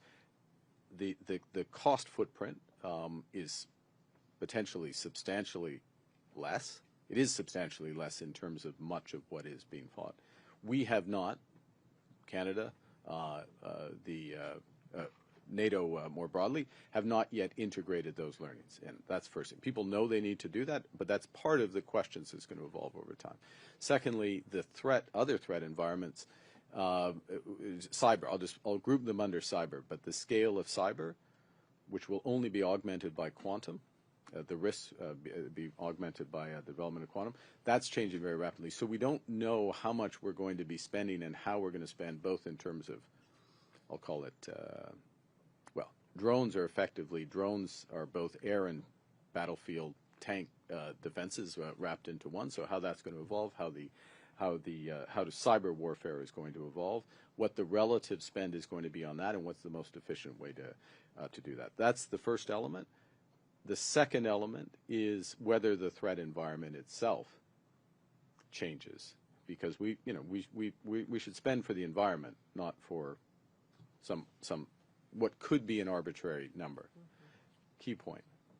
The fact that we are doing this today, the fact that we're united, the fact that the United States is fully behind this, the fact that we're working together, is going to reduce the threat environment 10 years from now. Certainly, now, we'll never be able to precisely answer that, what it would have been versus what it is there, but the deterrence element of NATO has just gone up substantially, and it's crucial. And we would really feel it if we went in the other direction. My follow-up's on the Middle East. Have you seen intelligence from the U.S. attack on Iran's nuclear sites, and do you know how far set back Iran's nuclear attack was, or set back their nuclear capabilities were by this attack? Yeah, I don't have intelligence that I can share with respect to that. I will say that the U.S. attacks degraded Iran's nuclear capability, nuclear weapons capability. Crucial point here. We're now all talking about what we should be talking about, which is this was nuclear weapons capability that they were developing, and that has been degraded. And that shift, with some other factors and the clarity, I think, of the U.S. actions and the intent, and I would add to that the neutrality, not quite diplomatic language necessarily used by the President yesterday, but it was neutral language that the President used yesterday. The combination of those factors have contributed to a ceasefire, which is in very early days, and we just add our voices to the importance of that holding, and that those ceasefires, not just holding and being developed, and that there is a more enduring de-escalation with Iran, but also that there is a ceasefire in Gaza. This does create an opportunity. We made that point. It's not just a necessity, but we made the point about what was called resolution in the G7 statement signed by the United States, the G7 statement at Kananaskis, separate statement on Iran, that resolution should lead to reduction of hostilities in the broader region, including a ceasefire in Gaza. We reiterate that point today.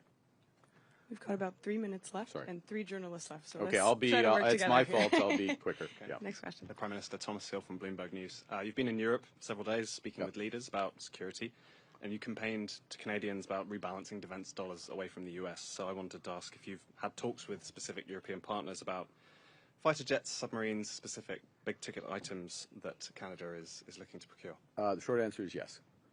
Can you be on both, on fighter jets and submarines. When and can we other, expect to see decisions on those? With the review of the F-35, we expect to complete by the end of the summer. If we need, we'll take all the time necessary, no more, and we'll go from there. And submarines?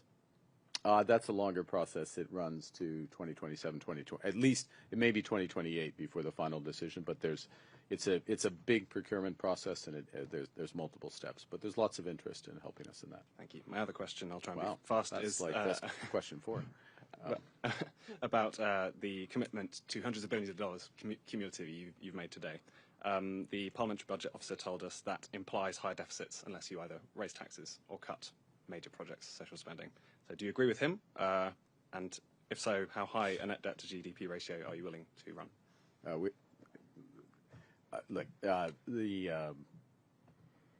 We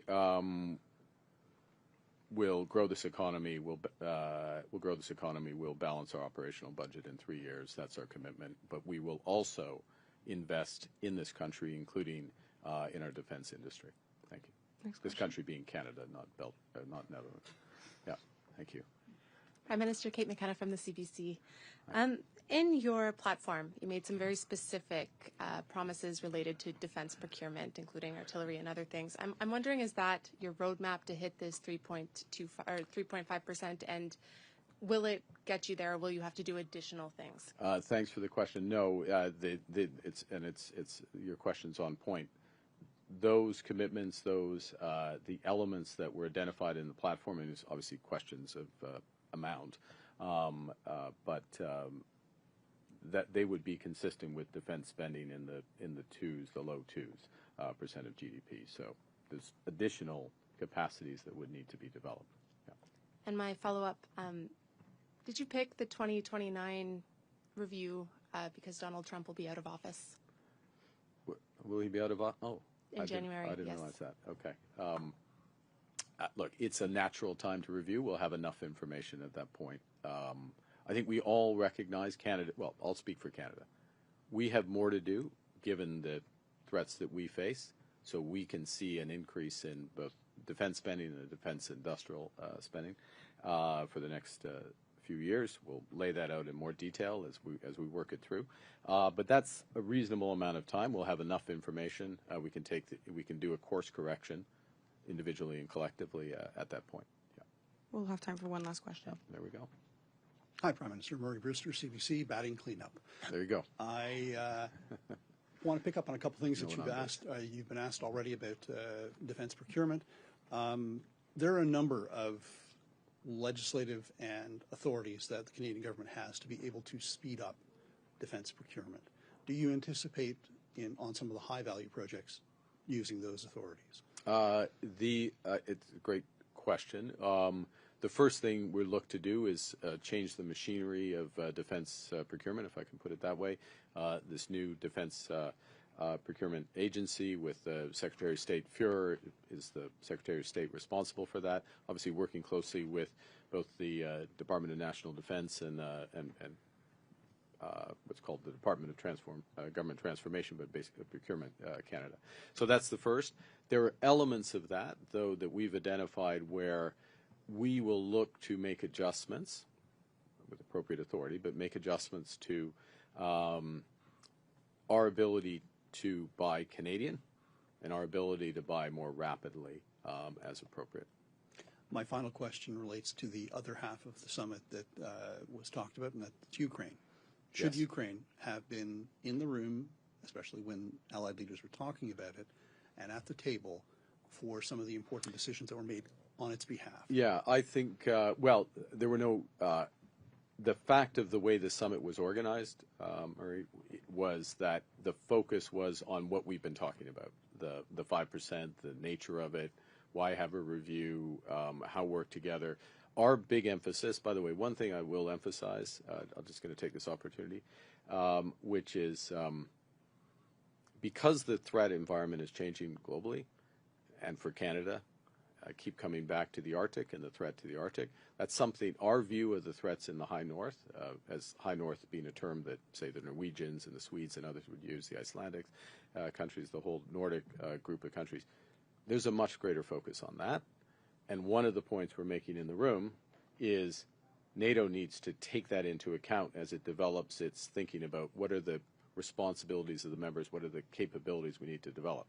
We don't need a bunch of Black Hawk helicopters up in the Arctic, right? We need icebreakers. We need radar. We need submarines. We need people on the ground, etc. Okay, you get my point. So the point is that I use that as an example, but that was the nature of the discussion in the room and much of the nature of the discussion in the corridors, the core of the decisions that were taken. So in that regard, Ukraine, Ukraine didn't need to be part of that discussion. That said, would we have preferred, Canada have preferred, a special session with NATO, with Ukraine? Absolutely. It's why we invited President Zelensky to the G7. I sat at dinner with President Zelensky last night. I had a separate series of conversations with him. I made points in the room, in this case, and a few others did, about Ukraine and what next steps.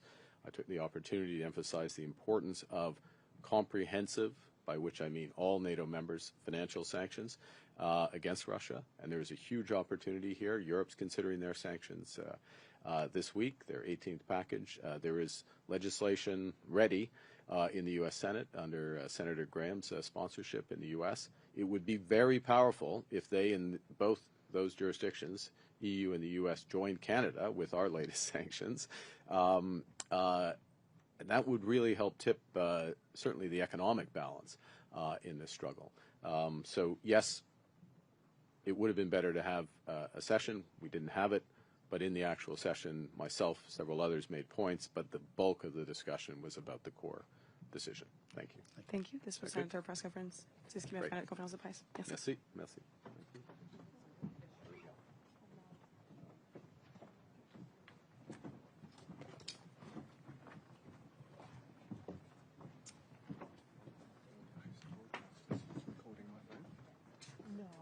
You know,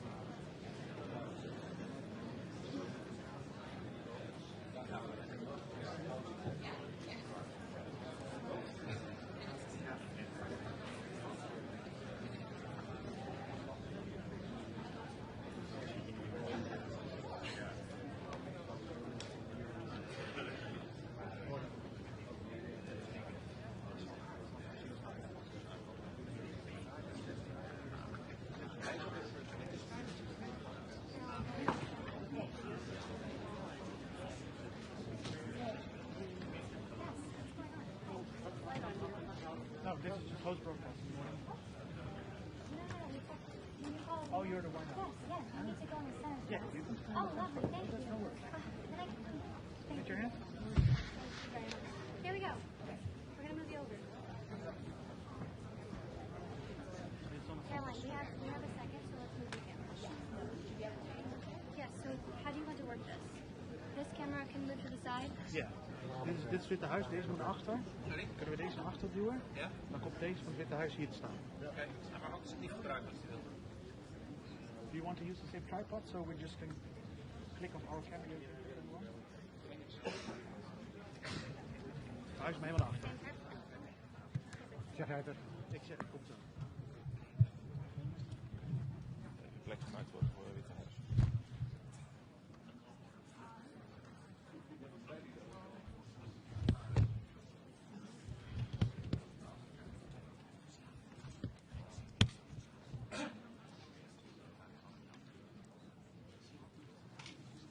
Zijn niet heel vriendelijk, zeg maar.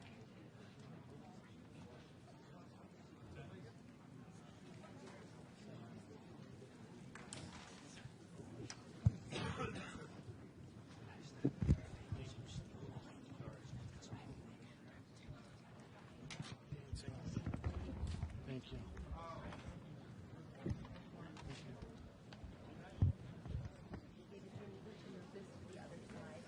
Yeah, I know.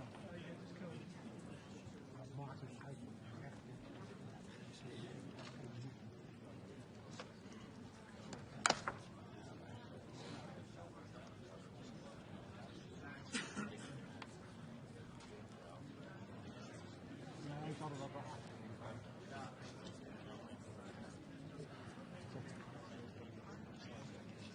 Ja, ze willen gewoon een eigen.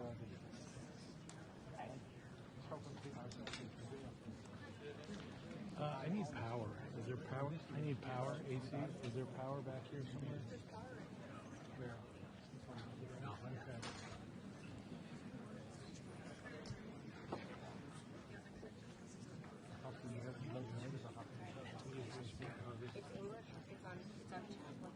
Okay. Thank you. What else do you need from us? Let me come up there.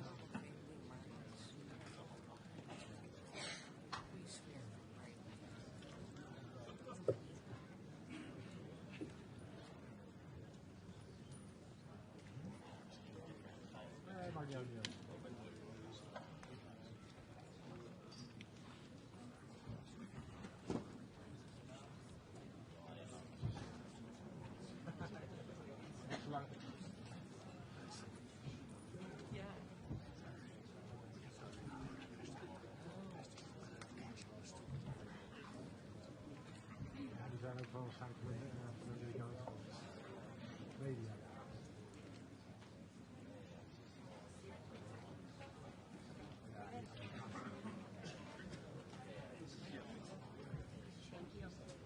David, Ethernet is right behind you. Ja, dat was van de vertaling. Thank you.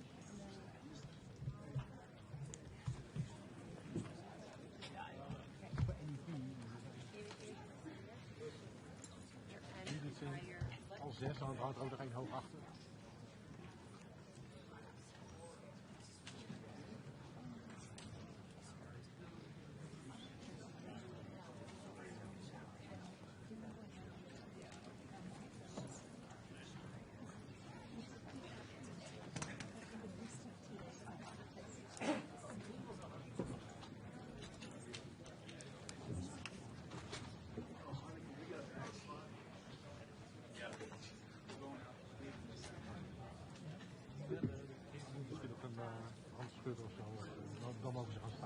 said, is this also mine?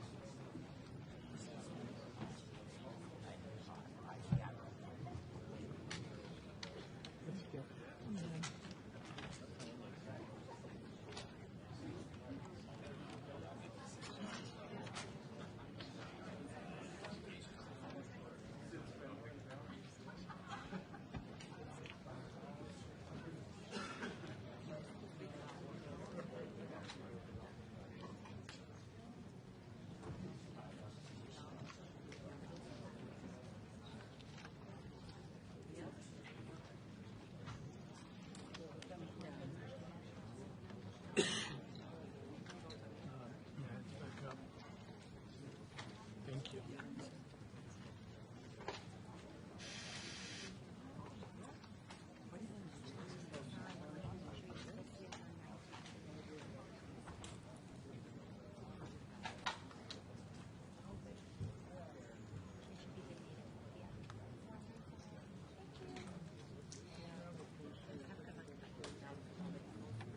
Thank you.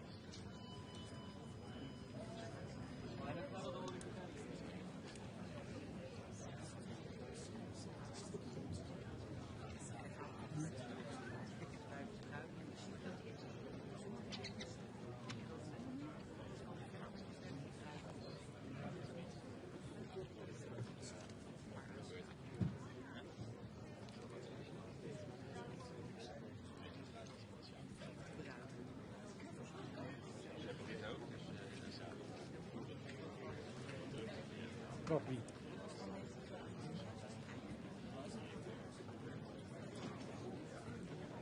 Natuurlijk. Wij toch ook? Wij niet.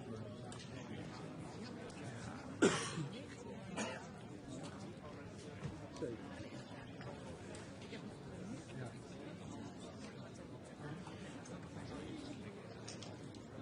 Ik heb het gemist.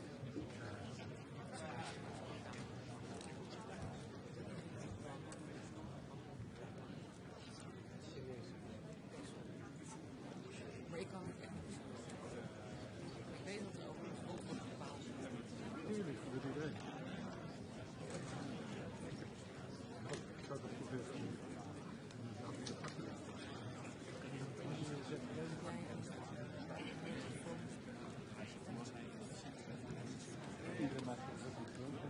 Nee, sorry. Ja, nee. Nee, toch? Maar zo goed. Dit is de leeftijd.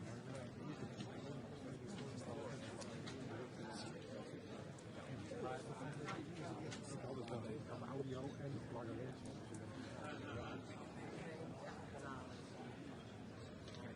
Dat doet iedereen.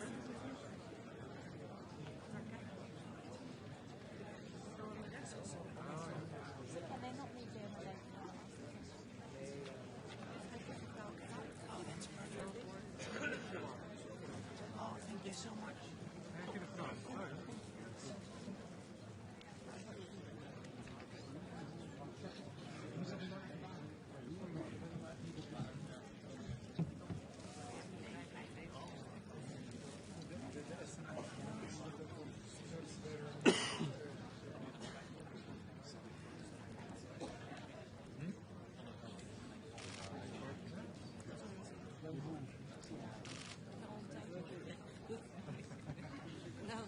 laatste update is nog steeds. Oh ja.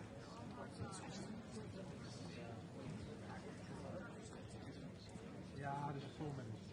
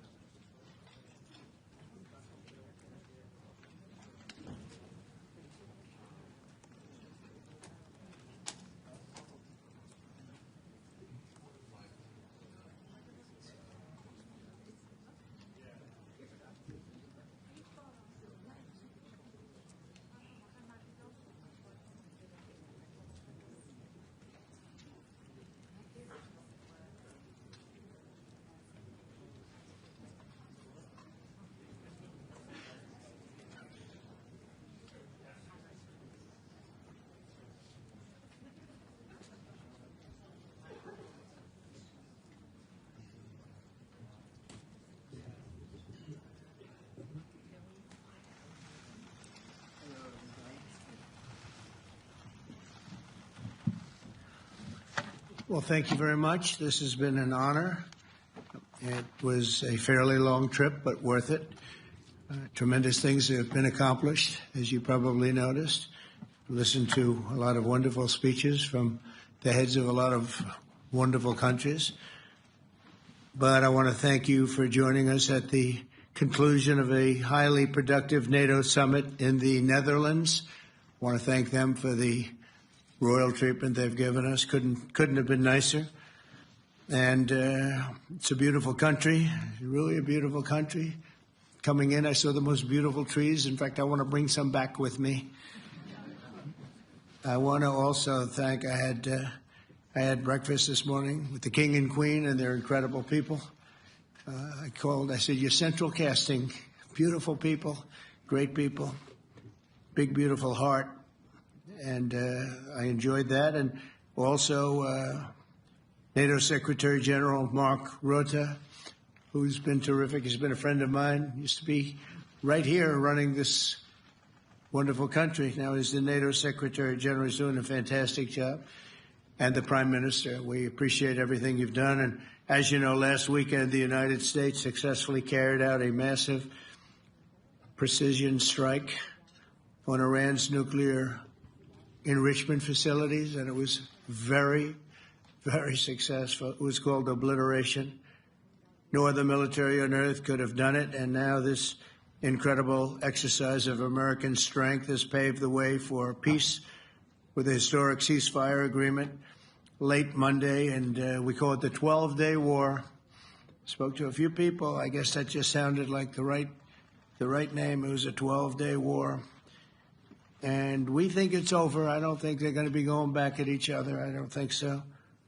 Not only have we dealt decisively with the critical threat of Iran's nuclear program, which was what I wanted. I said, Iran cannot have a nuclear weapon. I've said that for 15 years, long before I decided to do the political thing. But we've also reasserted the credibility of American deterrence, which is like no other. The people at NATO said there's never been anything. You know, I rebuilt the entire military during my first term. And we have a great military. We have great generals. I got to know the good ones and the bad ones. We kept the good ones. Over the past 2 days, I was honored to participate in the NATO leaders meeting and also had extremely good individual discussions with the King and the Queen, Secretary General Rutte, and the Prime Minister. Great discussions. Very knowledgeable people. Major focus of our conversations at the summit was the need for other NATO members to take up the burden of the defense of Europe, and that included the financial burden. As you know, it was 2%, and we got it up to 5%. And they said, a couple of them came up to me. One in particular said, sir, we've been trying to get it up to 3% for 20 years, and we haven't been able, and you got it up to 5%. So they're going to be, most of them, I guess almost all of them, are going to be contributing now, 5%, a number that people are surprised at, but you need it today. The United States accounts for 2/3 of all NATO defense spending. And since I began pushing for additional commitments in 2017, believe it or not, our allies have increased spending by $700 billion. I said to people, you don't have any money, and a lot of them weren't paying. And so I started the process, and I picked it up as soon as I got back, which is 6 months ago. And following my election last November, almost all have accelerated plans to reach the 2%, 3%, 4%, and then ultimately, very quickly, 5%. And all of this is going to be done very quickly, almost immediately. You probably know this as well as I do. I'm sure they've been talking about it. It's really been a big focus. In a very historic milestone this week, the NATO allies committed to dramatically increase their defense spending to that 5% of GDP, something that no one really thought possible. And they said, you did it, sir, you did it. Well, I don't know if I did it, but I think I did. This will be known as the Hague defense commitment, which is pretty good, pretty appropriate. When the allies reach this number, it will add more than $1 trillion a year. Think of that, $1 trillion per year to our common defense. And this is a monument really to victory, but it's a monumental win for the United States, because we were carrying much more than our fair share. It was quite unfair, actually. But this is a big win for Europe and for actually Western civilization. For years, past administrations failed to get most allies to contribute even the 2%. I remember when I came here, we had 4 countries that were up to 2%, and I remember Poland was there. A couple of them were there, and but most of them were. We had 28 at the time. As you know, it's increased a little bit, and they've agreed now to more than double their budgets in all cases. And Europe stepping up to take more responsibility for its security will help prevent future disasters like the horrible situation with Russia and Ukraine, and hopefully we're going to get that solved. Last week they lost 7,000 soldiers, mostly soldiers, but they're also getting hit in Kiev. They're getting hit in some of the towns also. And that means life.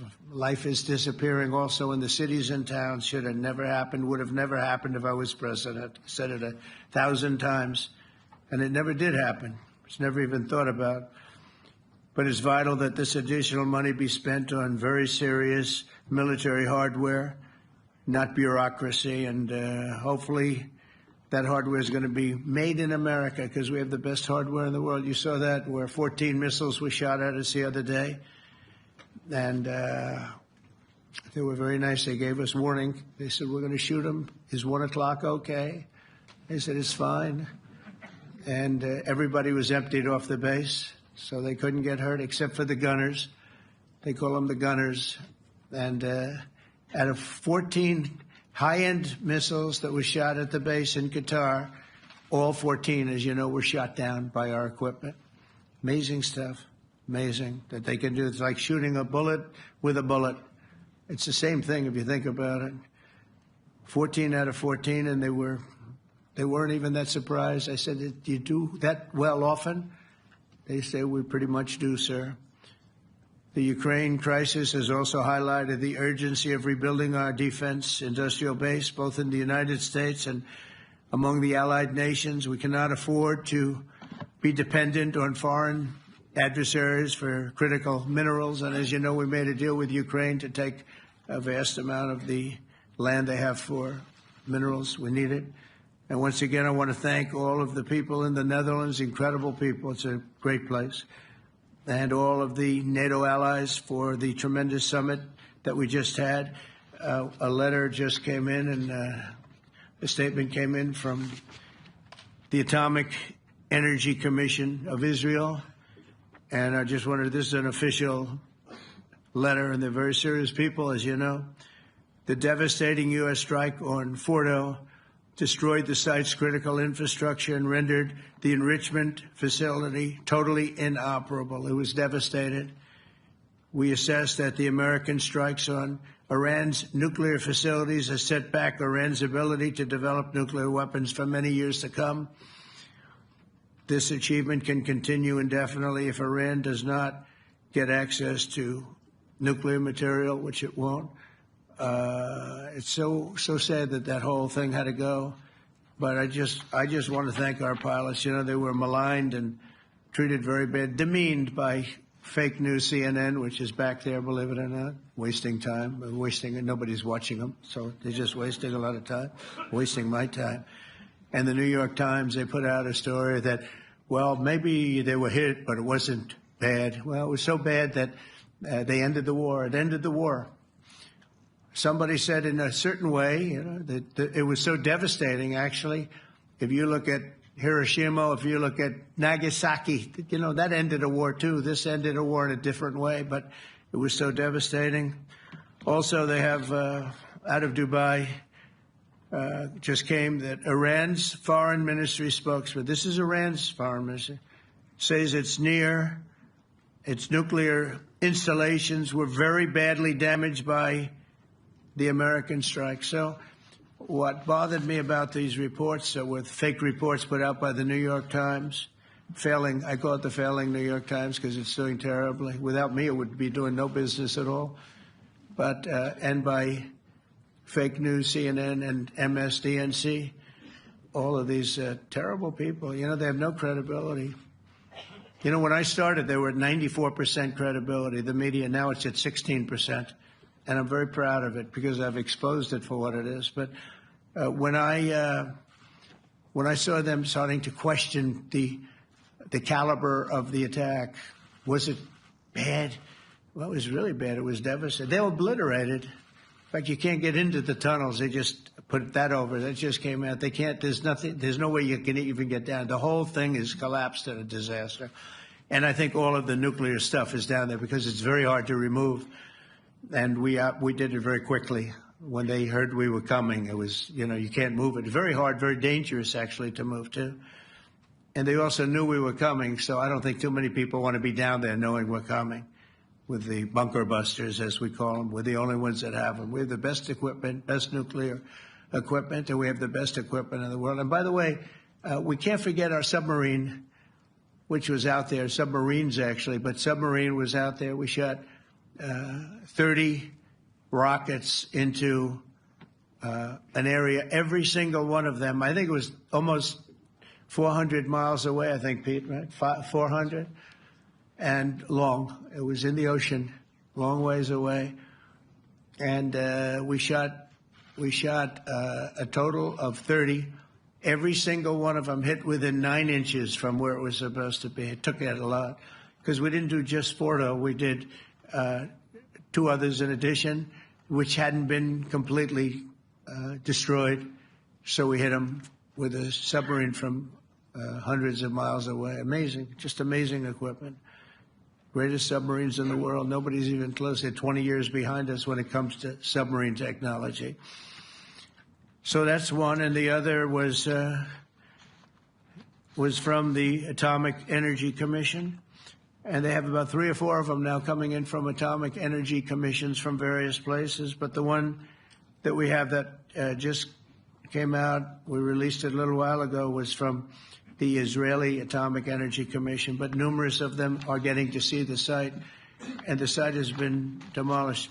And again, we had these brave patriots, these incredible flyers, these people that can fly a plane better than anybody can fly a plane, going into very hostile territory, flying into the territory that has got more missiles and things pointed at it. But it was very stealth. They didn't get to see it. It was dark. That's the amazing thing about the shots. They hit the shots perfectly, and yet it was dead dark. There was no moon. There was no light. It was virtually moonless.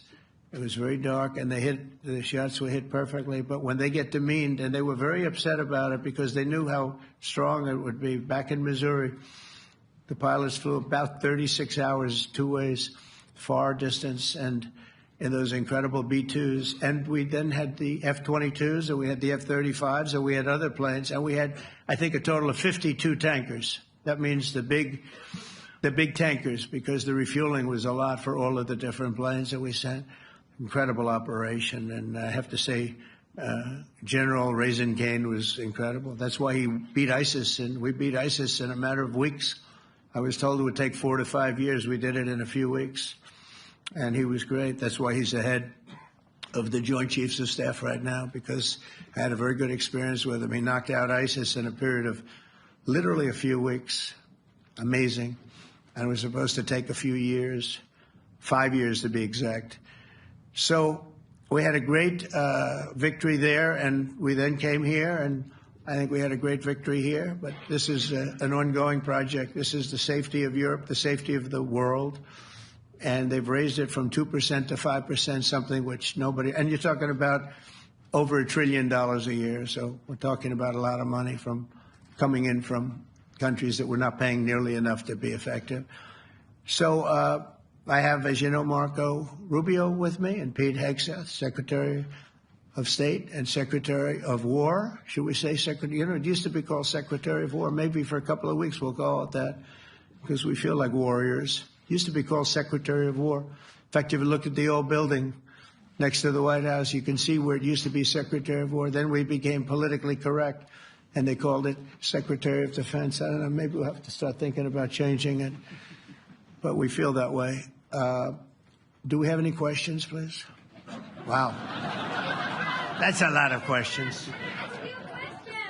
Who's a nice person? Oh, you're not a nice person, but I'll let you ask one. Go ahead. What's he going to ask? He is not nice at all. I know him well. Thank you, Mr. President. Yeah. Thank you for taking the time before flying home.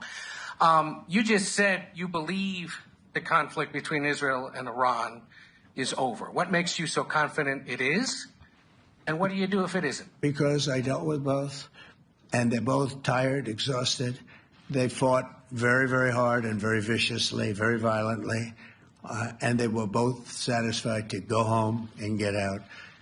And can it start again? I guess someday it can. It could maybe start soon.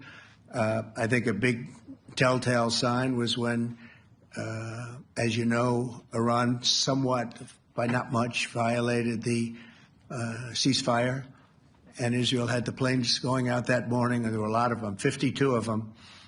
And I said, you got to get them back. And they brought them back. They didn't do anything. They brought them back. It was very good. I thought it was amazing, actually. They have fought a hell of a war. They fought very hard. I think the war ended, actually, when we hit the various nuclear sites with the planes. And I just hope you people can give these pilots, these are the best pilots in the world. They're the best shots in the world. They call them shots. That's what they are. And wait a minute. And I just hope you can give them the respect they deserve, because they came home to fake news. And like, oh, gee, there was hardly any damage. The things are decimated. So, but I think, no, I think they're very much finished. I think Israel's going to get back to doing what they do. And I think that Iran's going to get back. You know, Iran has a huge advantage. They have great oil, and they can do things. I don't see them getting back involved in the nuclear business anymore. I think they've had it. They've been at it for 20 years, and I don't see that happening either. Now, if it does, we're always there. It won't be me. It'll be somebody else, but we're there. We'll have to do something about it. Yes, please, go ahead. Go ahead. Oh, fake news, CNN? Oh, yeah, here we go. Wait till you hear this question. You should really say how great our soldiers and our warriors are. I think everyone appreciates our soldiers and our warriors. I do have two questions for you, Mr. President. You just cited Israeli intelligence on these attacks. Earlier, you said U.S. intelligence was inconclusive. Are you relying on Israeli intelligence for your assessment of the impact of the strikes? No, this is also Iran made the statement. And it's also, if you read the document that was given that Pete can talk about if you'd like, the document said it could be very severe damage. But they didn't take that. They said it could be limited or it could be very severe. They really didn't know, other than to say it could be limited or it could be very, very severe. And you didn't choose to put that because it was very early after. Since then, we've collected additional intelligence. We've also spoken to people who have seen the site, and the site is obliterated. And we think everything nuclear is down there. They didn't take it out. Okay, question? Please, go ahead. Go ahead. Yeah, blue dress. Thank you so much, Mr. President. Yesterday you said China can now continue to purchase oil from Iran. Yeah. Are you giving up on your maximum pressure campaign? Because there's sanctions right now. With who? On Iran. No, look, they just had a war.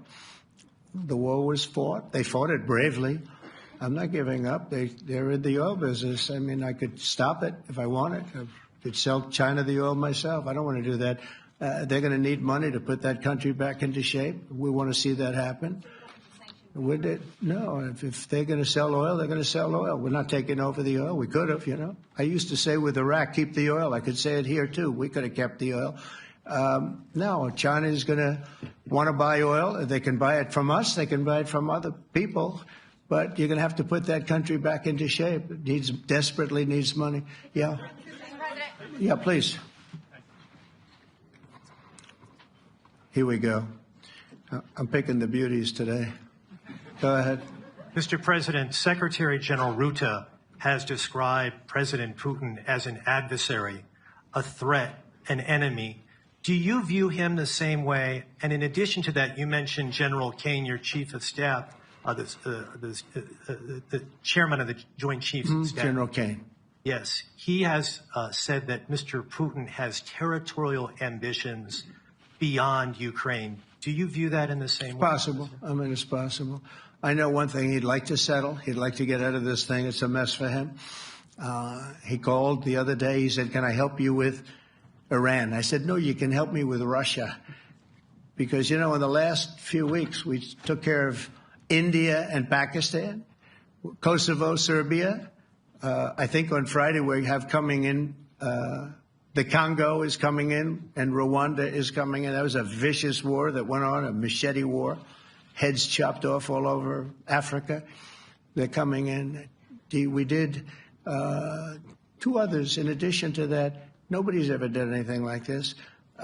No, I consider him a person that's, I think, been misguided. I'm very surprised, actually. I thought we would have had that settled easy. I've settled 4 of them in the meantime. But he did call up, and he said, he's close to Iran. He'd like to help us get a settlement. I said, no, you help me get a settlement with Russia.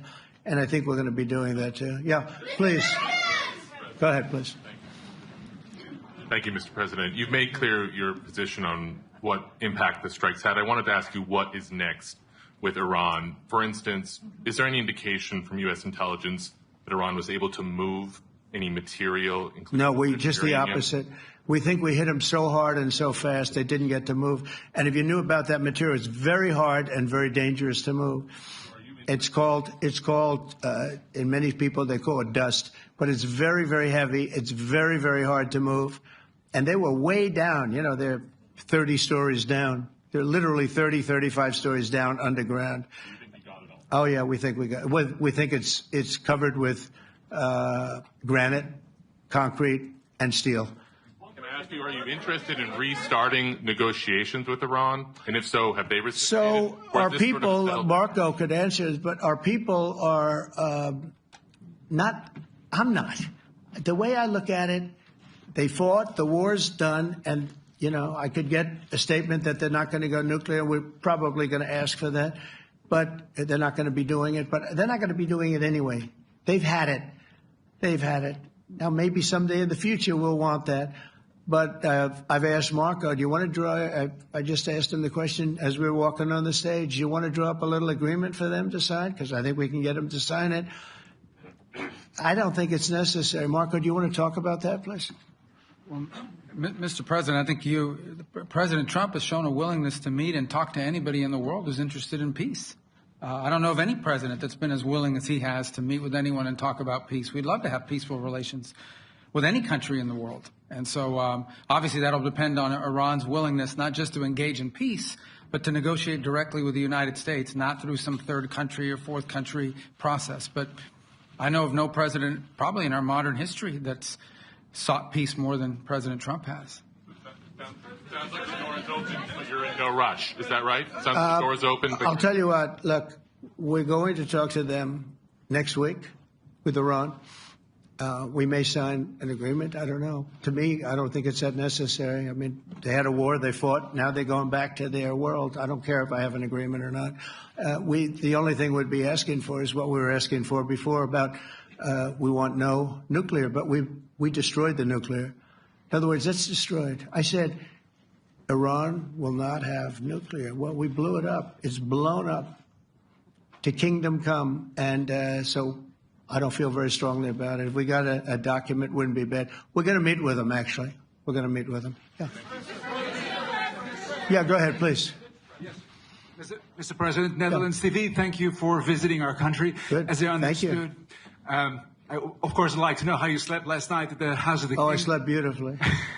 But probably a more serious question. I think you just had a meeting with President Zelensky. Did you discuss any ceasefire in this Russo-Ukrainian? No. I wanted to know how he's doing. He was very nice, actually. You know, we had little rough times sometimes. He was couldn't have been nicer. I think he'd like to see an end to this. I do. I think what I took from the meeting couldn't have been nicer, actually. But I took from the meeting that he'd like to see it end. I think it's a great time to end it. I'm going to speak to Vladimir Putin and see if we can get it ended. But look, these are brave people. They're fighting these wars all over the place. You know, last week they had, I guess, close to 7,000 young soldiers, Russian and Ukrainian soldiers were killed, 7,000 in 1 week. It's crazy. It's crazy.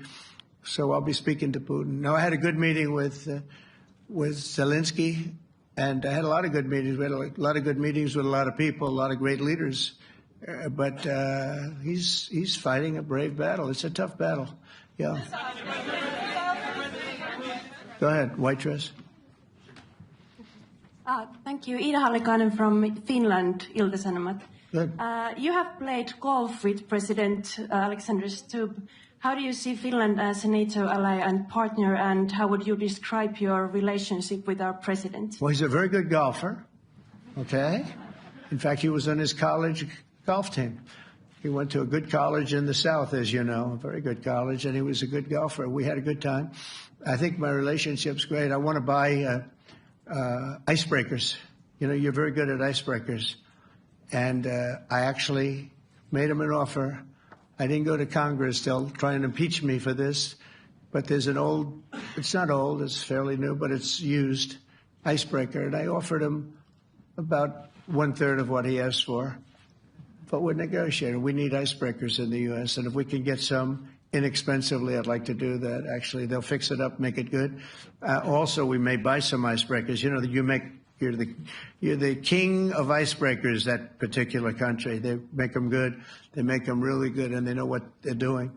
And so we're negotiating with them for about 15 different icebreakers. But one of them is available now. It's old, and it's, old. It's like 5-6 years old. And we're trying to buy it. I'm trying to make a good deal. It's all I do my whole life. My whole life, that's all I do is make deals. Yeah, please. Go ahead. Sir, go ahead.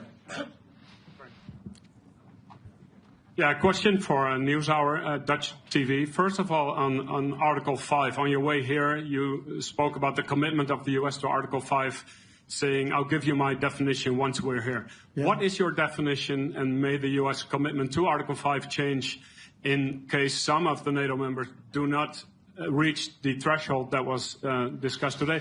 My second question is following up on a colleague on Iran. What intel reports do say that everything over there was obliterated?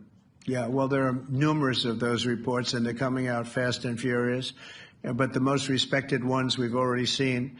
And I will say that on a very confidential basis, they're looking at the reports, like numerous reports, and including people going to the site and checking the site. And they're going to be having, I guess you're going to be having over the next couple of days a full, you're going to encapsulate it. But no, the site was obliterated, just like I said it was, and just like the pilots should be given credit for. As far as Article 5, look, when I came here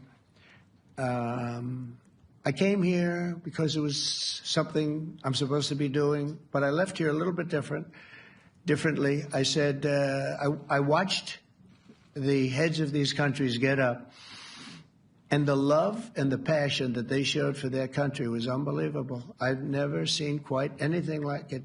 They want to protect their country, and they need the United States. And without the United States, it's not going to be the same. And you can ask Mark, or you can ask any of the people that were there. It was really moving to see it.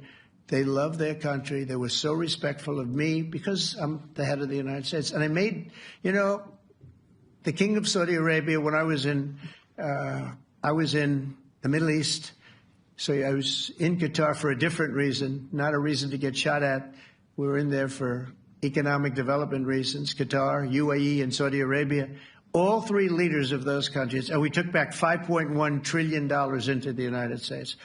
All three leaders said, you're presiding over the hottest country in the world. The United States right now is the hottest country. Everybody wants to be there. Everybody wants a piece of it. He said, a year ago, your country was dead. You had a deadhead running it. You had a country that was dead, and it was dead. You had people pouring through the borders. You had inflation. You had everything. He said, you've made it in 5 months at that time. You've made it the hottest country. This is the hottest country in the world. The United States right now is the hottest country in the world. And when I was around that table, it was a nice group of people, many of whom I knew from previous. When I saw the passion they had for the country, almost everyone, and you probably have the tapes, it was very public, but almost every one of them said, thank God for the United States. Without the United States, they couldn't really have NATO. It wouldn't work. It wouldn't work. It will in the future because now they're paying much more money. But It wouldn't work. It was great. And I left here differently. I left here saying that these people really love their countries. It's not a ripoff. And we're here to help them protect their country. Okay, we'll do one or two more. Thank you, Mr. President. Yeah. A question on Spain. Are you satisfied with today's... Oh, I think Spain's terrible what they've done. No, I do. They're the only country that won't pay the full up. They want to stay at 2%. I think it's terrible. And, you know, they're doing very well. The economy is very well. And that economy could be blown right out of the water with something bad happening. You know, Spain is the only country that... Are you from Spain? Yeah. Good. Congratulations. You're the only country that is not paying. I don't know what the problem is. I think it's too bad. So we'll make it up. You know what we're going to do? We're negotiating with Spain on a trade deal. We're going to make them pay twice as much. And I'm actually serious about that. We're going to make Spain... I like Spain. I have so many people from Spain that it's a great place and they're great people. But Spain is the only country out of all of the countries that refuses to pay. And, you know, so they want a little bit of a free ride. But they'll have to pay it back to us on trade because I'm not going to let that happen. It's unfair. It's unfair to NATO. All right, sir, please. Go ahead, right in the back. Yeah, you, tall one. The tall man. Mr. President, Johannes Petra from Austrian National Television. How are you? You once said that you would end the Ukraine war in 24 hours. You later said you said that sarcastically. Well, of course it was sarcastic. But you've now been in office for 5 months and 5 days. Why have you not been able to end the Ukraine war? Because it's more difficult than people would have any idea. Vladimir Putin has been more difficult. Frankly, I had some problems with Zelensky. You may have read about him. And it's been more difficult than other wars. I mean, look, we just ended a war in 12 days that was simmering for 30 years, frankly. We ended Rwanda and the Congo. It's coming to sign the documents. We've already signed basic documents, but they're coming, I think, to the White House on Friday. We ended Serbia was going to go at it. But maybe the most important of all, India and Pakistan. And that wasn't whether or not they may someday have nukes like we're talking about in the Middle East, like we're talking about with Israel and Iran. This is they have nuclear weapons. I ended that with a series of phone calls on trade. I said, look, if you're going to go fighting each other, it was getting very bad. You know how bad that last attack was. It was really bad. If you're going to go fighting each other, we're not doing any trade deal. No, no, no, you have to do a trade deal. I said, we're not doing any trade deal. And in fact, I had the general, who was very impressive. The general from Pakistan was in my office last week. You know, Prime Minister Modi is a great friend of mine. He's a great gentleman. He's a great man. And I got them to reason. I said, we're not doing a trade deal if you're going to fight. And if you're going to fight each other, we're not doing a trade deal. And you know what? They said, no, I want to do the trade deal. We stopped the nuclear war. Go ahead. Go ahead, Jeff. Here's another beauty, Jeff. He's a beauty, all right. Go ahead. Mr. President, to follow up on Ukraine, will the United States contribute any more money to Ukraine's defense this year to the $5 billion that allies are giving? And one question, you had another meeting with the Dutch opposition leader, Mr. Wilders. Can you tell us about that meeting? And are you upset about his anti-Muslim stance? I'm not upset about it. It's just his view. He's unhappy with the way things are going in this country and various countries. He was an opposition leader.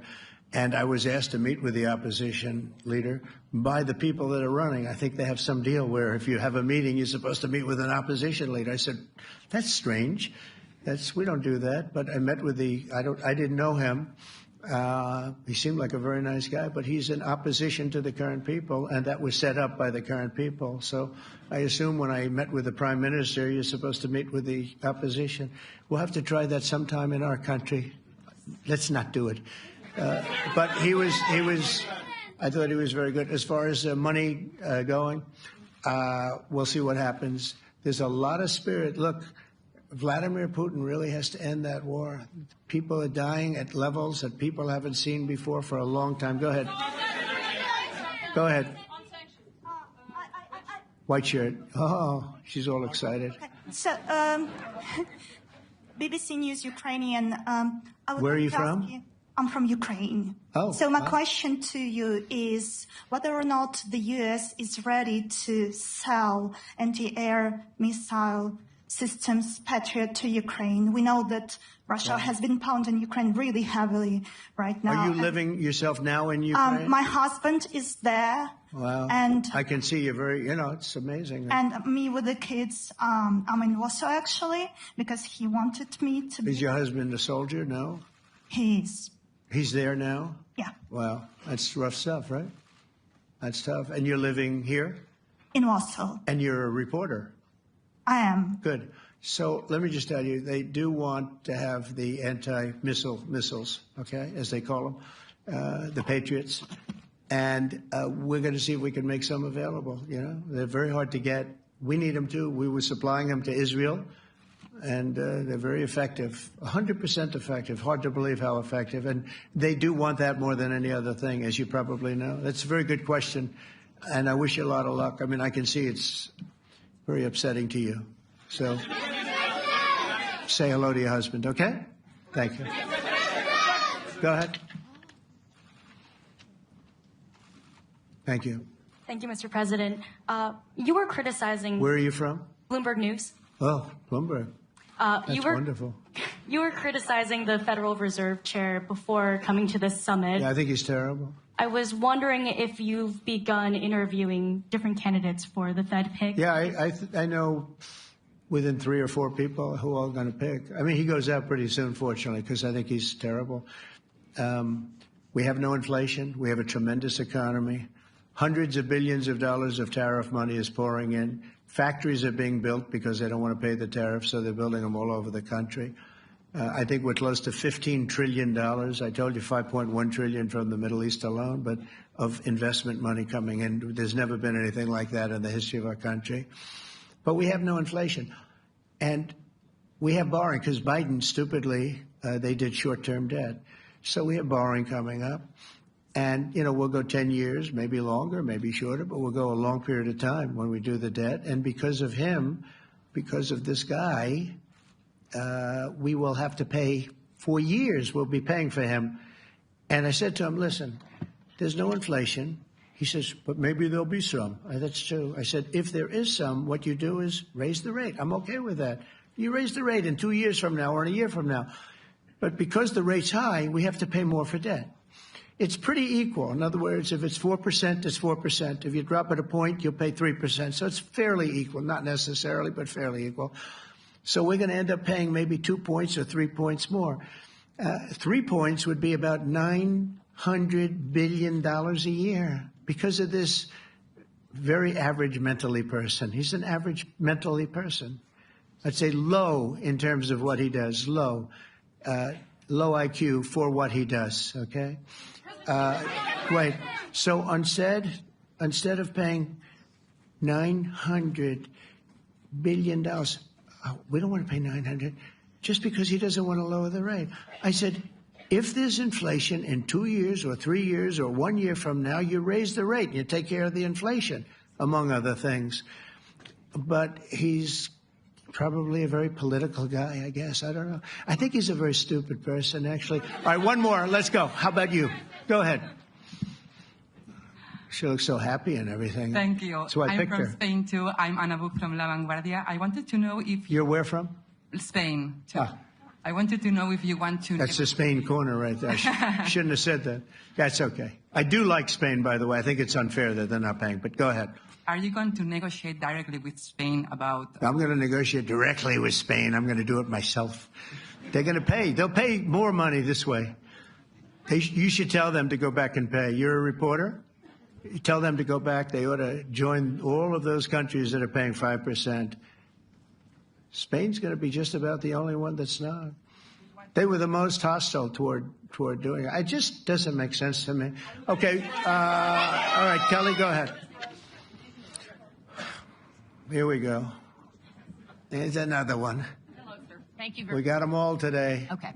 So, Mr. President, you talked about expecting some on-the-ground assessments at Fordo and other sites. Now Is that Israeli and U.S.? It's been obliterated, Kelly. It's been What is your message then, sir, to the intelligence community when they present reports? You're not disputing the DIA report. You're just... They presented a report that wasn't finished. We're talking about something that took place 3 days ago. I understand. That's the report was done 2 days ago. Wait a minute. Yes. They didn't see it. All they can do is take a guess. Now, if you take a look at the pictures, if you take a look how it's all blackened, you know the fire and brimstone is all underground because it's granite and it's all underground. You don't show it. But even there, with all of that being said, the whole area for 75 yards around the hole where it hit is black with fire. The group that's run by this gentleman, in fact, you may want to talk about it for a second because we're going to issue a report. And I think it's not even a very exciting report at this point. It's been obliterated, totally obliterated. And they did a report, but it was like, if you look at the dates, it's just a few days after it happened. Sir. So they didn't see it. They said it may be very severe. Understood. Do you have a message for the intelligence community, though, in terms of unvarnished information getting to you, that it's not... I don't really have a message. I would say issue the report when you know what happened. I wouldn't say that it could be severe or maybe not. They use the word severe. It could be severe or maybe it's not. So people like you picked up and said, oh, it's not severe. No, the report was not a complete report. Yeah, the message was probably wait till you know the answer before you... And, sir, did you not have a public component to your Zelensky meeting for a tactical reason with President Putin? Let him answer this one. Hello, Mr. Secretary. Yeah. There's a reason the president calls out fake news for what it is. These pilots, these refuelers, these fighters, these air defenders, the skill and the courage it took to go into enemy territory flying 36 hours on behalf of the American people and the world to take out a nuclear program is beyond what anyone in this audience can fathom. And then the instinct of CNN, the instinct of the New York Times is to try to find a way to spin it for their own political reasons to try to hurt President Trump or our country. They don't care what the troops think. They don't care what the world thinks. They want to spin it to try to make him look bad based on a leak. Of course, we've all seen plenty of leakers. And what do leakers do? They have agendas.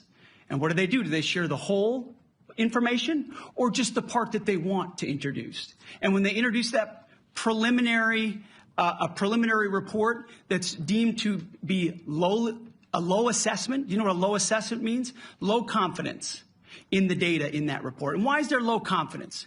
Because all of the evidence of what was just bombed by 12 30,000-pound bombs is buried under a mountain, devastated and obliterated. So if you want to make an assessment of what happened at Fordo, you better get a big shovel and go really deep because Iran's nuclear program is obliterated. And somebody somewhere is trying to leak something to say, oh, with low confidence, we think maybe it's moderate. Those that dropped the bombs precisely in the right place know exactly what happened when that exploded. And you know who else knows? Iran. That's why they came to the table right away, because their nuclear capabilities have been set back beyond what they thought were possible because of the courage of a commander-in-chief who led our troops, despite what the fake news wants to say. But you're not disputing the report said what it said, even though it was initial. The report said what it said, and it was fine. It was severe, they think, but they had no idea. They shouldn't have issued a report until they did. But we've gotten the information. I think Pete said it better than you can say it. And, you know, you should be proud, you, especially you, should be proud of those pilots, and you shouldn't be trying to demean them. No, those pilots flew at great risk, a big chance that they've never come back home and see their husbands or their wives. Let me just tell you, you and NBC, fake news, which is one of the worst, and CNN, New York Times, they're all bad. They're sick. There's something wrong with them. But you know what? You should be praising those people instead of trying to find some.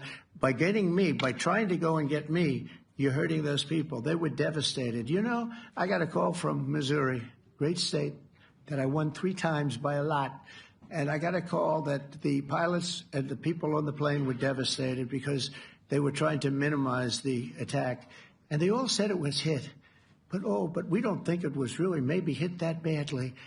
And they were devastated. They put their lives on the line, and then they have, and I'm not referring to you, but real scum come out and write reports that are as negative as they could possibly be. It should be the opposite. You should make them heroes and heroines. You should make them really people that they were so devastated when they heard this news. And you know what they said? One of them, I spoke to one of them, said, "Sir, we hit the site. It was perfect. It was dead on." Because they don't understand fake news, because they have a normal life, except they have to fly very big, very fast planes. But it's a shame. You should be making them heroes. All right, in the back. Go ahead, back, white, yeah. White jacket, yeah. Go ahead, give my mic. Hello. Deborah Haynes from Sky News. Mark Rutte, the NATO chief, who is your friend, he called you daddy earlier. Do you regard your NATO allies as kind of children? No, he likes me. I think he likes me. If he doesn't, I'll let you know. I'll come back and I'll hit him hard, okay? No? He did it very affectionate. Daddy, you're my daddy. Do you regard your NATO allies, though, as kind of like children, and they're obviously listening to you and they're spending more, and you're obviously appreciative of that, but do you hope that actually they're going to be able to defend themselves, defend Europe on their own? I think they need help a little bit at the beginning, and I think they'll be able to, and I think they're going to remember this day. And this was a big day for NATO. You know, this was a very big day. They took it. One of the gentlemen said, "You know what? We've been trying to raise money raise the rate for 30 years," he said, 20 years, from almost the beginning. And he's been there for a long time. He said, "Until you came along, it never happened. What you did is amazing." It's been sort of an amazing day for a lot of reasons, but also for that. Yeah, go ahead. Do you think they can do it without you, though, in the future? Can they do it without Well, ask Mark. I mean, you have to ask Mark, okay? So we're heading back. We're heading back. I want to thank these two gentlemen behind me. They're incredible people, both of them. They've done a fantastic job. And Susie's in the front, and she's done great. And Monica, thank you very much. That was quite an exciting time. And we're going to be heading back. We'll be back soon, and we'll see you in Washington, D.C. Remember this, we have the hottest country anywhere in the world. Thank you very much, everybody. Thank you. Do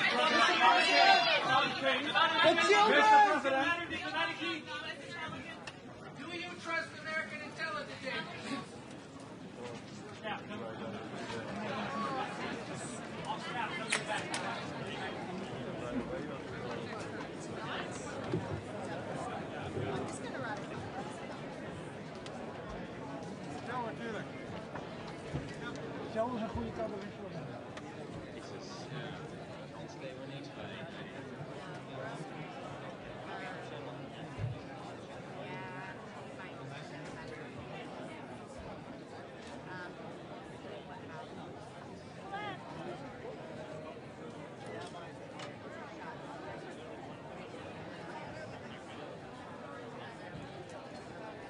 Krijgen we er nog een?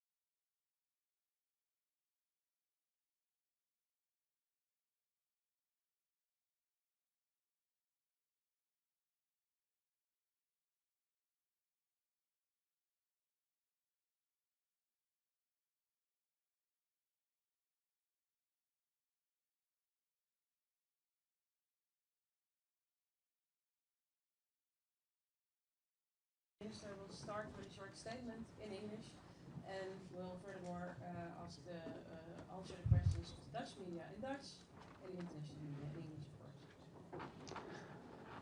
Thank you. Good afternoon.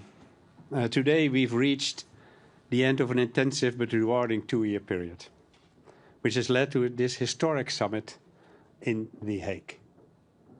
The agreement that the 32 member countries have made here as one will set the highest standard for our collective deterrence and defense. A renewed and enhanced commitment to protecting peace and security in our territory. And a message to our adversaries that NATO is ready for any and all challenges and threats we may face. I'm proud that we have taken this decision here in The Hague, International City of Peace and Justice. It's the biggest summit our country has ever hosted, involving the most elaborate security operation we've ever seen, and resulting in a turning point in NATO's history. This could not have been done without the work of tens of thousands of Dutch and international professionals and volunteers, and I'd like to use this opportunity to say thank you to everyone who has made this summit possible. This is the Netherlands at its best. All the pieces of this big, complex puzzle have come together, forming the basis of a historic reinforcement of our alliance.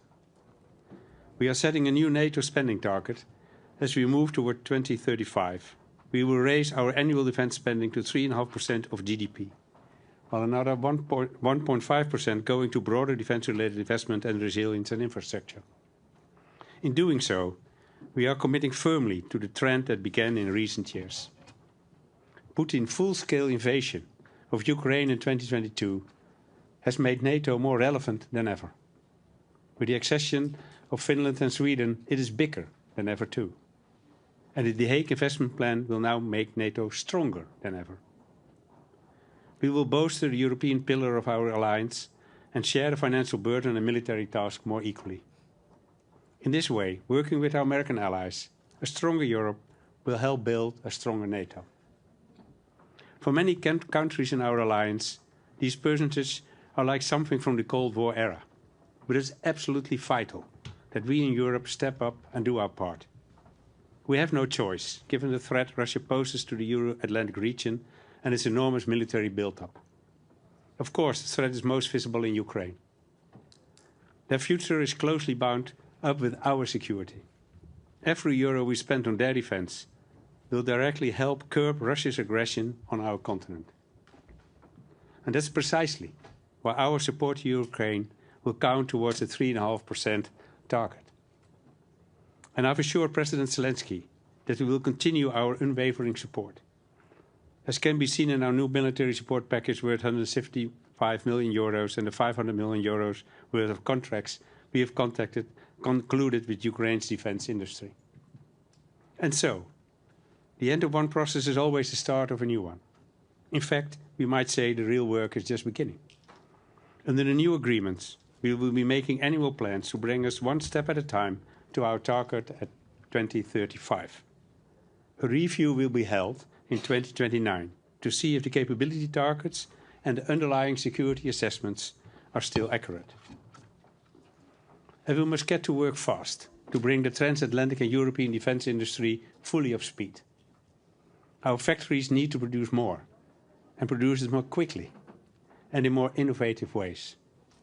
That will allow us to turn all available euros and dollars into the defense hard power we need.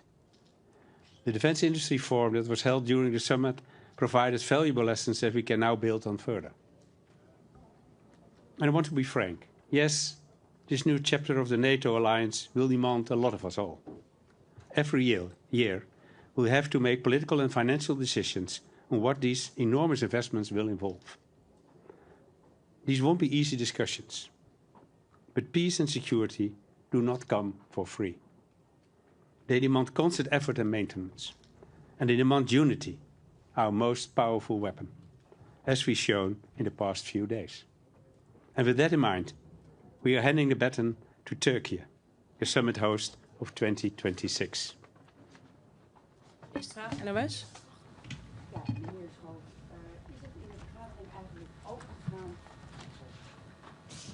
Ja, meneer Schoof, is het in de vergadering eigenlijk ook gegaan wat er gebeurt als landen zich niet aan die percentages houden? We hebben net naar Trump geluisterd en die leek te suggereren dat hij bijvoorbeeld in het geval van Spanje dan zelf misschien wel handelssancties wil opleggen. Is dat een manier om een stok achter de deur te houden? Nou, ik heb geconcludeerd in de vergadering, luisterend naar alle geallieerden, zoals we dat zo mooi zeggen in NATO-verband, dat iedereen zich volledig gecommit heeft aan zeg maar de agreement dat we vandaag hebben bereikt. En nu gaan we stap voor stap dat allemaal realiseren. Niet voor niets hebben we ook een review. Dus laten we nu aan de slag gaan om stap voor stap die capabilities op te bouwen. Die percentages zijn gebaseerd op onderzoeken wat we nodig hebben om uiteindelijk ons weerstandsvermogen en onze afschrikking op orde te krijgen, onze defensie op orde te krijgen. Daar gaan we nu mee aan de slag.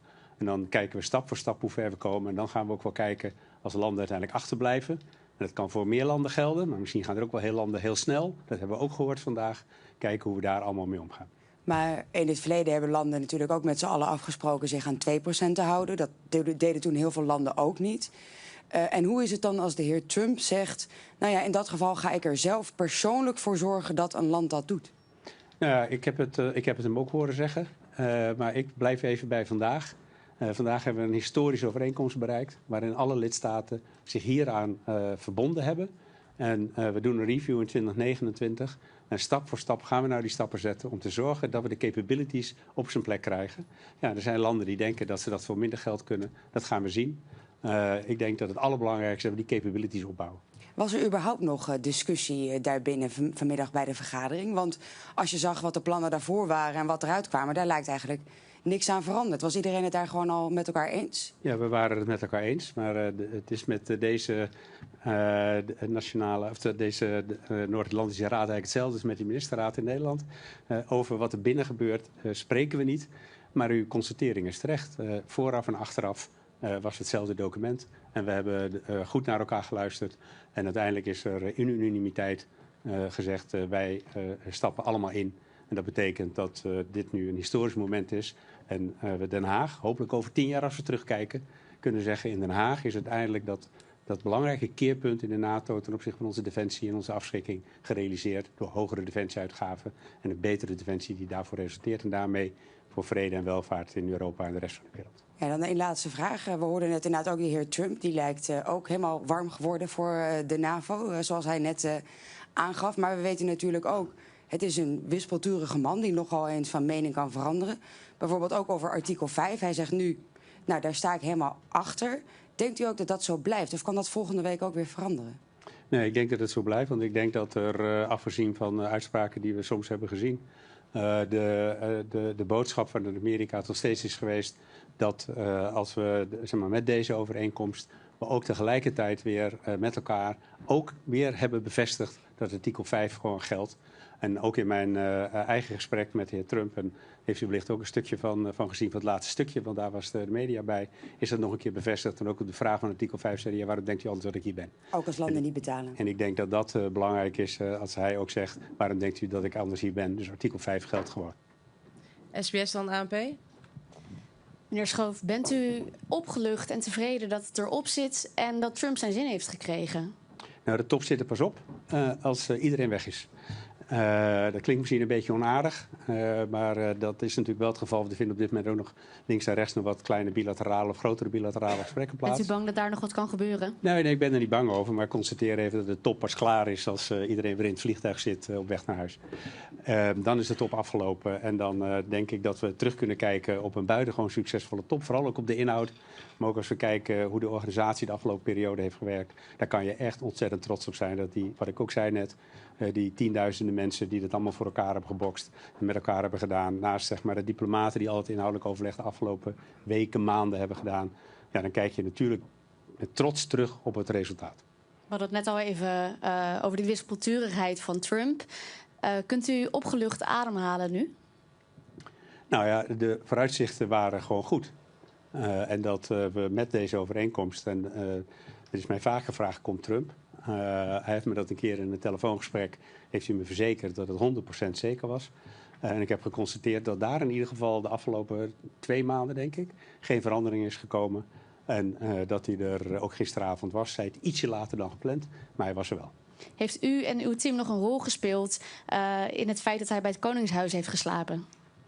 Nou, daar doe ik allemaal geen mededeling over. Maar er vindt allemaal permanent overleg plaats. Want dit is echt iets voor Nederland en het Koningshuis om daar te kijken hoe dat kan. En natuurlijk hebben we daar met elkaar overleg over. Dank. ANP? ANP hiervoor. Ja, meneer Schoof, in 2029 is het allereerste eikmoment. Waar moet Nederland staan op dat moment? Oh, daar doe ik op dit moment geen uitspraak over. Ik denk dat we moeten kunnen zien dat Nederland op een pad zit. Dus ik zeg er toch nog wel iets over. En dat Nederland op een pad zit wat duidelijk markeert dat we op weg zijn naar de 3,5%. Maar ik ga je niet zeggen waar Nederland in 2029 moet zijn. Ook in het parlementaire debat heb ik steeds gezegd dat elk jaar opnieuw moet die discussie worden genomen. Het zal ongetwijfeld ook na de verkiezingen de formatie een belangrijk onderwerp van gesprek zijn om te kijken hoe het nieuwe kabinet dat pad voor zich ziet. En het is wellicht aan het huidige kabinet om daar de eerste besluit over te nemen, namelijk rond de voorjaarsnota van 2026 voor de begroting 27. Maar het hangt helemaal af van de snelheid van het formatieproces. Ja, de Nederlandse politiek kennende kan het nog een tijdje duren voordat er een nieuw kabinet zit. Het zou zomaar kunnen duren dat u nog een jaar demissionair bent. Is dit niet ook al een moment voor de augustusbesluitvorming bijvoorbeeld? Om dan al die eerste stap te gaan zetten? Nee, augustus praten we normaal gesproken niet over de uitgavenkant van de begroting. Dat doen we echt bij de voorjaarsnota. Dat hebben we bij de voorjaarsnota ook ten opzichte van 2026 voor Defensie gedaan. Daarom zeggen we ook in 2026 zitten we op 2,2% inclusief de Oekraïne-uitgaven. Ja. En dat betekent dat voor het eerst weer bij de voorjaarsnota van 2026 voor de begroting van 27 over de uitgaven wordt gesproken, gerelateerd nu aan deze NAVO-norm. Ja, over die bijdrage of de opnemen van de Oekraïne-steun hierin, in die NAVO-norm. Kunt u iets meer schetsen hoe dat zeg maar verdeeld is? Wat er wel voor telt en wat er bijvoorbeeld ook niet voor telt? Ja, wat militair is, wordt meegeteld onder de NAVO-norm. Ja, dus alles wordt daar gewoon bij opgeteld? Nou, dat is niet humanitarian aid of wederopbouw. Het is het militaire deel van de financiering die de verschillende landen doen ten behoeve van de support aan Oekraïne. Sorry, ik zit natuurlijk nog helemaal in het Engels. Ten behoeve van Oekraïne. En ik denk dat het ook ontzettend belangrijk is. Die support aan Oekraïne. Ik maak even misbruik van uw vraag. Dat is ook veel op tafel geweest de afgelopen dagen. Ik heb gisteren ook zelf daar met Zelensky uitvoerig over gesproken. Dat die voortdurende support heeft Oekraïne gewoon nodig. Om druk en tegelijkertijd druk houden op Rusland. Ik denk ook belangrijk. Morgen zijn we weer in Brussel met de Europese Raad. Dan kunnen we waarschijnlijk ook weer praten over het 18e sanctiepakket. Het is belangrijk om die druk te houden, die support aan Oekraïne en te kijken. En daar is natuurlijk ook met de president van Amerika over gesproken. Op welke manier we ervoor kunnen zorgen dat ook Poetin weer aan tafel komt en serieus in gesprek komt met Oekraïne. Om te zorgen dat er eerst een staakt het vuur en daarna een duurzame vrede kan ontstaan. Ja. Mede door Spanje gaat er natuurlijk veel over van hoe gaan we die 3,5% nou invullen en is zoveel geld ook wel nodig? Zegt u namens Nederland ook echt toe van wij gaan die 3,5% invullen met strikt defensieuitgaven en wij gaan daar niet creatief in boekhouden om het even zo te zeggen? Of wij gaan zeggen wij gaan die doelen halen met minder geld? Nee, we gaan niet creatief boekhouden. 3,5% is 3,5%. Er is een vrij strikte NAVO-norm voor. De NAVO zal er ook strak op monitoren. En dat betekent dat dat ook datgene is wat onder die 3,5% valt en niks anders. En daar heeft Nederland ook voor getekend en dat gaan we ook serieus doen richting 2035. Dus daarin zal Nederland het braafste jongetje van de klas worden? Nou, het braafste jongetje van de klas klinkt zo ontzettend vervelend.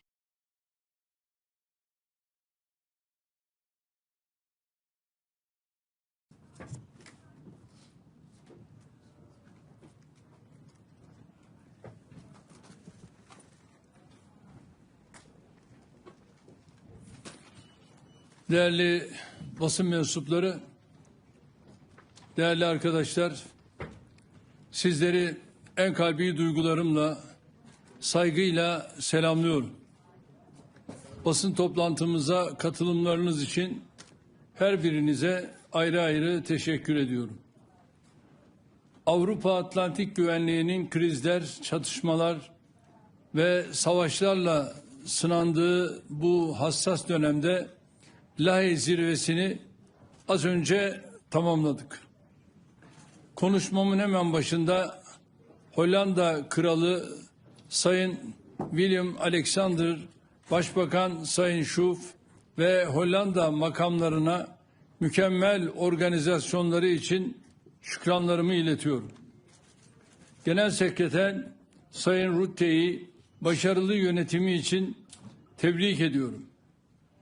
Lahey zirvemizin öne çıkan sonucu kamuoyunca da yakından takip edildiği üzere müttefiklerin savunma harcamalarını artırmasıydı.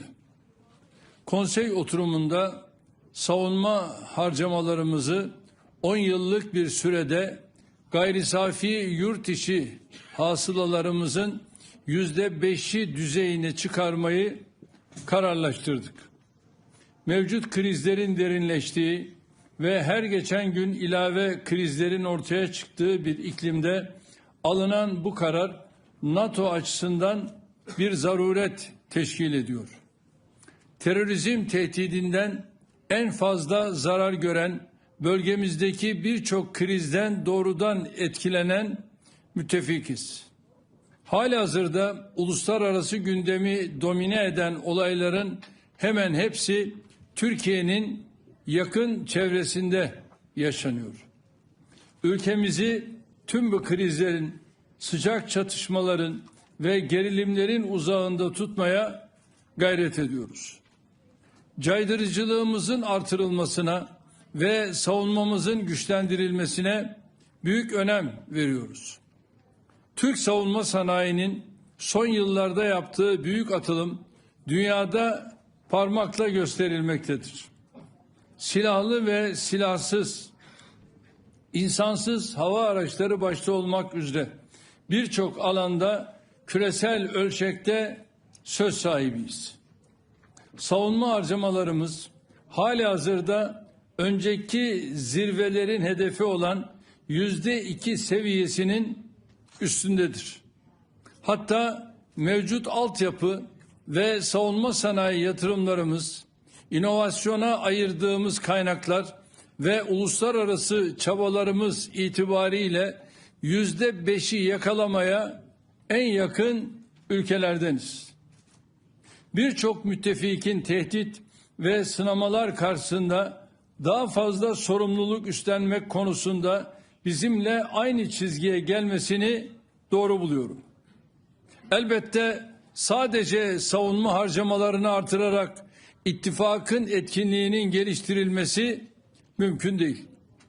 Müttefikler arasında karşılıklı anlayış ve işbirliğinin samimiyetle tesis edilmesi de gerekiyor. Bu minvalde ilk olarak müttefikler arasındaki savunma sanayi ürünlerinin ticaretindeki engellerin amasız fakatsız kaldırılmasına yönelik anlayışın ittifak belgelerine yansıtılmasına öncülük ettik.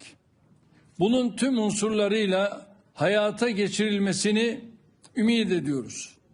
Avrupa Birliği'nin savunma ve güvenlik alanındaki girişimlerinin NATO'yu tamamlayıcı nitelikte olması gerektiğinin altını çizdim. Özellikle üye olmayan müttefiklerin birliğin savunma sanayi girişimlerine tam olarak dahil edilmesinin tüm Avrupa'nın menfaatine olacağını vurguladım. Neticede Avrupa'da artan savunma yetenekleri tüm Avrupa Atlantik bölgesinin çıkarınadır. Temennimiz bu kuşatıcı yaklaşımın kıta geneline hakim olmasıdır. NATO Genel Sekreterinin Teksas'tan Ankara'ya savunma sanayi gelişimini esas alan yaklaşımı bu bakımdan fevkalade değerlidir. Kıymetli basın mensupları, bildiğiniz üzere ittifakın terörizmle mücadeledeki rolünü öne çıkartan müttefiklerin başında geliyoruz.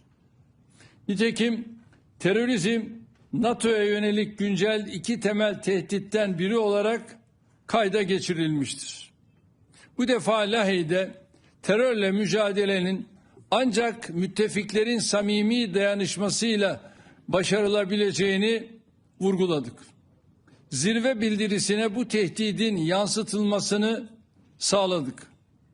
Ukrayna'da 3 yılı aşkın süredir devam eden savaşın hem bölgesel hem küresel etkileri oldu. Can kayıpları ve yıkım her iki tarafta da giderek artıyor. Türkiye olarak biz savaşın adil ve sürdürülebilir bir barışla sonlandırılması için yoğun çabalarımızı sürdürüyoruz. 2022 Mart ayında İstanbul'da ev sahipliği yaptığımız ancak yarım kalan görüşmelerden Karadeniz tahıl girişimi, savaş esirleri takası gibi somut neticeler almıştık. Diplomasiye olan inancımız, tarafların bize duydukları güvenle birleşince İstanbul'da bir kez daha arabuluculuğa başladık. Ev sahipliğimizdeki görüşmelerde ilave esir ve cenaze takasları hususunda önemli ilerleme sağlandı. Ayrıca olası bir ateşkese dair açık bir görüş alışverişinde bulunuldu. Ateşkes ve kalıcı barış için bir fırsat penceresinin aralandığı kanaatindeyim. Bunun eba edilmemesi gerekiyor. Hedefimiz taraflar arasında ilave somut adımlar atılmasına destek olmak suretiyle kalıcı barışa giden sürecin taşlarını döşemektir. Müttefiklerimizin de desteğiyle savaşın en kısa sürede neticelendirilmesi umudumu koruyorum. Hep söylediğim gibi adil bir barışın kaybedeni olmaz. Değerli basın mensupları, Orta Doğu'daki tehditlerin ve krizlerin her geçen gün daha ciddi bir hal aldığını görüyoruz.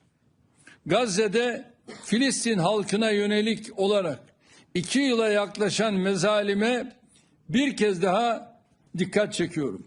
Bakınız, şimdiye kadar İsrail saldırılarında çoğu çocuk ve kadın 56 bin Gazze'li hayatını kaybetti. Yine çoğu çocuk ve kadın 129 bin Gazze'li yaralandı. Gazze'nin %80'i yıkıldı. Sağlık altyapısının %95'i tahrip oldu. Kiliseler, camiler, okullar, hastaneler bombalandı.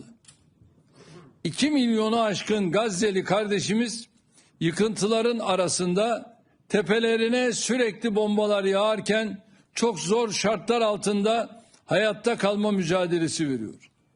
İsrail hükümeti en temel ihtiyaç maddelerinin dahi Gazze'ye girişine engel çıkartıyor.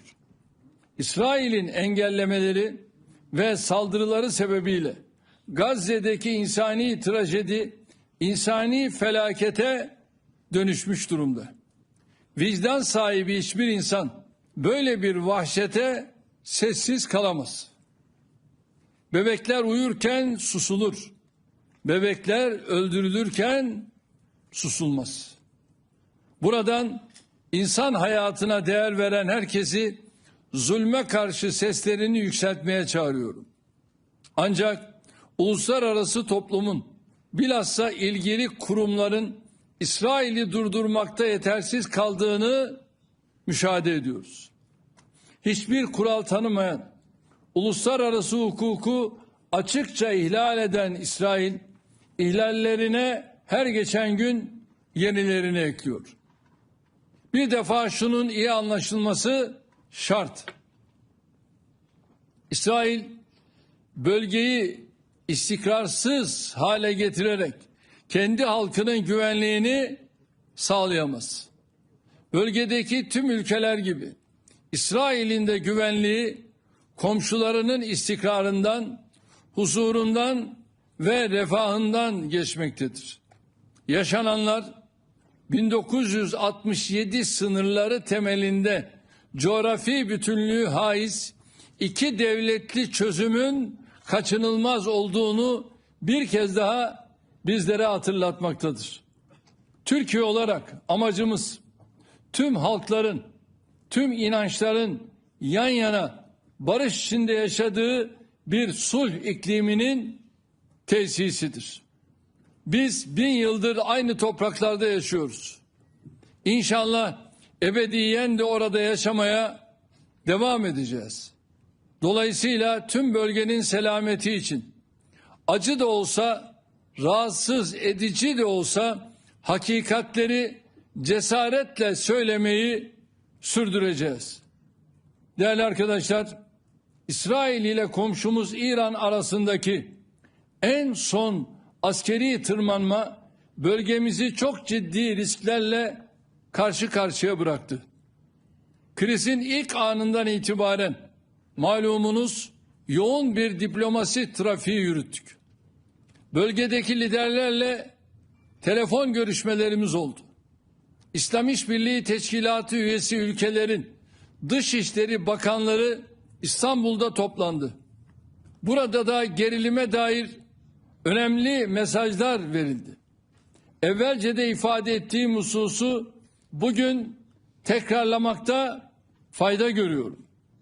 Komşumuz İran'la sorunların kalıcı çözümü diplomasi ve müzakere ile mümkündür. Bölgemiz savaşla, yıkımla, saldırganlıkla, tehditle hiçbir yere ulaşılamayacağının örnekleriyle doludur. Amerika Başkanı Sayın Trump'ın gayretleriyle sağlanan ateşkesi memnuniyetle karşılıyoruz. Değerli dostum, Trump'ın çağrısına tarafların koşulsuz uymalarını bekliyoruz.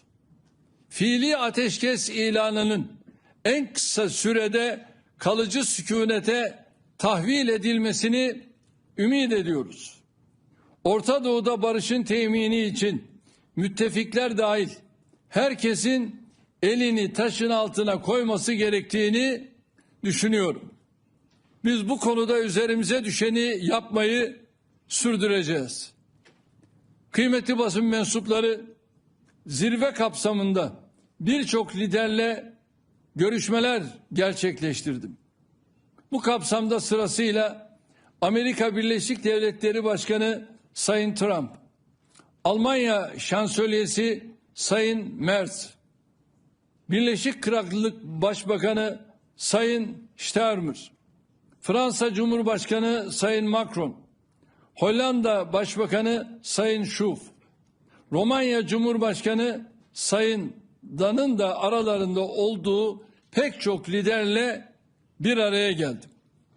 Temaslarımda hem müttefiklerimizle ikili ilişkilerimizi geliştirmenin yollarını hem de zirve gündemindeki konuları ele aldık.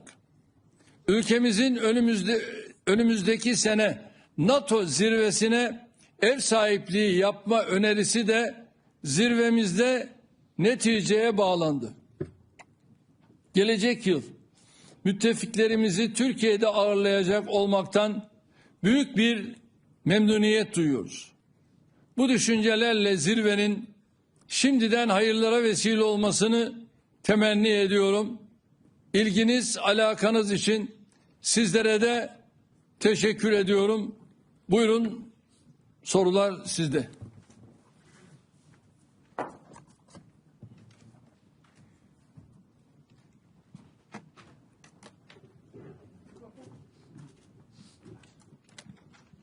Xəyal Əzizov, Azərbaycan. Sayın Cumhurbaşkanı, 2 yıl öncə NATO'nun Vilnius zirvəsi zamanı sizə sorun olmuşdu. Rus ordusu Azərbaycanda qalacaq, yoxsa getməyəcək? Həmin zaman Rus ordusu Azərbaycandaydı. Siz söylədiniz ki, Rus ordusu Azərbaycanı tərk edəcək və Rus ordusu artıq Azərbaycanı tərk edib. Bəs Türk ordusu Azərbaycana nə zaman gələcək? Çünki Azərbaycanda nə qədər ki Türk ordusu yoxdur, Azərbaycan üçün hər zaman Rus işğalı təhlükəsi qalmaqdadır. Biz bunu böyle biliyoruz.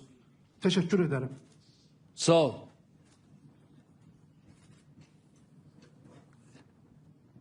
Rus ordusu şu anda Azerbaycan'dan ayrıldı. Orada değil. Tamam, çıktığına göre artık zaten bu sorunun da hükmü kalmadı. Daha ben yeni Karabağ'a gittim. Böyle bir şey zaten orada yok. Şu anda Azerbaycan orayı Azerbaycan devletinin yaşanabilir hükmü altına getirmenin gayreti içerisinde altyapı, üst yapı noktasında adımlarını atıyorlar. ve çok ciddi de yatırımlar yapıyorlar. Hayırlı olsun. Bayan.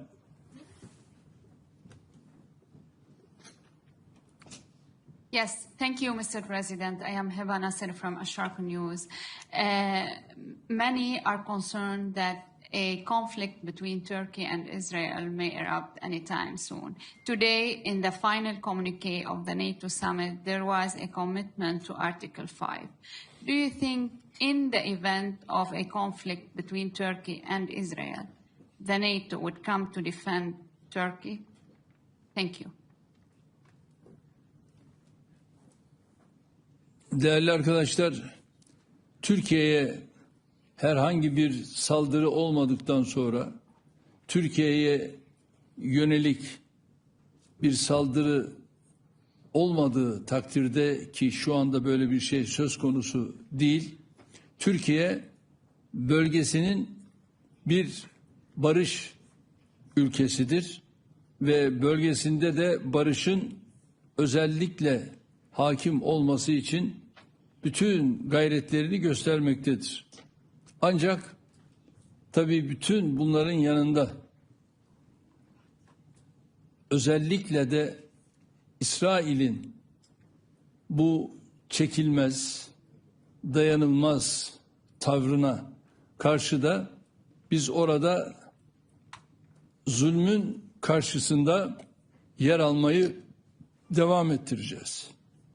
Ve bugüne kadar Gazze'de olduğu gibi bölgede zalimlerin karşısında yer aldık, zulmün karşısında yer aldık, yer almaya devam ediyoruz. Özellikle de garip gurebanın yanında yer almaya devam ediyoruz. Ve düşünün, şu anda Gazze'de aylardır oradaki mazlumlara aynı yardım gitmiyor. Şimdi bu insanlara aynı yardım gitmezse bu insanların hali ne olacak? Biz de tabii şu anda güçlü olan ülkelere diyoruz ki gelin İsrail'in karşısında yer alın ve bu aynı yardımların götürülebilmesi için Gazze'ye kapıların açılmasını ne yapmak lazım? Sağlamak lazım. Eğer bu sağlanırsa, bakın Kızıl Haç'a bile şu anda İsrail yol vermiyor. Kızıl Haç kanalıyla bile Gazze'deki bu insanlara yardım gitmiyor. Böyle bir durum söz konusu. Kızıl Haç çalışabilse o kanalla buralara aynı yardım, gıda, ilaç, yiyecek bütün bunları götürme imkanı sağlanmış olacak. Ama şu anda bu bile maalesef yok.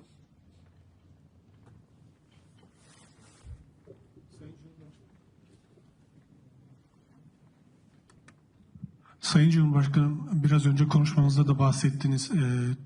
NATO üyeleri ve Türkiye önümüzdeki 10 yıllık süre zarfında şu anki %2'likten %5'e çıkaracak gayri safi yurt içi hasılada savunmaya ayırdığı payı.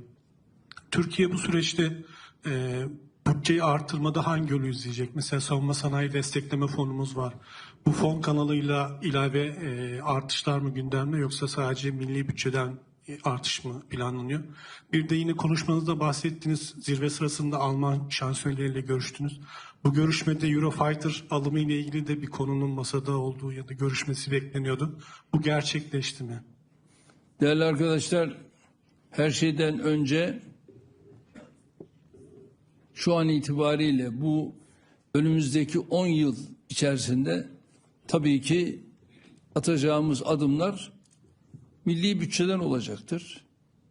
Peyderpey milli bütçeden buraya gerekli olan payı ayırmak suretiyle NATO'ya olan bu desteğimizi vermiş olacağız.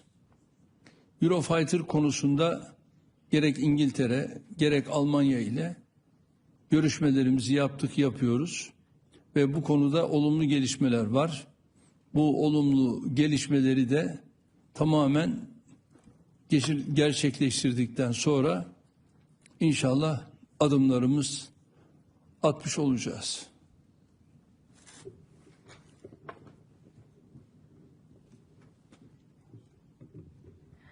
Betül Usta Sabah gazetesi. Sayın Cumhurbaşkanım, geçtiğimiz yıl gene NATO zirvesi Washington'daydı. Siz böyle bir basın toplantısı düzenlemiştiniz ve orada Filistin topraklarına kapsamlı sürdürülebilir barış sağlanana kadar İsrail'in NATO ile ortaklığına Türkiye'nin onay vermeyeceğini açıklamıştınız. O günden bugüne de bu yönde adımlar atıldı. Ankara NATO-İsrail tatbikatlarına rezerv koydu. Bunları veto etti. Birçok konuda zaman geçtikçe görülüyor ki Türkiye haklı çıkıyor. Gene bu konuda da uluslararası toplumun ve müttefiklerin Türkiye'nin tezlerine yaklaştığını gördünüz mü bu geçen bir yıl içinde? İkinci bir sorum olacak Sayın Cumhurbaşkanım. Hitabınızda da bahsettiniz. NATO toplantısına önümüzdeki yıl Türkiye ev sahipliği yapacak. Bu toplantı Türkiye'nin hangi şehrinde yapılacak, kapsamı belli oldu mu? Belki biraz erken bir soru olacak ama çok teşekkür ediyorum. Nasıl da anladım? Sen nerede olmasını istiyorsun? Türkiye'mizin her şehri güzel Sayın Cumhurbaşkanım. İnşallah, yani bundan önceki İstanbul'da olmuştu. Şimdi bütün ilgili arkadaşlarımızla görüşmelerimizi yapıyoruz. Büyük ihtimalle belki de bu hafta içerisinde, yani önümüzdeki hafta içerisinde bunun kararını veririz. Çünkü zaman kaybına tahammülümüz yok ve daha önce İstanbul'da yaptığımız bu zirvemizi bu defa yapacağımız bu toplantıdaki vereceğimiz kararla İnşallah NATO Genel Sekreterliğine bildireceğiz.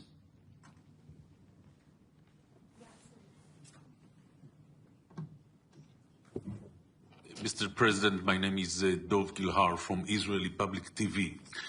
You were talking about stabilizing the region, and I wanted to ask you, is the American strike on the nuclear sites in Iran is a way to stabilize the region? Is releasing the hostages from Hamas tunnel is a way to stabilize the region? Is asking Hamas leaders to take refuge either in Qatar or maybe in Turkey is a way to stabilize the region? And if so, and everything will happen, do you see or do you foresee better times for the relations between Turkey and Israel as there were quite good times previously?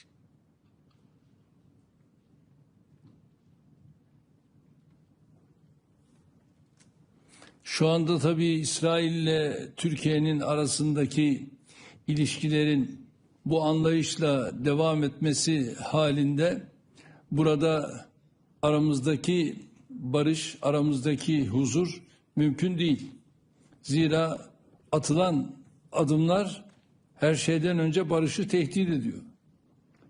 Atılan adımlar barışı tehdit ettiğine göre burada nasıl barışı temin edeceksiniz, sağlayacaksınız? Mümkün değil. Düşünün, yani 100.000'i aşkın insan ölü, yaralı ve hala da vurmaya devam ediyorlar. Öbür tarafta Gazze'deki mazlum insanlara Kızıl Haç dahil gıda sevkiyatı yapılmıyor. Bunu engelleyen kim? İsrail. Ve hala burada bu kadar barbarca bir adım atıldığı takdirde biz nasıl bunlarla huzurlu bir ortamı tesis edeceğiz? Mümkün değil. Onun için de Kızıl Haç şu anda devreye girmek istiyor, netice yok. Kızılay'ımız devreye girmek istiyor, netice yok. Mısır devreye girmek istiyor, netice yok. Bütün bunlarla birlikte hangi ülkeye bakarsanız bakın hiçbirisi netice alamıyor. Onun için İsrail'i bu noktada Gazze'de şu ana kadar takındığı tavırdan vazgeçmeye davet ediyoruz.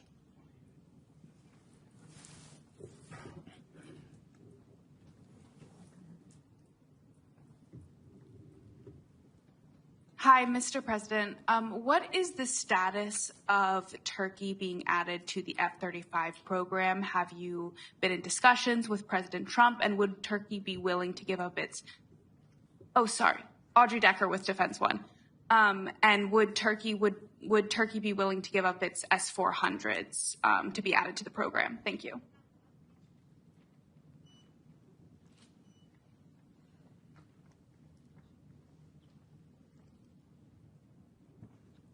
Sayın Trump'la yaptığımız görüşmede tabii S-400'ü konuşmadık.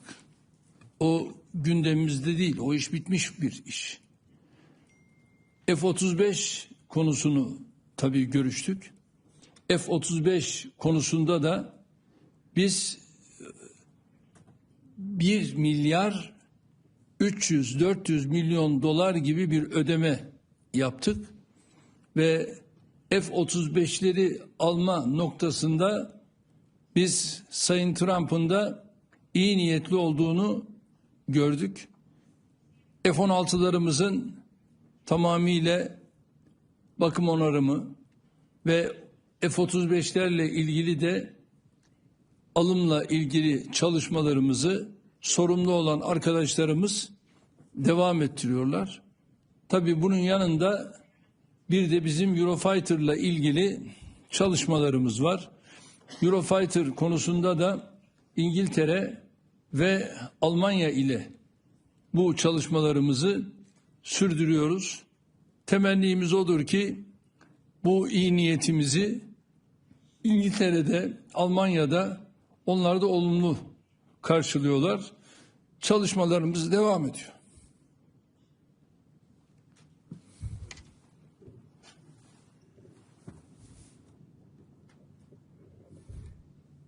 Thank you, Mr. President. Given your views on the Gaza situation, what is your opinion of President Trump's proposal for the U.S. to, quote, take over Gaza and turn it into some sort of military protectorate and expel all the remaining Palestinians so that Trump and his business partners can construct casinos and resorts? Have you discussed that proposal with President Trump? And in addition, what is your position on Trump's relationship with Israel writ large? Trump likes to boast about how he's the most pro-Israel president of all time. He said, God bless Israel when he bombed Iran over the weekend. He's touted how exceptionally close the Israeli bombing offensive against Iran was coordinated with the United States. He's expedited munitions to Israel.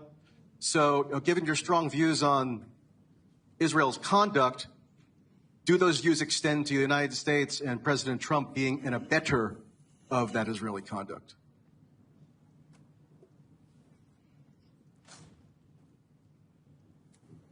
Akşam 11-11.30'dan itibaren Sayın Trump'la görüşmemiz oldu. Yaklaşık 1-1,5 saat kadar görüşmemizi yaptık. Ama bizim görüşmemizde özellikle de Gazze'nin sahil boylarının sizin ifade ettiğiniz şekilde kumarhaneler olması gündeme gelmedi. Böyle bir şey zaten gündeme gelse herhalde benim vereceğim cevap bellidir. Bu konuda duruşum bellidir. Duruşum belli olduğuna göre Sayın Trump öyle akıllı bir insandır ki kime hangi soruyu soracağını da iyi bilir. Ve böyle bir şey de zaten aramızda geçmedi.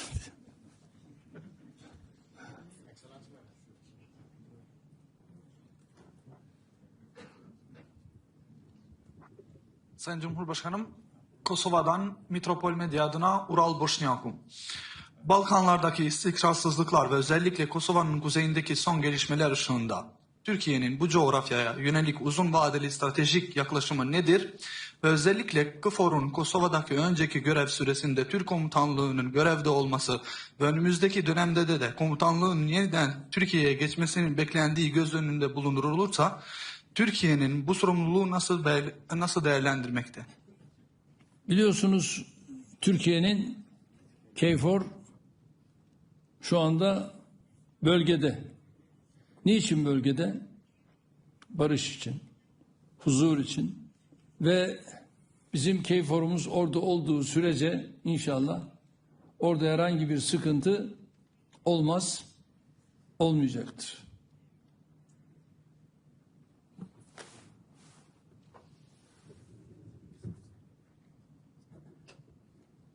Hi. Thank you, Mr. President. Victor Jack from Politico Europe. Last month, Russia sent only a low-level delegation to the latest round of peace talks in Turkey. Are you disappointed at Russia for this, and is it taking peace talks seriously in your view? And separately, what potential avenues do you see for increasing defense cooperation with the EU? Thank you. Kimler? With the EU. Kimler? Russia in peace talks in May.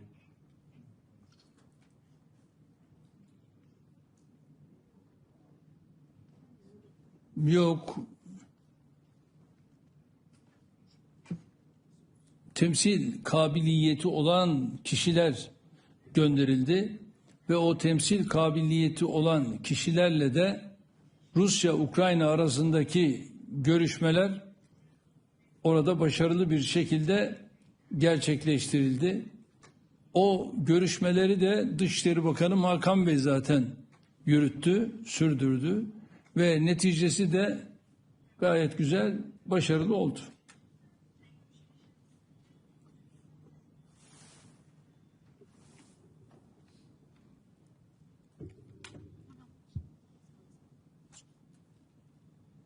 Hello, Mr. President. Luis Tovar, Spanish TV. I would like to know what's your opinion about positions of Spain today. I saw you were talking with Prime Minister Pedro Sánchez. Do you understand his position, and do you think it's fair for the rest of the alliance when they say that they're going to get the capability target spending the 2% of defense instead of 5% agreed today? Thank you.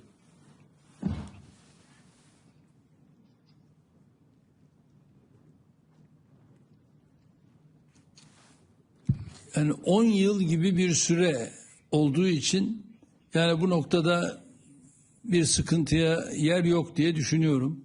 10 yıl içerisinde böyle bir orana çıkarılacak. Tabii ki NATO'nun da böyle bir güce ihtiyacı var ve bunu da tabii Avrupa Birliği'ndeki NATO üyesi ülkelerin halletmesinden başka çıkış yolu olmayacaktır ve şu anda NATO üyesi ülkelerde bu imkana, bu güce sahip. Türkiye olarak biz de bir üye ülke olarak bu konuda olumlu beyanımızı yaptık. Dedik ki 10 yıl içerisinde bunun verilmesinde fayda var. Herhalde kifayeti müzekere olmayacak mı? Sen Türkiye'de sorarsın ya.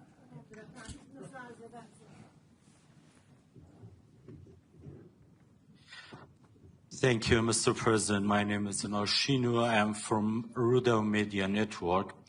I would love to ask a question regarding an issue that is still ongoing. That is the issue of this armament of PKK, and after the declaration of dissolvement of this party.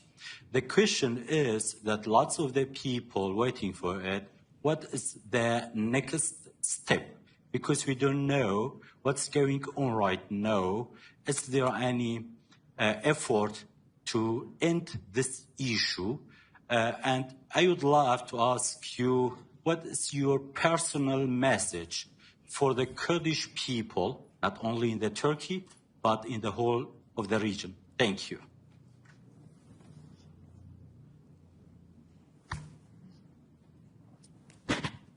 bölgede yaşayan Kürt vatandaşlarımla Cumhurbaşkanları olarak bizim herhangi bir sıkıntımız yok.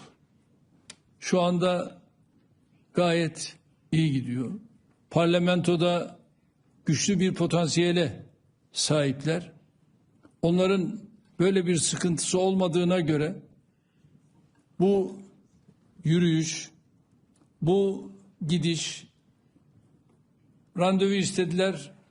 Ben de rahmetli Sırrı Süreyya ile birlikte Pervin Hanım'ı kabul ettim. Cumhurbaşkanlığında arkadaşlarımla beraber kendileriyle görüştük. Zannediyorum şimdi yine bir randevu talepleri var ve bu randevu taleplerini de yakın zamanda gerçekleştireceğiz. Kendileriyle görüşmelerimizi yapacağız. Herhangi bir sıkıntı söz konusu değil. Benim ülkemde Türküyle, Kürdüyle, Lazıyla, Çerkeziyle, Arabıyla hepimiz biriz ve ülkemin bütünlüğünü de korumak benim de görevimdir. Bunu da en güzel şekilde sürdüreceğiz. Çok teşekkür ediyorum. Kifayeti müzakere diyelim. Hepinize hayırlı akşamlar diliyorum. Sağ olun.